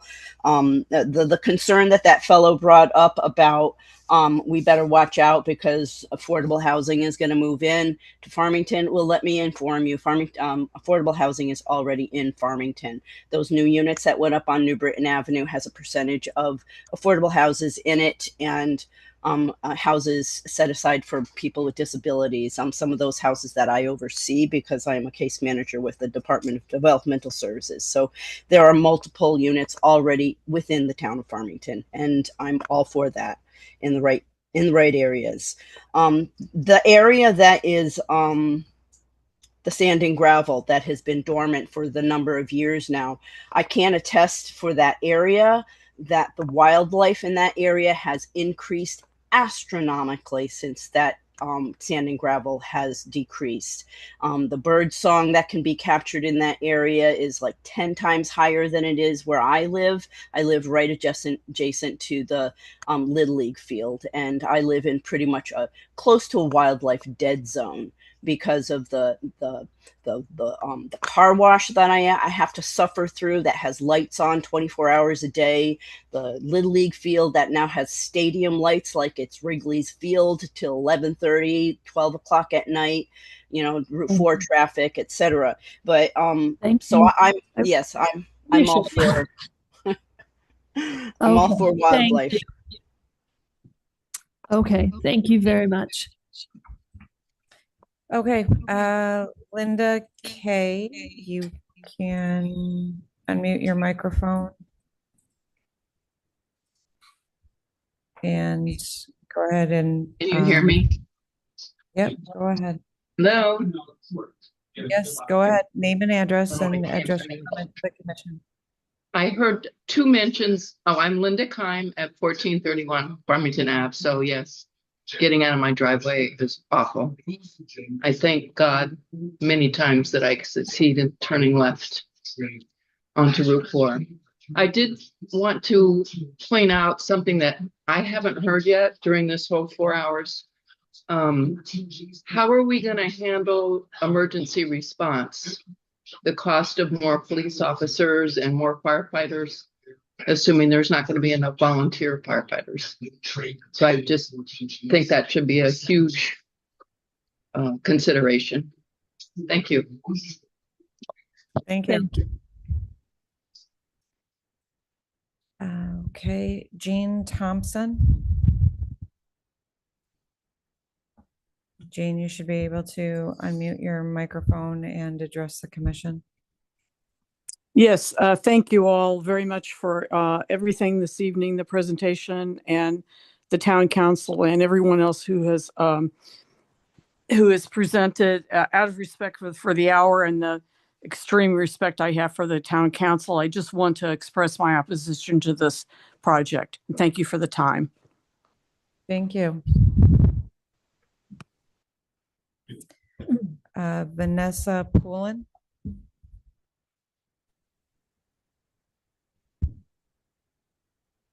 Good evening, commissioners. Thank you for the opportunity to speak tonight. I want to be clear that I am not opposed to the development or to developments, but I am opposed to approving this development, one that outpaces our infrastructure, changes the character of our community, and sets a precedent that will be difficult to reverse. Tonight's decision isn't just about 237 homes. It's about what Farmington wants Route 4 and ultimately our community to become. First, traffic. I know many speakers before me have already done an excellent job discussing the direct traffic impacts of 237 new homes and the challenges commuters already face on Route 4. Rather than repeat these points, I'd like to highlight something that hasn't been discussed as much. The traffic study focuses on trips generated by residents who will live there, but neighborhoods generate far more than commuter traffic. Every home also brings Amazon and UPS deliveries, food delivery services, contractors, landscapers, plumbers, electricians, cleaning services, all to name just a few. These are all additional trips that occur throughout the day and on weekends. My concern is that while commuter traffic is rightly received a great deal of attention, these indirect vehicle trips are part of real world impacts that this development will have on Route 4 and the surrounding neighborhoods. Second is precedent. This isn't simply a decision about one development. Approving this zoning change sends a message about what is acceptable along the Farmington River and the entire Route 4 corridor. Future applicants will point to this decision as justification for similar density, making it increasingly difficult to preserve the character of Farmington. Once that precedent is established, it is not easy to undo. Finally, on the environment, the developer has highlighted environmental benefits, and I appreciate those efforts. But this site sits adjacent to the Farmington River, one of our community's greatest natural resources. Increased development means more impervious surfaces, more stormwater runoff, and greater long-term pressure on a sensitive river corridor. We should be especially cautious when considering a project of this scale in such an environmentally important location. The question before you is not whether this land should eventually be developed. The question is whether this proposal at this density in this location is the right choice for Farmington. I respectfully ask you to put the long-term interest of our residents first. Protect our roads, protect our river, and protect the precedent you set for future generations. Please deny this application, and thank you so much for your time. Thank you. Inez and Chris St. James. Yes. Hello, this is Christopher St. James from 11 Brightwood Road in Unionville. I've been a lifelong resident since the day I was born, 1971. And I've seen this town change dramatically over the years, definitely in some ways for the better. We certainly appreciate the new high school, even though our own kids were never, unfortunately, able to go to it. They graduated before it was completed, but we support that. We support development. And I have to echo the number of sentiments that have been brought up by a number of speakers, including that last woman. Thank you very much for your comments. This is exactly the right question. Wild and scenic, okay?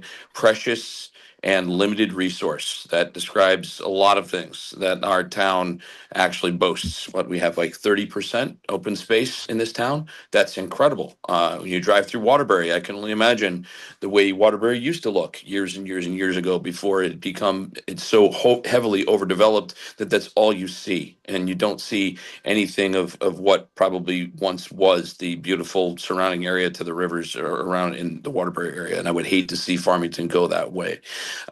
We certainly appreciate development. We can understand that people if they have a property that's within their rights to develop that property, I support that 100%. But it also has to be countered by the concerns of the community within which that property is located. And to propose such a dramatic change to a very ecologically sensitive area of the town, situated primarily smack dab between two bridges, which are the viable choke points for all traffic that goes through this town, is to enable surrounding towns to get to where they need to go, is, in my opinion and our opinion, a great dereliction of duty. And we strongly encourage the council to vote against changing the amendments that would allow this to pass. Maybe something can, and should be developed in this area, but not at this time, and not with all these considerations that have been brought up tonight. Thank you for your time, and we appreciate your service to the town. Thank you. Thank you. Okay, Stephanie, if we can, you should be able to unmute your microphone.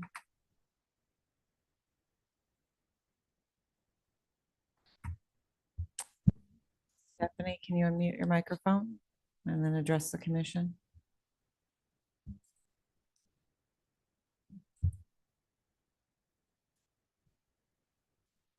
If anyone else is called in to offer comment via Zoom, you can raise your hand using the feature in Zoom to address the commission.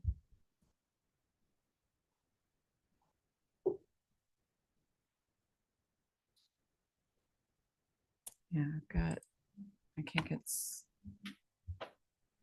Okay, we can go to scroll through the written comment, and in the Okay. meantime, Stephanie, if you get your microphone to work, then you're welcome to jump in.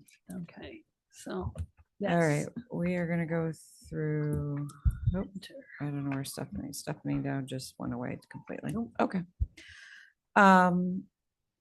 All right, I've got to go to my applications.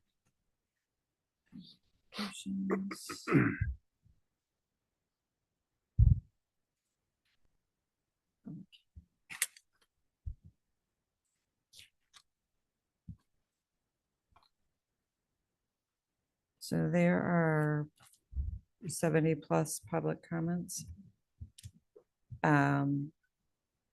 Roughly half of them came in over the weekend and were downloaded today and posted to the website today.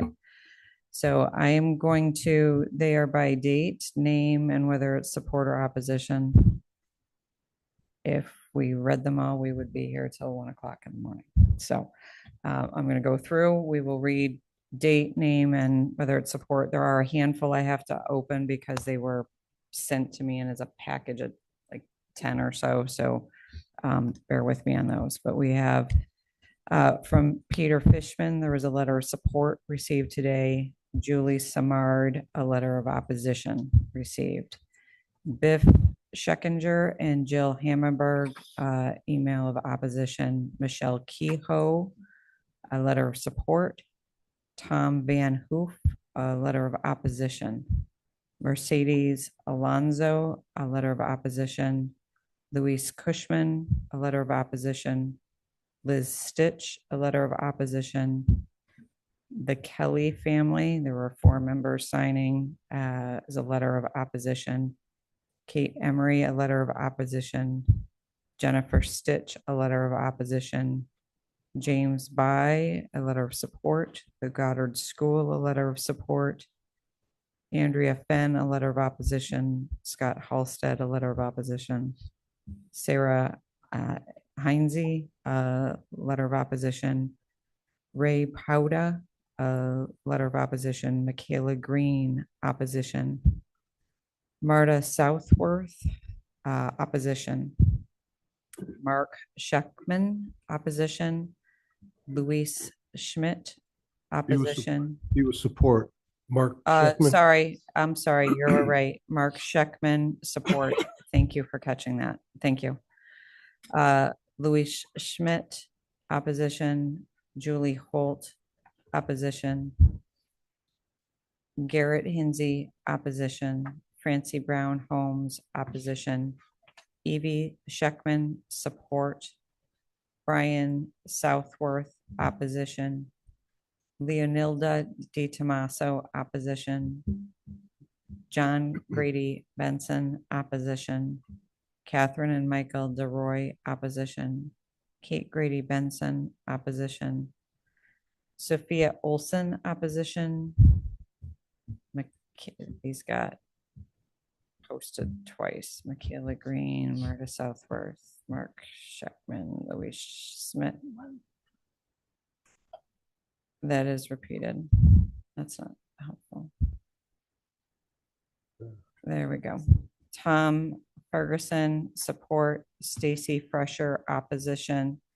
Mary Boyle, opposition. Laura DeLulo, opposition. Jonathan Boyle, opposition. Scott Lindsay, support.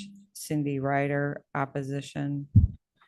Cheryl Haverkamp, opposition. Arlene Klein, opposition. Scott Lister, opposition. Patricia Williams, opposition.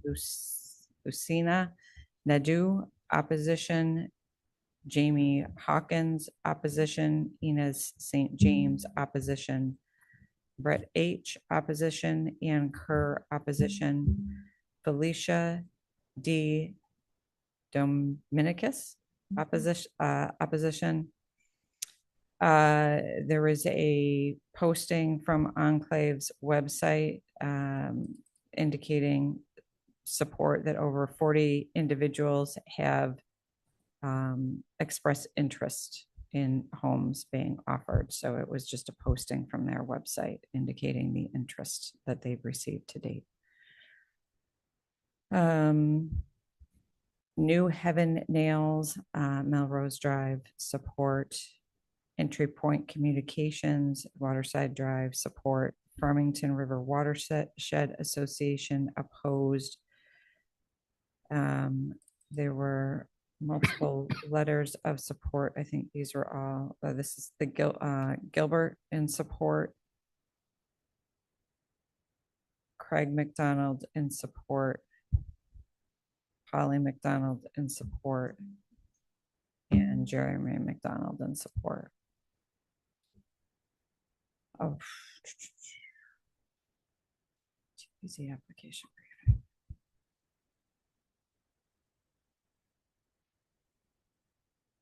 No, this is a notification. Sorry, I'm trying to remember what this was.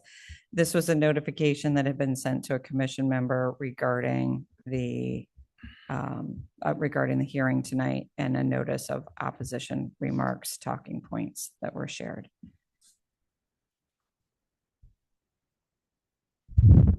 Susan Chudwick opposed. Peter Meadow support. Multiple letters of support came in through Mizzy Construction. So we have William Bergenti, Carla Bergenti, another from William Bergenti, Kristen Bergenti, Henry Rotniak, Carla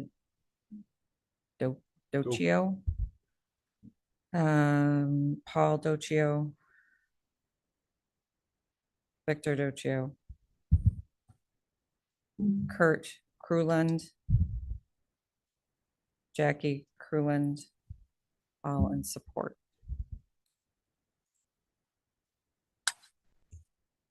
Carol Gill opposed, Lisa Troy opposed, Sonia Kicks support, Dan Bailey support, Ivana support, Erdman support, Scanzillo opposed, Kelly Parati support, Simone Corvo support, and Nicole Falciano support. That is all the written correspondence that I had for this, and that had been shared with the applicant and commission. It had all been posted to the website. And I don't believe, are there anyone else that's called in that wants to offer comment? Raise your hand using the feature in Zoom. Madam Chair, there are no hands raised. Okay, thank you very much. Commissioners, some of us have deferred, some of us, it's now the time for us to have a second go round to ask any questions that we feel were not mentioned, or any lingering doubts or questions. So Bob, I'll start with you. All right, thank you. As expected, I mean, the town is seeing exactly what I was seeing as far as traffic. I don't understand. I understand we have to limit it. I've done traffic surveys myself. I'm familiar with them. I understand we have to limit them to a certain area. But what I don't think it took into consideration is the outskirts of that area. Like everybody's mentioned, Route 4 is very unique. Even though they say we're not a unique town, we are. I don't understand why we didn't take into consideration the off-ramp to the project. Just the other day, last week on Wednesday, it took me from the off-ramp lights till Naples parking lot where I turned into my office. It took me 16 minutes on a Wednesday morning at 9 a.m. No reason for it. So there's traffic. There is traffic. We know that. To call peak rush hour 7 to 8 a.m. and 4:30 to 5:30, everybody that lives in this town knows that's not true. It's just not. I'm glad the other person caught the same thing I did. February 19th was school vacation. You're not using an accurate traffic study. 237 units are being proposed, but only 123 cars in the morning and 167 at night. That's less than one car per house. I don't know of anybody that's got one car per house. It's especially in 3 and 4 bedroom houses where you're going to be running multiple people in that house. As everybody stated, there's going to be 2 and 3 cars, possibly 4. So the numbers just don't match. I've had parents complain to me. It's not just from this side of town, it's from the other side of town. I've had parents coming from 177, 167, saying it takes them 20 minutes to drop their kid off at the high school. There's traffic. There's the other thing that I noticed, and I don't know if it was done intentional or if there was a reason for it, but it states only 48 single family units are projected by 2030. So they're only taking into account 48 of those units, if I understand that correctly. That's not the whole project. That's 48 units. That's going to impact traffic. The student issue, if you look at the survey that they brought out, as much as he says that we're dwindling, which is in complete contradiction to what the governor says, that everybody's rushing into Connecticut. Maybe they're not rushing into Farmington because, the gentleman's saying that we're dwindling, but yet they stopped the survey in 2014 and 2015. They didn't bring it up to 2023 and 2024 and 25. Everybody here in town, if you've lived here for a while, I haven't seen a graduating class get any smaller. They're always bigger. So as Josh said, even if it's a half a kid per family, kids are coming in. Kids are coming in. And then the redistricting, we just went through it last year. So for everybody to say it's not going to cause a problem, it is going to cause a problem. And all these kids are going to Noah Wallace. And Noah Wallace can't handle it because they just redistrict Noah Wallace and East Farms. So, that needs to be addressed. The whole silo instead of pyramid, you looked at the green lines that he put up there, and instead of the birthing ages from 20, you bring up the line to 30. And of course, it's going to be a smaller number. Now you've skewed your numbers and your demographics. Maybe I saw it wrong, but that's the way I saw it. And with 3 and 4 bedroom homes, you're not going to have 2 people living in it. If you're buying a 3 and 4 bedroom home, you have it because there's a family. So there's going to be more kids. And I agree, we're building very, very fast. The POCD was there for a reason. It was there as a guideline. We need to follow that guideline as much as we can to keep the aesthetics of our town. That's why we move here. That's why people come here. Trust me, nobody knows it better than me. Maybe Lisa does, but there is a housing shortage. I'm not gonna deny that. You go on the MLS, there's 19 houses for sale in Farmington in every price range. There's a housing problem in Farmington. There is. I understand that. But overbuilding or building too fast and we can keep up with it, I don't know if that's our option.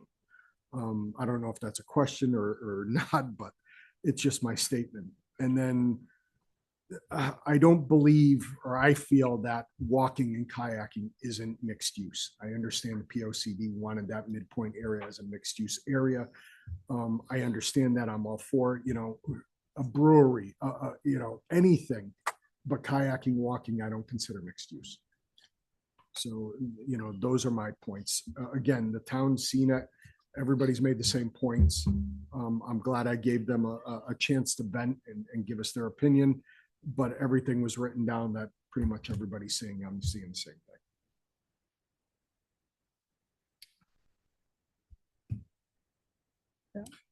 All right, now that I've heard everybody else speak their mind and ask some questions, I've just got a few remaining questions out of my pile that I've whittled way down. I guess I'll continue to harp on traffic first. So there is a cost to waiting in traffic, and I think we all know Route 4 is at its limit in terms of traffic capacity. Is there a reason the traffic study stopped with those 4 intersections that didn't continue to the major intersections that really have the traffic problems, 410 and Unionville?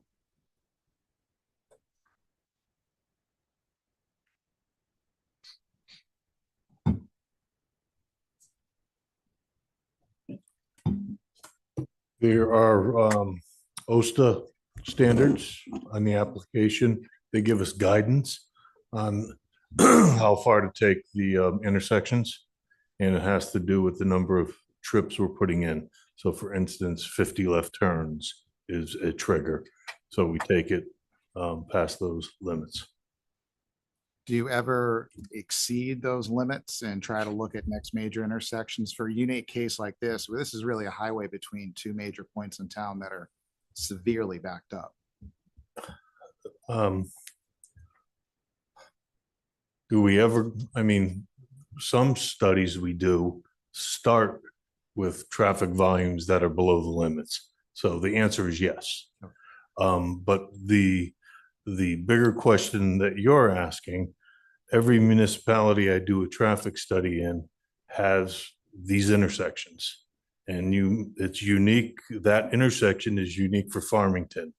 Every town has their unique intersections. So I can't take a traffic study and arbitrarily just find those problem areas. If the process doesn't tell me that those are part of the study area. Thank you. You're welcome.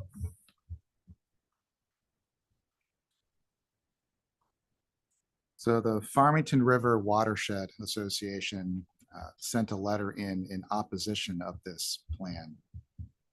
Is there any rebuttal to that we think that shouldn't be an issue? And I've heard an awful lot about the river and trying to keep that as pristine as it is now. And to be honest, I have not read the letter yet. That being said, I just got back from vacation.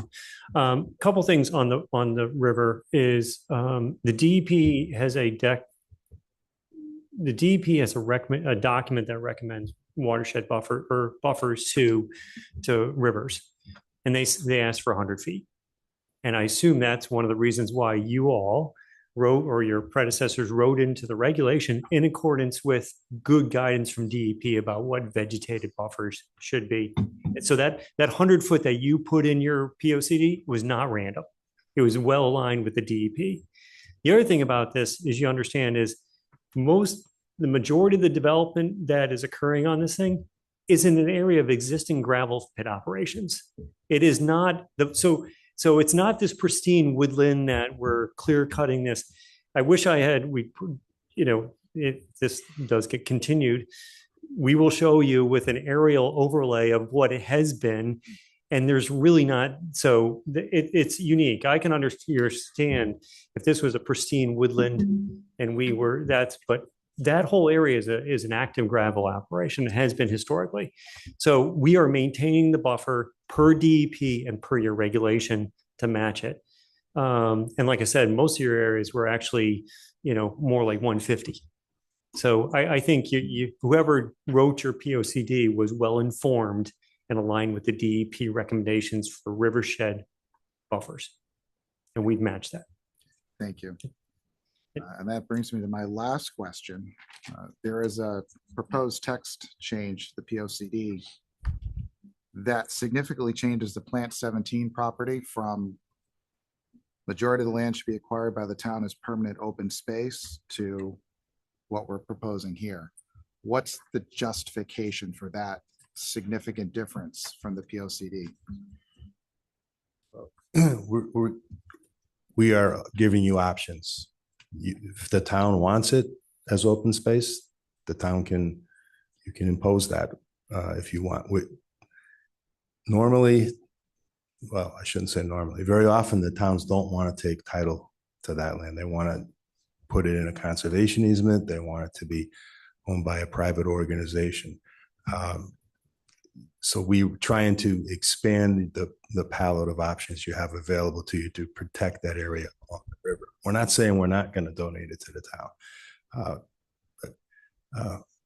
It's just another planning tool. It's really in your discretion about how you want to accept the donation of that 100-foot corridor that we're offering. So I think that's the disconnect I'm having is I feel like what it says here is most of that 60 acres is meant to be open limits, not just the corridor. Well, you either got to buy it or, it's not, the gentleman owns it. Mr. Majewski of Mizzy Construction and Plan 17, he owns it. It's a sand and gravel mine.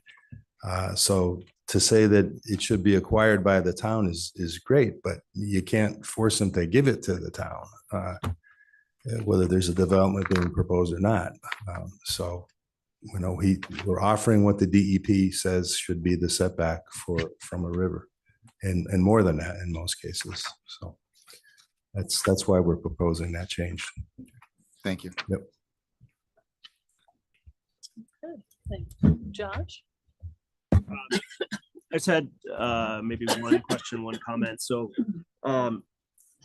you guys have distributed publicly, and I think photos of the sand and gravel operation that you described and I have a Google Earth tour of that.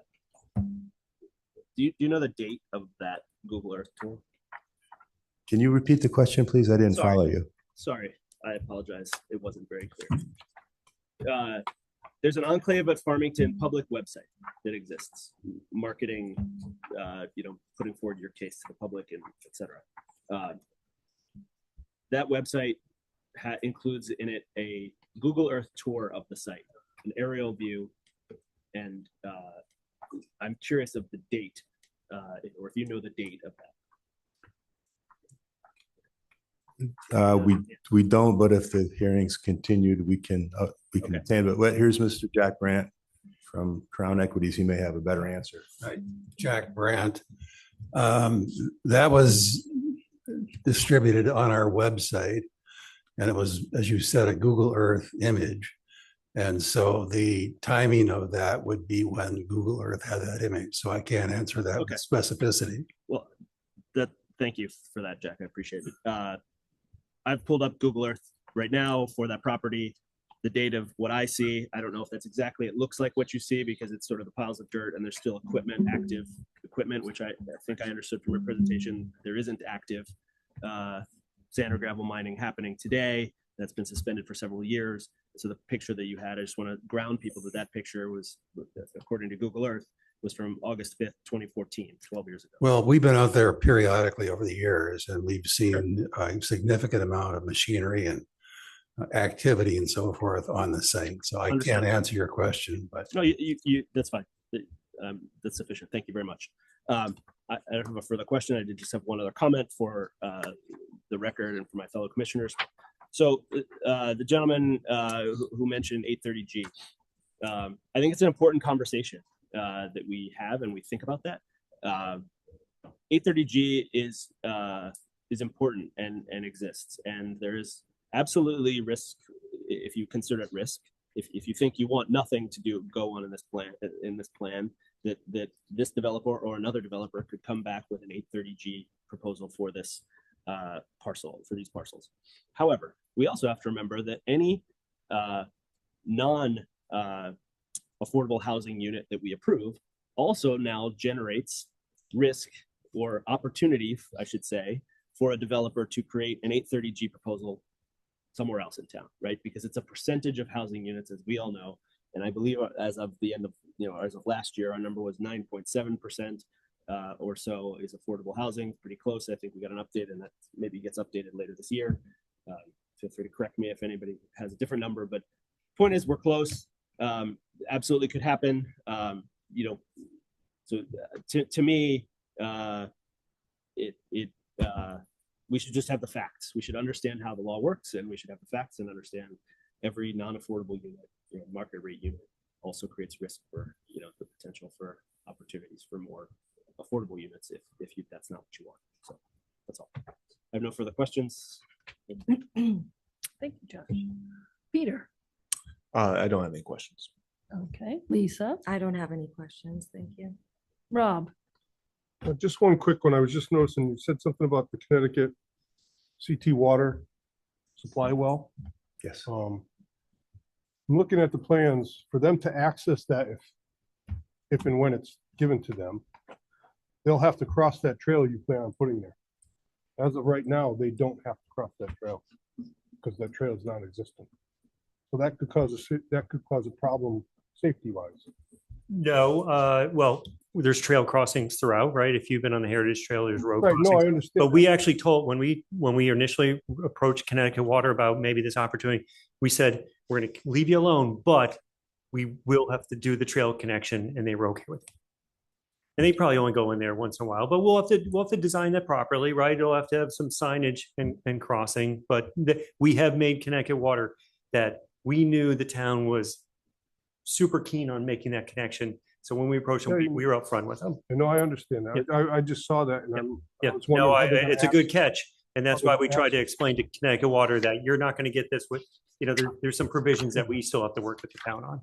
Yeah, okay, so I guess my other question is going to be, how are they going to get into where they are now? So Is there's that grass area where you're pointing? It's not really grass. That's where the driveway already exists. Okay. So that's a driveway that comes in and goes to, that's actually how you get into the Plant 17 site. You actually drive through there and you come through there. Okay. So in some ways, they're actually going to get less traffic going by their facility. So I apologize.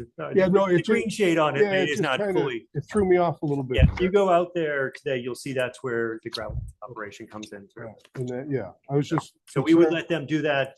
I don't think they have an interest going into the the turnaround. I think they would prefer to come. Yeah, I out. was just concerned about the crossing of the trail. Yep. and that, to get in, you know what I mean? Yep. To get over to there. Yeah, we'd have to sign it and maybe some cross pavement markings on that. That's all I have. Okay. Sorry. Taylor, any questions? I think a lot of people reiterated what I had to say and what I'm thinking. I think I can't honestly remember because it's been several hours now if I said this, but just trying to redistrict to the midpoint development district. It's not a requirement, and I realize that previous commissions have done so in the past, but just because the previous commission has done something doesn't mean we should be doing the same thing, and doesn't make it right. That was, I couldn't remember if I left that out, but that was basically it. Okay, thank you very much. A lot of the things that have been asked are things that were also weighing on my mind.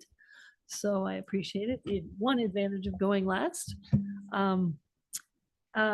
Just one quick Noah Wallace comment. Yeah, I work at Noah Wallace. I see we are pleasantly full, shall I say? And if we get a bunch more kids, then out comes the pencils at the Board of Ed meeting as they try and redistrict yet again and get the whole town in turmoil over that. But that's a story for another, it's an issue for another time. So we are approaching the end of our public hearing.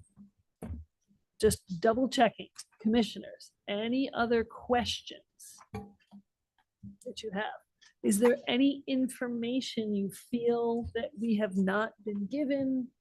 Any reason that I should not close the public hearing? We have all the information that do we feel capable of making a decision with the information that has been presented to us? I'm getting some head nods. Madam Chair. Yes. I'd like the opportunity to just briefly sum up before you Certainly. close the hearing. Go right This is ahead. a good time? Yes, All right. lovely time. Well, traffic has always been a problem in town, on Route 4 in particular. in 1967, my mother used to drive me from Five Corners to the Little League fields through the center of Farmington in the afternoon, and it took a half an hour. Okay. It's always going to be a problem. It's not going to be any better or any worse in any appreciable manner, whether you approve this development or not. It's bigger than this development. Flooding. We're not building anything in a 100-year flood zone. I think Mr. Daly testified where these units are 13 to 15 feet above the level of the river. I believe it or not, I was not yet alive in 1955, just barely. But you know, we've had a lot of flood control measures going since then. And sure, Farmington Avenue will flood down near the corner of Town Farm Road, down near the driving range. Yeah, it does. Water comes up there sometimes. It doesn't flood in this area. You know, public interest is great, and some element of opposition has always been present anytime there's been a significant new proposal made in this town. I've been doing this since the 1980s. And before that, you know, I guess the first big project that was a fear in this town, I wasn't there for it, but it was the Highlands, where a lot of these folks who are opposed to this project now live, because the Highlands was the first subdivision in Farmington, and we weren't a farming town anymore. We were going to be a suburban tract home. It was apparently a very controversial project. I was around for the West Farms Mall and the later expansion of the West Farms Mall. You know, those hearings were held in the auditorium at Irving Robbins School because of the amount of public interest and opposition. And those projects only got built after several trips to court. Snowberry Cobble, it's not the first affordable housing project, first or second. It was extremely controversial. I think those hearings were held at Irving Robbins as well. That also went to court before it was approved. St. Mary's Church, those hearings were held in the auditorium at the high school and was actually denied the first time it was presented. Farmington Woods went to court. Devonwood, you know, I've heard people call this massive. Devonwood was massive. Lots of opposition to all those projects. They all got built, and this town has continued to thrive. In each of these cases, your predecessors did their jobs faithfully. And as a result, we have a town that's continued to evolve and remain a very desirable place to live, with excellent schools and taxes that are lower than in our surrounding communities. You know, one speaker, Mr. Rapuzzo, and I didn't know he was going to make his comments. I guess he was the only person who spoke live in person of it. He brought up the possibility of an affordable housing project and what's going on in Simsbury now. That would be a travesty if you ended up with double these amount of units and in a high-rise building, apartments with 2 or 3 times the amount of traffic that this is gonna produce. And that's a real risk, whether it's this developer or some other developer around that comes along later. Somebody's going to get a productive use out of this property. It's not going to become a park like people want it to be unless the town wants to pay for it. And I don't think there's an appetite in town to spend millions and millions of dollars to turn 80 acres of productive land on a very desirable place where housing can be built into a public park. You know, this project's no different than all of these other projects that created a lot of opposition and a lot of fear. And it's going to be a place that many of our existing residents, as well as future residents, will be proud to call their home. And I urge you very strongly to approve this master plan so we can get going on all the site plan details that people are interested in and come back to you and present you with those. Thank you very much. Thank you very much.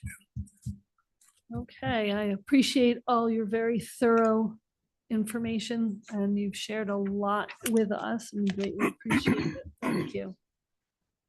And I will check in one more time. We feel we have all the information we need, correct? Okay, so then I am going to close the public hearing. It's only 11:45. It's not Tuesday yet. Okay, so, sorry, I give you a little look here. Okay, now comes our turn to deliberate, to have discussions, to make some comments. And we can, because we need to know what we're voting on. And we need to, have some discussion about that. Question about that, unless you were. Yes. Nope, go right ahead. Ask your question. Are we voting in a, I assume POCD would come first, then either zone change or text? I don't like, is there an order, and do we vote on all three regardless of the outcome on any one, or is it like only if certain things? So I have it broken down. Okay. Okay. To vote separately? It's going to be 4 votes. Yeah. 4 votes. Got it. Okay. But I can't remember the First order. one's the application for the amendment to section 9, The POCD. okay, to the POCD.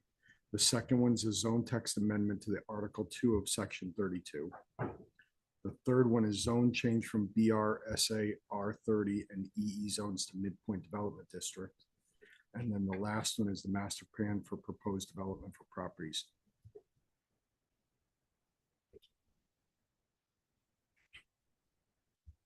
Okay. And I'm going to chime in. They will Please. have successive effective dates. So, and all the motions will be in the affirmative. All the Right, so I'll be in the affirmative, 16, affirmative. 17, 18, and 19, right? Successive effective dates, should they be approved. You also aren't forced to vote this evening.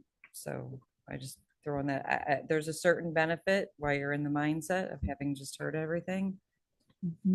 That's completely at the commission's discretion, but I don't want you to feel like you have to vote this evening. I just want to throw that out there. Okay. So I guess my question is, do we have the brain capacity and the stamina to forge ahead? Do we care to put off our vote until the 27th 27th, yes, ma'am. of July? Straw poll. What are we thinking? What would be the benefit to waiting? Well, it's a lot of information we've been dealing with, and whether we want to cogitate on it a little bit more, or if we all feel that we are prepared and have decisions made, or have a How full is the agenda for the 27th? There is another hearing. I believe it's just one hearing. And at the moment, I don't believe I've got any other new business items. So the hearing has been closed. It would just be a discussion, and then I'm far away from the microphone, I'm sorry. It would be a matter of discussion and votes, correct, Shannon? Correct. Yes. Okay. Yep. So So you can absolutely go ahead and do it this evening. If I just wanted to throw it out there. I didn't mean to throw a monkey wrench in things. Okay. You guys want to keep trucking, keep on going. Okay, No open. I'm signs getting for you. some head nods in the affirmative that we should continue. Correct? Continue as in As put it in off or vote, continue, as keep in- going today. Good good catch. That we should continue the process and vote. Okay. Sounds good. I think it's probably the best thing. We've got it fresh in our mind, so. Okay. Okay, so then we will continue with that. Thanks for the suggestion. Now comes discussion. We get to make statements. If you have a comment, if you have anything you care to say, we can do that. I will start off. The need for housing in this town is very, it's very much there. It is true. It is out there. We need a variety of housings. I would love to see something in this area because it is a great piece of property. But I don't feel this is the right approach or the right project for this area. I feel there's a lot of, well, we're close. So why don't we just change the rules? And I'm very concerned about the river. It took a lot to get that wild and scenic designation. It's a national standard. And yes, I know we are away, construction would be away, but I just, that's an asset that if we lost, we would never get back. So that's where I feel. Anyone else? I wanted to make the mention about the housing. While I agree with that, and we definitely have a deficit and need housing, and, you know, Commissioner Canto would probably agree maybe with this. This is not characteristic of the type of housing that people are calling me to move into in Farmington. It's congested, it's dense, it's a lot of attached housing. It's very expensive. It doesn't provide an opportunity for people starting out having families or growing families to necessarily move into, because there are not a lot of people who are going to spend that type of money at the top of their price range to have 2 bedrooms or modify their dining room to fit their 3rd kid. And they're going to be stuck in these houses for a long time. And I don't believe that the amendments are better than what we have now. And I don't see a benefit to any of this. I think it's environmentally very risky, and it opposes our local government. And I'm not a voting member this evening, but I just wanted to contribute that because the housing market is our driving force to a lot of this. And we're trying to solve a problem by making Farmington not Farmington anymore. And I'm totally opposed to it. Since Lisa spoke, can I have a second? I think it speaks volumes. I know they said if the town wants to go and pay money, they can pay money. It's, you know, it's private land. I think the fact that we have a liaison here from the town council with a unanimous vote tells us that they want to acquire this property and give it back to the people. And I think that's vitally important because, as a lot of people said, we are lacking in places to bring your kids, other than, you know, you got Tungus Mead, that fills up quick. We're lacking in that. And just because it was a quarry doesn't mean we can't remediate stuff. I mean, there were wetland remediations happening all in that property. So who are we to say, well, we're just going to destroy the remediated wetlands and, you know, we spent all this money getting that done. So why should we, you know, keep it that way? I think that was the one point that I forgot to say, but that's it. Thank you. Anyone else have any comments they'd like to make? I think it was Taylor, I'm sorry. Yeah. I think it was Taylor that brought up, I never took into consideration the noise that's going to be going on across the river. It's loud. With the crew team, which I don't know that.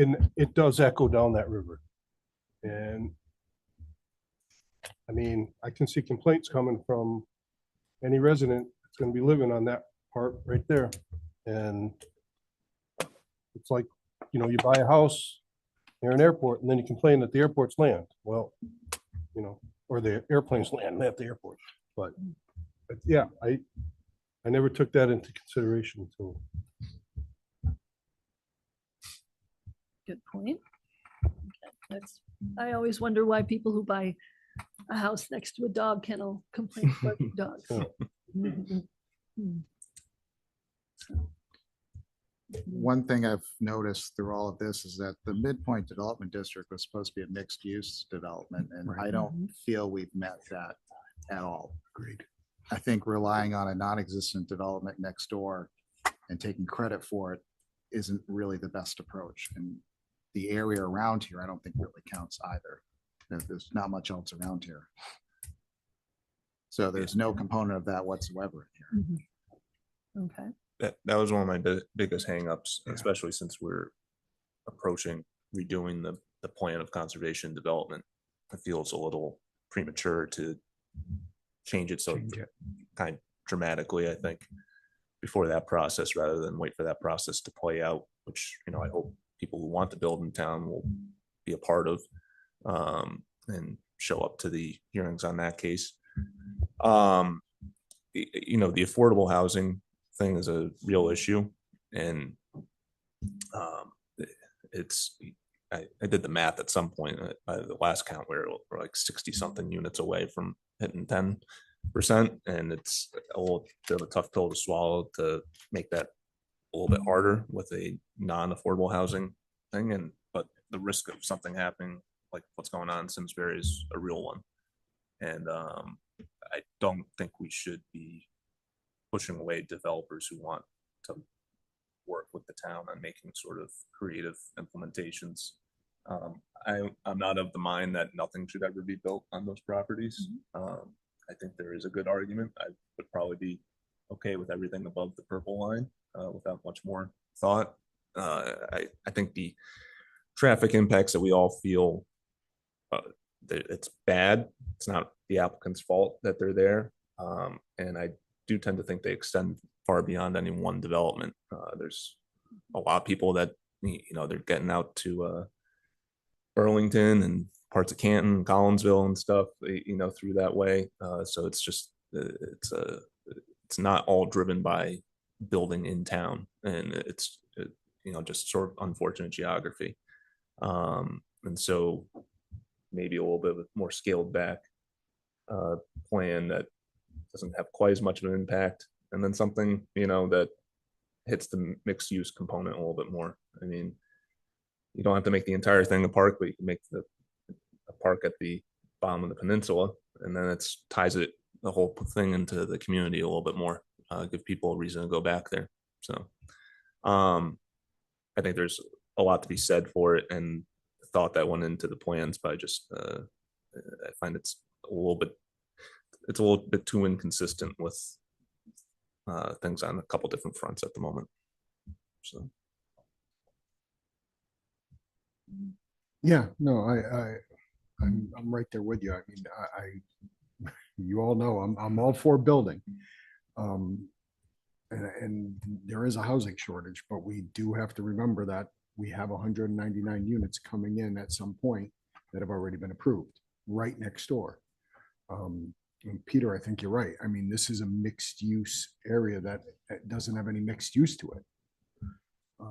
You know, like Taylor was saying, you know, I'm not saying to remediate it because I'm sure nobody wants to do that, but you know, even though it was a mining quarry, so was FSA, and FSA was thriving right now. I mean, you would never know that that was a mining area, and that was owned by IUTI, you know, so it can be done. You know, as Commissioner Zarella said, you know, I think there's a lot there.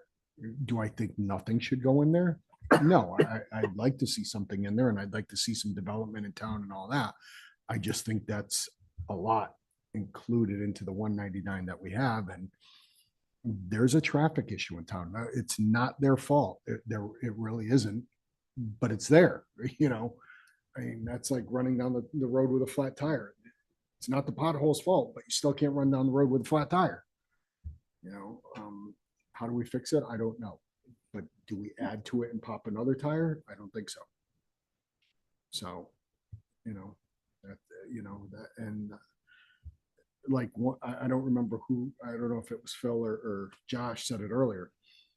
Changing the POCD, there's a reason to change it. It's not changing it just because it's not fitting their need.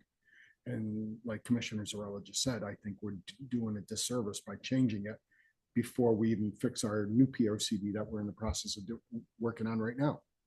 You know, let that go through. Let's figure that out first and then go from there.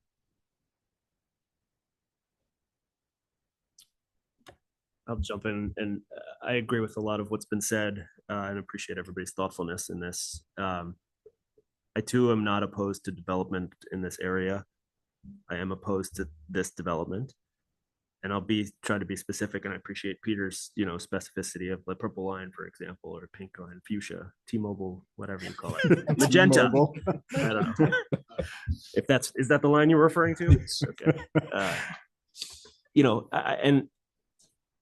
And I also want to call on all of the people who came tonight and who watched online and who commented or sent comments, is that if you believe that this land needs to be preserved, if you believe that that for decades, towns, cities across our country cut residents off from the waterways, the rivers, the water bodies of our nation, to the detriment of residents and to people and to nature. And we have slowly been trying to reclaim that. And while this plan includes some parts of that, which I appreciate the changes that were made from earlier versions that had no path along the river and no, or at least not much discussion of sort of putting things into conservation, I don't think sort of a narrow strip of, is enough. I like the idea of the peninsula, but then all of those people who want less traffic and less development, then you better be ready to pay. You need to elect town council people and tell your town council that I am willing to have my taxes raised to pay to purchase land to preserve it as open space. And I don't say that like sarcastically. I mean it really. Like, it's the same thing that people want sidewalks in town. I want a lot more sidewalks in town, some of which are around this property and connecting, from the high school to Brickyard is one of the worst sections where you have high school students have to walk on the shoulders of the street, people zooming by at 50 miles an hour at 7 o'clock in the morning. It's crazy. We need to fix these things, but it takes money to do so. And so, barring that, this is private property that the private owner, these people don't own the property. Let's be clear, right? Someone else owns it. These people have the right to buy it if they get, an approval, essentially. And the owner of this property will eventually monetize it one way or another through this developer, through a future developer, or perhaps through sand and gravel, whatever. They will find a way to monetize it. And so we have an option to sort of encourage town council to, if we want to acquire this as a town and residents want to do that and want to pay, then put your foot on the gas and get it done. Because as we discussed, the longer we wait, then the more risk there is that something else happens to the property, and that costs money. The other option is to give feedback to the developer now. I think Peter's was a helpful start to say, these are things that we would prefer, may or may not be for this developer, may be for a future developer. I would agree sort of. I particularly think there's far too many of the single family homes. I think for those types of, for the single family homes and those price points, way too dense, way too close together. I don't think we should be rewriting, a developer should be asking, I don't appreciate a lot of the sort of approach of sort of, we're going to just customize your rules for our benefit. I don't like that as an approach. Like we should respect the rules. The rules have, as I've made a point multiple times in this commission, I believe we should respect the rules as they're written and follow them. And if we don't like the rules, we can change them. That's our job. But we shouldn't just change them willy-nilly, and particularly for one use case or make exceptions without good reason. So from a single family home perspective, there's too many of them. They're too dense and too close to the river. I'd push that development much further up. I think everything needs to be, public access. I don't like the idea of any kind of, if you want an HOA to maintain, cut your lawns, I don't care. But I do think there's an issue of, the pesticides and herbicides and whatnot and fertilizer. I don't know how you stop it. It's certainly not the only homes in town that use herbicides and fertilizers. Anyway, in terms of the townhouses, this design was really unappealing to me. I've seen many developments in other cities and other states where this type of sort of ultra dense, short driveways, the assumptions are made of, oh, well, people will just, there's 2 cars in the garage and 2 cars outside. Oh, well, except that there's really not a lot of storage in this place. So your garage becomes sort of either a second living space or a storage space. So then you park in the driveway.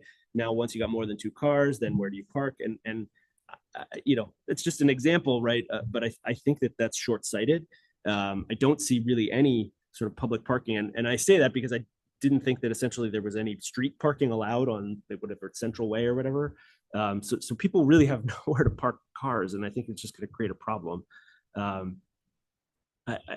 think pushing the buildings really close together and trying to increase that density was less appealing to me. Honestly, like I'm not opposed to even apartments or condos. I think some of the earlier versions perhaps, but it was just too much in the area. All of it was always too much, and I get that's what you want to do when you're maximizing the value of your land. You want to build as much as you possibly can. I get it, but that's not what the people of Farmington seem to want. And I understand some of the economics of all of this as well, and you have to get certain dollars per unit to make it make sense and get a return on your investment. And like I said, I think we have to try to attract developers and private capital to solve our housing crisis. So I think there are options where these parcels can be developed, but I think also large parts of it should comply with the POCD, which is to acquire most of it and preserve most of it. That'd be my preference. So anyway, I'll stop. Thank you. Thank you. I just concur with with what has been said by the whole group, the whole board. I agree with just about everything that was said today. So thank you, commissioners. So, okay, we are now at a time. If we feel our discussion is done, then it is time to vote. So we need a motion and a second for each of those 4 items. We're going to vote on them one at a time, Shannon. Yes, I think it's just going to be cleaner. I would prefer it. Yes, Okay. please, to take each one as a separate vote, and let's go through all 4 of them regardless of the preceding vote, please. Okay, so Madam Chair, I'll do them one at a time and we'll vote and then we'll go on to the next one. Correct. Okay, ready? I'm going to make the motion that we accept National Land Holdings LLC application for amendment to section 9 of the 2018 POCD addendum. And a second? Second. All those in favor? All those opposed? Aye. Aye. All those abstaining? Okay, the motion does not pass.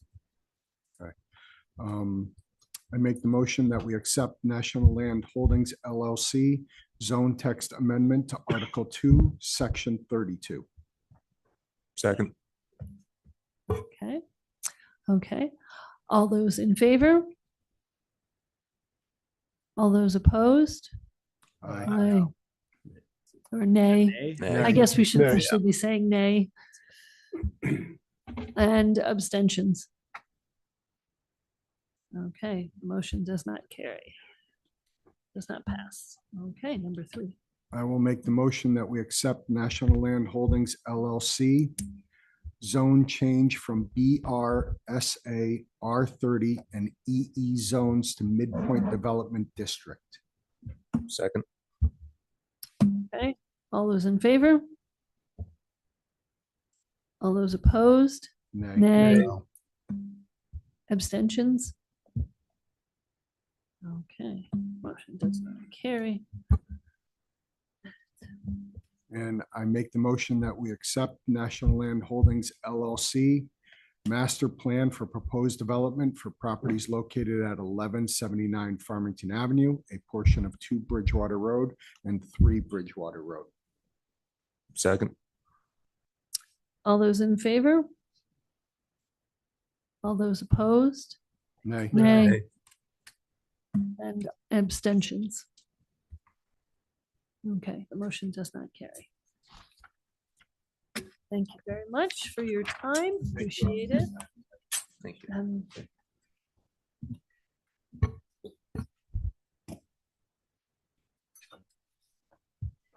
You have a good night. Have a safe trip back. Liz, at the risk of putting this any further into the night, I really need the bathroom. Okay. Is that That's fine. okay? Go. It's I- just, 2 minutes? yeah, it's just a couple. That's fine. minutes. Understood. Drink a quart of water. No, go for it. That's fine.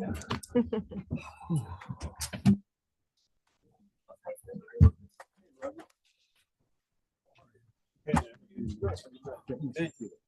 Sorry I missed you on Saturday. I got,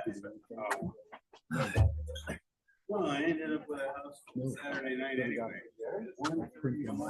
You gotta go. Yeah, I gotta say,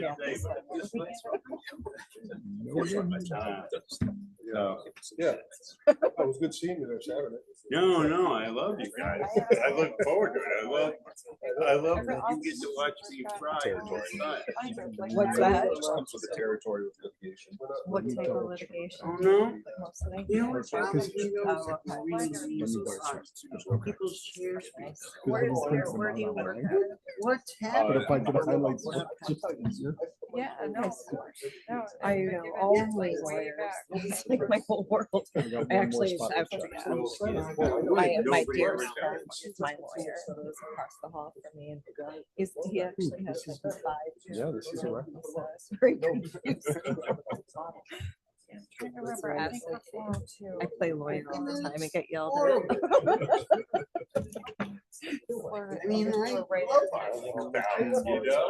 all my lawyer friends should be real. That was when I was thinking too. Yeah. Yeah, I'm not gonna. What, realtor or lawyer? Not this guy. No, it's not fun. Being paid and billing hourly is not fun. It's good to meet Take you. it easy. Oh, Bill, you don't always get paid. True, good point.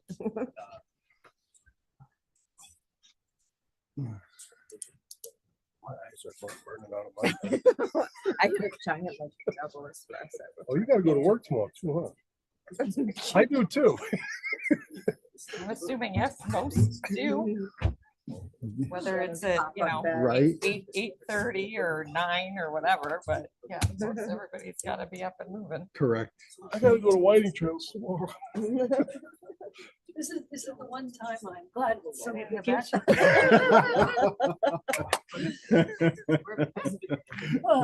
Seriously? I had no This should idea. have been like a petition. They could have Yeah, I had no, I thought, I'm like, That's that's crazy. Oh, then you like, you must have been like literally had no idea. None, zero. Anyway. Oh, Does someone get to left a there. point, like, yeah, for Is that- oh, like that's $3 Papa Bruce. my Right, class right. was 5 sick. minutes isn't gonna change it, right? I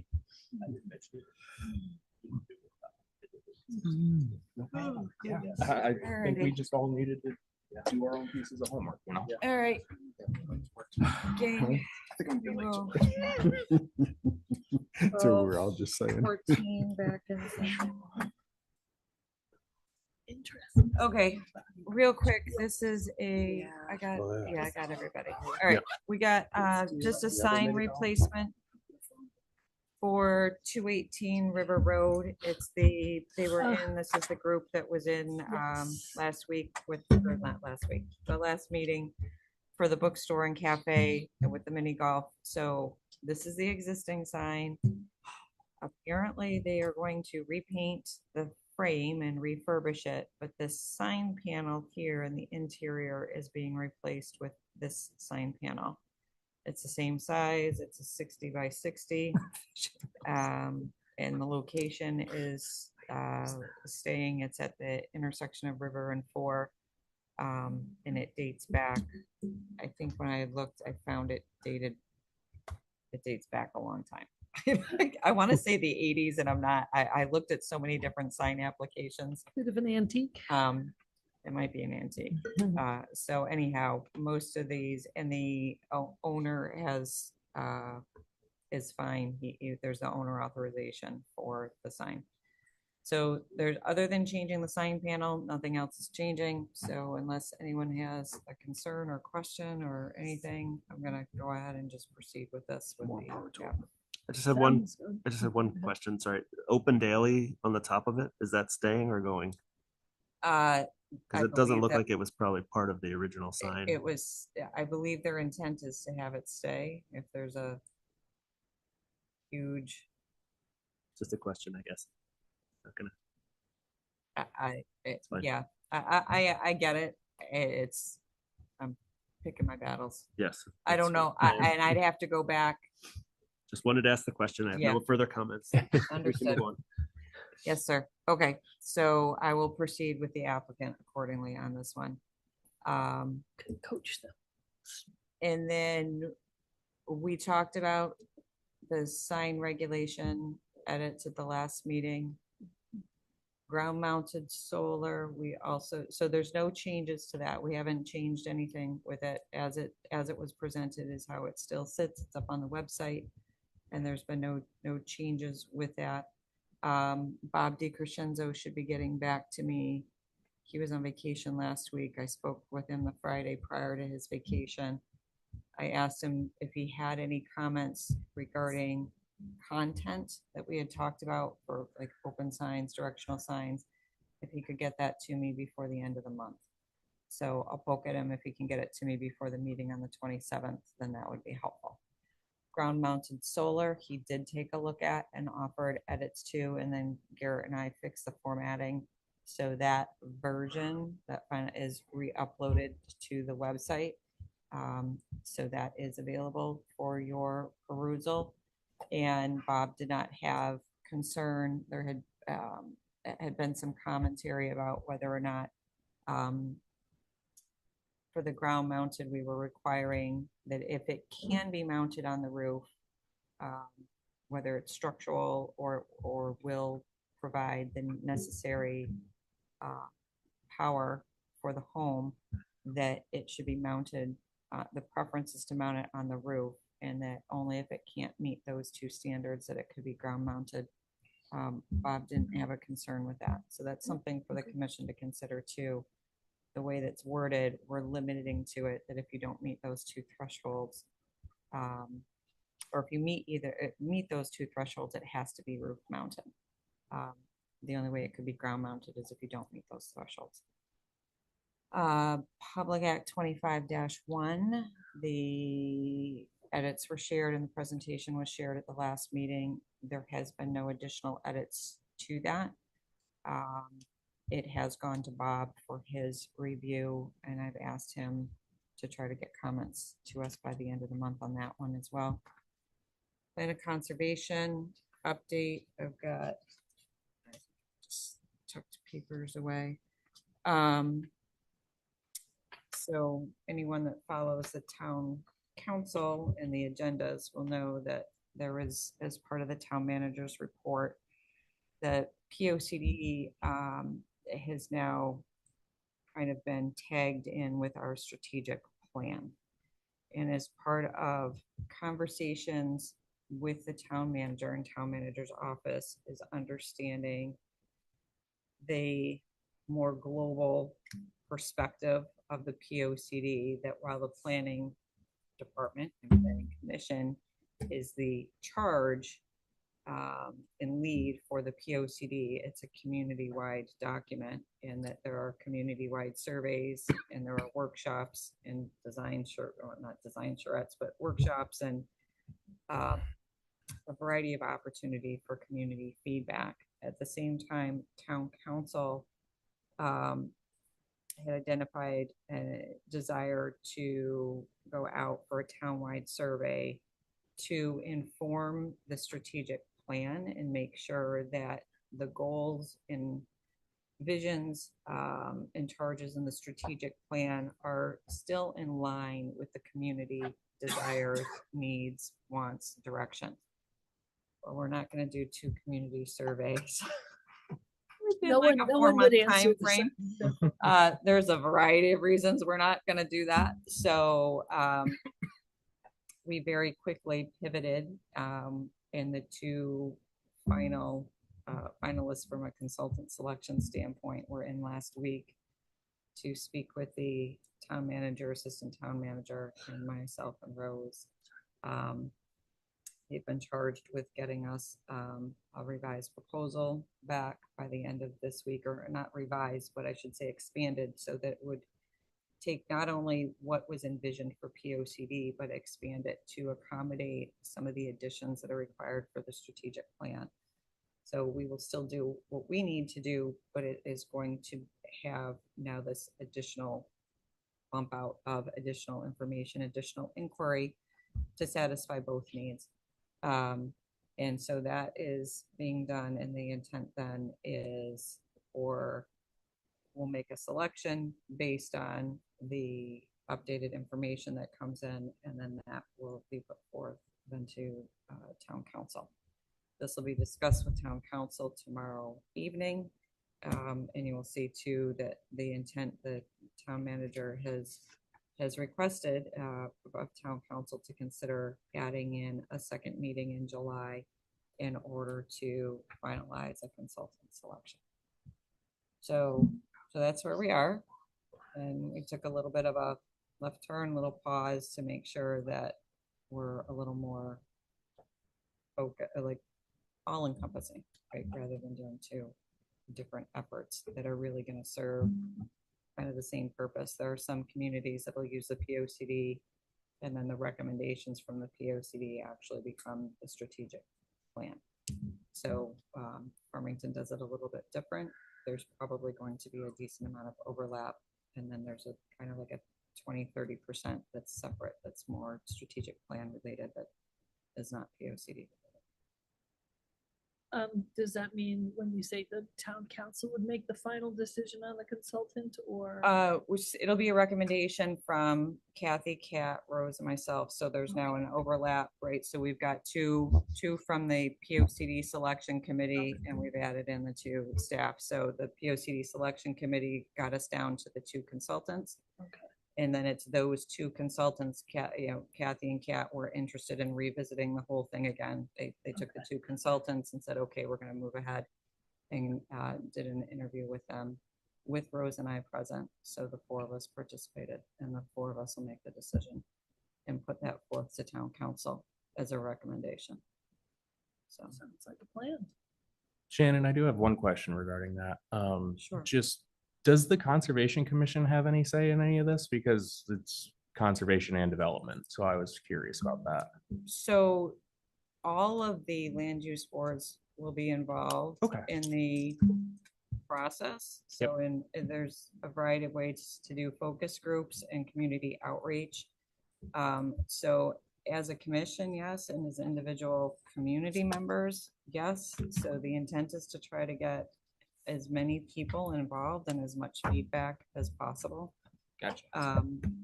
But they don't have a responsibility for the document the way TPC does. Okay.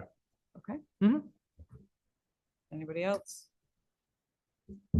Okay, that's all I got for you this evening or this morning. Good catch. Yes, happy Tuesday. So we do have to approve minutes. Yep. Yes. Please. So I'll make the motion that we approve the minutes of the June 22nd, 2026 Town Planning and Zoning Commission. Second. Okay, all in favor? Aye. Aye. Opposed? Abstain.